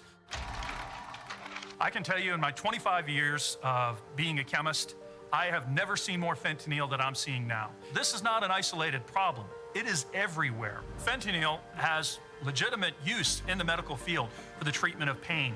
Illicit fentanyl, that is the fentanyl that we see put into these counterfeit medications, it's manufactured in these dirty labs. There's no great way to measure how much goes into each tablet. It really is reckless. When you're mixing a pill up, you have to mix all the ingredients together, and then you have to put them in the machine, and the machine will punch them out. The problem is with these pills, it's not easy to mix everything evenly. Let's say you had a mortar and pestle, and if I were to put in, say, 10 packets of white sugar, and then say 1 packet of brown sugar, and if you could sit there and grind and mix and grind and mix, you're gonna find there's gonna be hot spots and cold spots in there. An example of a hot spot and a cold spot, you'll see a lot of brown in one area, a lot of white in another area. It wouldn't be uniform, which is to say when it went in to make the pills, that dark spot of brown sugar that was in that would eventually make a very high load on a pill. That pill would have a lot of fentanyl in it. The research suggests that 2 milligrams of fentanyl can cause an overdose. The average pill that we see and analyze here has more than that in it. 1 pill can very much lead to an overdose. So 2 milligrams is a very small amount. It's literally just a few grains. If you look at a plain sugar packet, and that sugar packet has 1 gram of sugar in it, using the math of 2 milligrams, that sugar packet can kill 500 people if it were fentanyl. I want you to think about what 500 people is. 500 people could be your senior class. 500 people could be half of your school. It could be a part of your town. When I have a fentanyl exhibit brought into the lab, before anything happens at all, I'm gonna put on my protective gear. I'm gonna protect my clothing wearing a laboratory jacket. I'm gonna protect my breathing and my airway using a big heavy mask with filters on it. I'm gonna protect my eyesight so that nothing gets splashed in my eyes. I'm also gonna protect my hands wearing gloves. Even with all of that, we still work in a fume hood, which has vacuum at the back that draws out anything like hazardous vapors or any of the powders. These are just some of the preparation we do when we begin to work with counterfeits, because again, they're unknowns and we prepare for the worst. I've actually had an exposure of fentanyl to where we had a laboratory accident on a fentanyl submission to us. I was rushed to the hospital and I spent the day in the emergency department. So even for those of us that have training, those of us that have the expertise and the equipment working on our side, it's still a danger and still a hazard and can still represent a grave threat to your life. The danger that we see coming from these counterfeit pills is you really don't know what's in them. Fentanyl is a threat that affects everyone in every location, at every age group, and it is not worth the risk. And the fact of the matter is, once you take that tablet, there's no going back. There's no backspace, there's no Control-Alt-Delete. If it didn't come from that pharmacist, it could be counterfeit. It could end your life, impacting all your loved ones and your friends.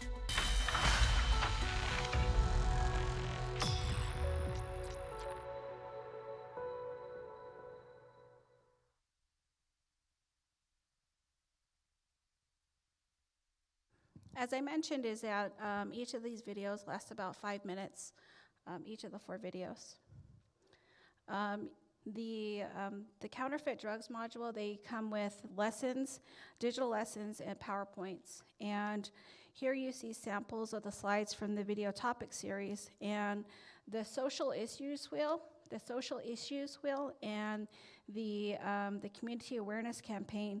These are activities that are geared towards building empathy and understanding how decisions impact more than just one individual. So also within the operation prevention, we have the workplace module. And this workplace module is for employees and employers. And this module will work well when employers are required to provide an opioid prevention training for their employees. And each segment takes about 15 minutes to complete, and the learning objectives are provided at the beginning of each segment.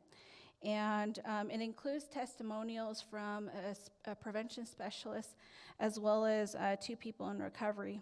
And this workplace module also includes a pre and a post assessment. And the first module goes over the basics of opioids. So it covers the opioid addiction.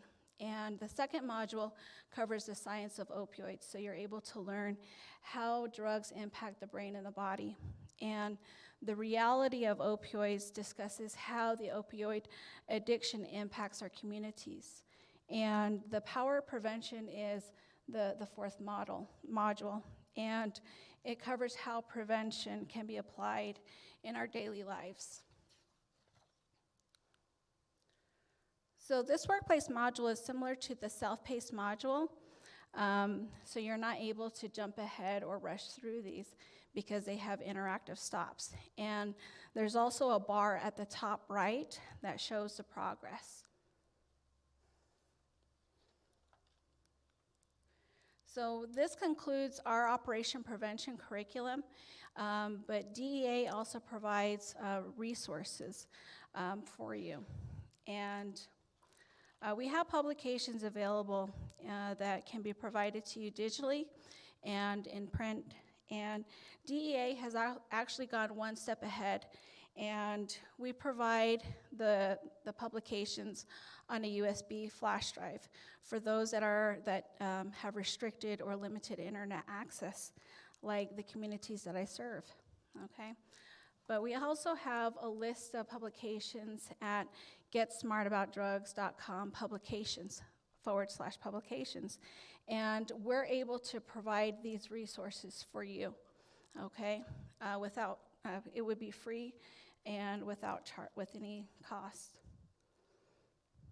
DEA is affiliated with several websites, and there are 4 that you can use here, and each one targets a specific audience. Operation Prevention, like I just mentioned, is for the workplace, but also for educators. And we also have our parent toolkit.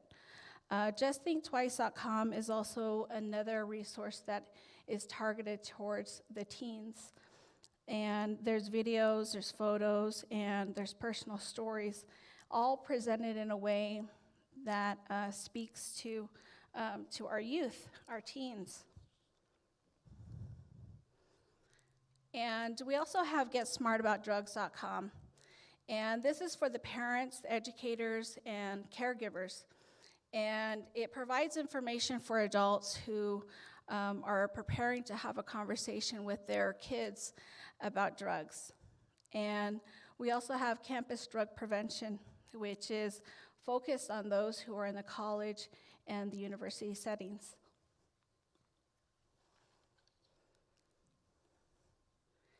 Every year in October 23rd through the 31st, DEA celebrates Red Ribbon Week, and this is to honor our fallen hero, Special Agent Enrique or Kiki Camarena. And we've been celebrating Red Ribbon for over 30 years now, and millions of people have participated and have pledged to live their life without drugs. And Red Ribbon, DEA.gov, Red Ribbon, it provides ideas on how to celebrate Red Ribbon. And DEA also has a Red Ribbon patch program for those in the Girl Scouts and the Boy Scouts. So they're able to earn this patch when they participate in anti-drug activities throughout October.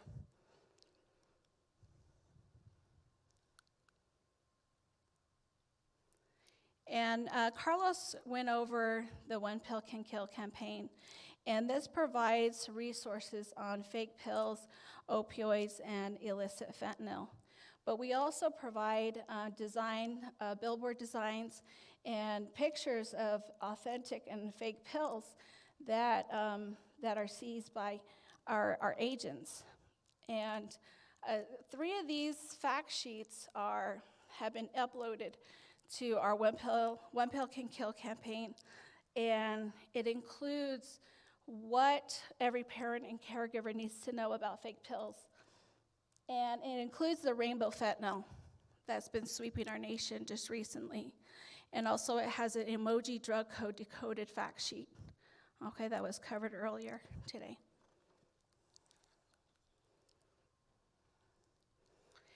Our DEA museum is also another resource, and it's free. So if you're planning a trip to DC, then please, stop by our museum and check it out, because we share information on the history, on the science of drugs, drug trafficking, and forensics. So even if you're not able to visit the museum in person, they offer virtual exhibits, and you just have to go to the DEAmuseum.org.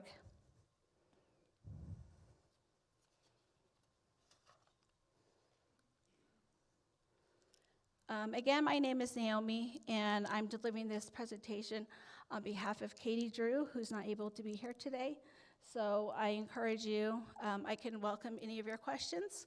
And also I want to mention is that our publications that we have on Data Stick, they're available in the back on one of our resource tables.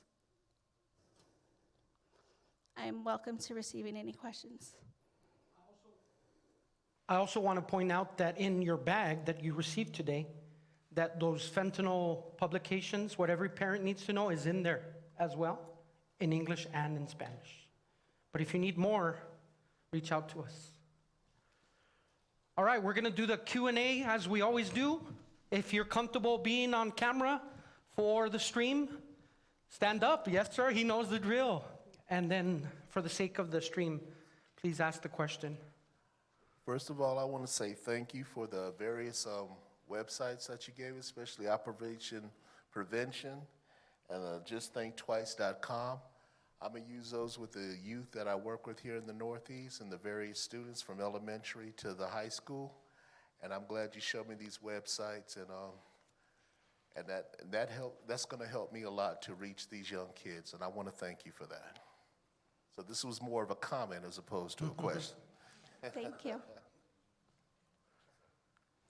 Ms. Lane was very thorough with her presentation, right? Lots of resources. So I want to publicly say good job, Naomi. It's the first time I hear you present. So good job. Yes.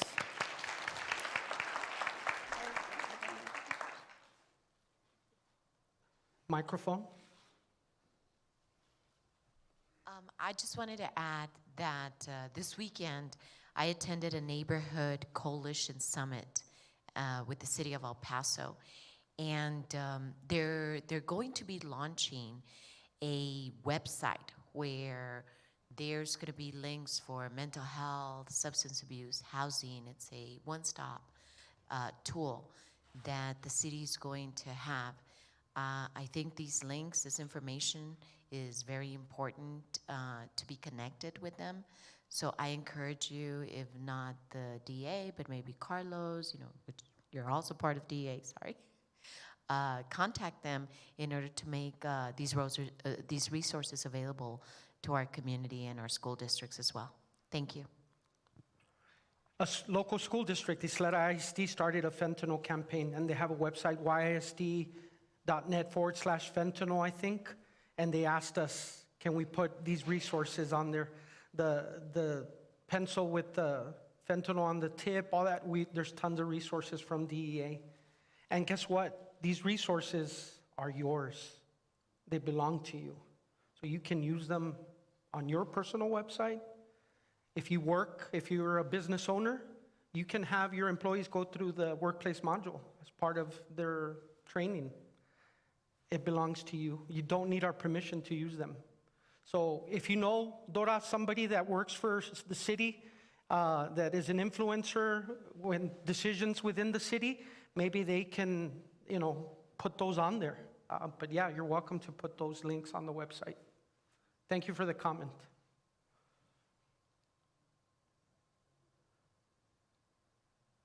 Any more questions about the resources? Carlos, this isn't a question. I just want to say thank you to DEA and everybody who presented today for all their information and for everything that you're trying to do to help families in the community and everyone in the community. So thank you. Thank you. Naomi. And we thank you, because I know you were instrumental in bringing some people here or encouraging others to come. So thank you to you as well. You're now task force officers for outreach.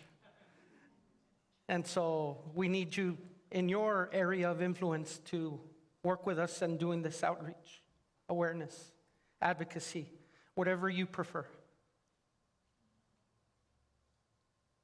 Any other questions about the resources? Some advice that I give people that ask for publications: you don't need to warehouse. You don't need to order thousands and tens of thousands of the publications, because the information changes. So like manna, just get your daily supply.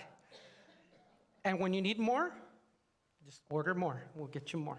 Because we want you to have the latest information, not boxes and boxes of outdated information.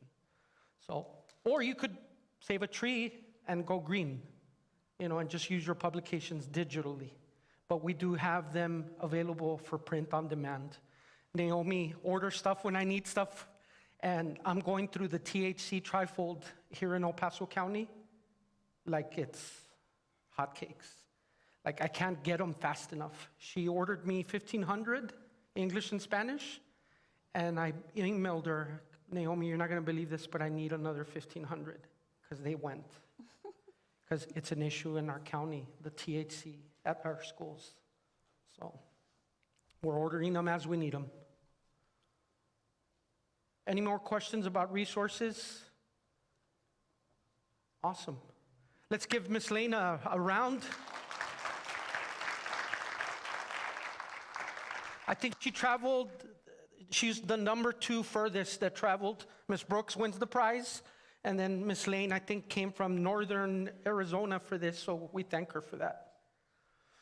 Okay, well, we finished a little ahead of schedule, which it's good. We're giving you back some time. But I have one more slide we want to put up on the screen.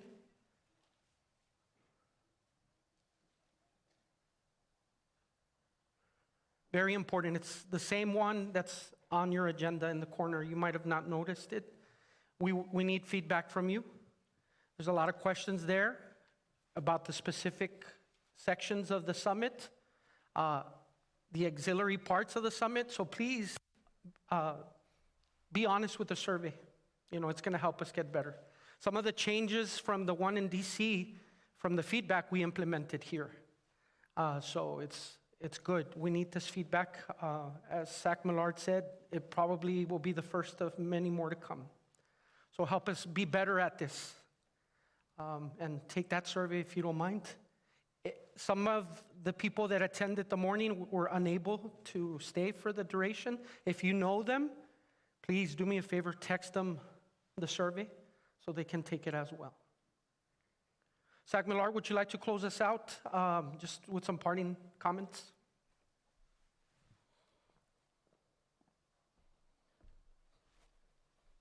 Thank you, Carlos. A little higher. Again, I just want to thank all the families, all the staff, all the presenters that were here today. We couldn't do this without you, especially the facility here, to JT, that really thank their professionalism and their welcoming us into their house here to put this on. This was our first time as I opened this morning. It is new to me, and I'm learning. I enjoyed the conversations I had on the breaks at lunch with the people in the room. I learned a lot today. I hope you learned a lot, and I hope, as Carlos said, this is just the beginning. I'll be around for the next 20, 30 minutes. If anybody has any questions, any asks, come up to me, give me your information, and we'll get you an answer. But again, from the bottom of my heart, thank you, and I look forward to working with you in the future.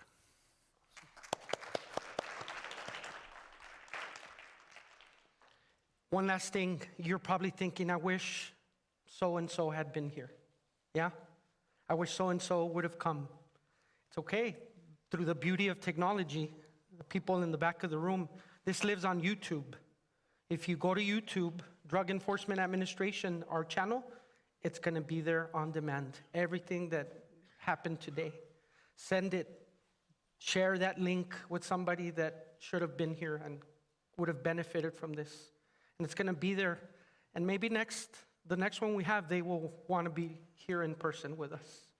So go on YouTube right now, find that Drug Enforcement Administration channel or account, and you'll see that it's there. And you can go and watch it in its entirety and share it with someone you love. Thank you so much for coming today. Have a fantastic afternoon and evening.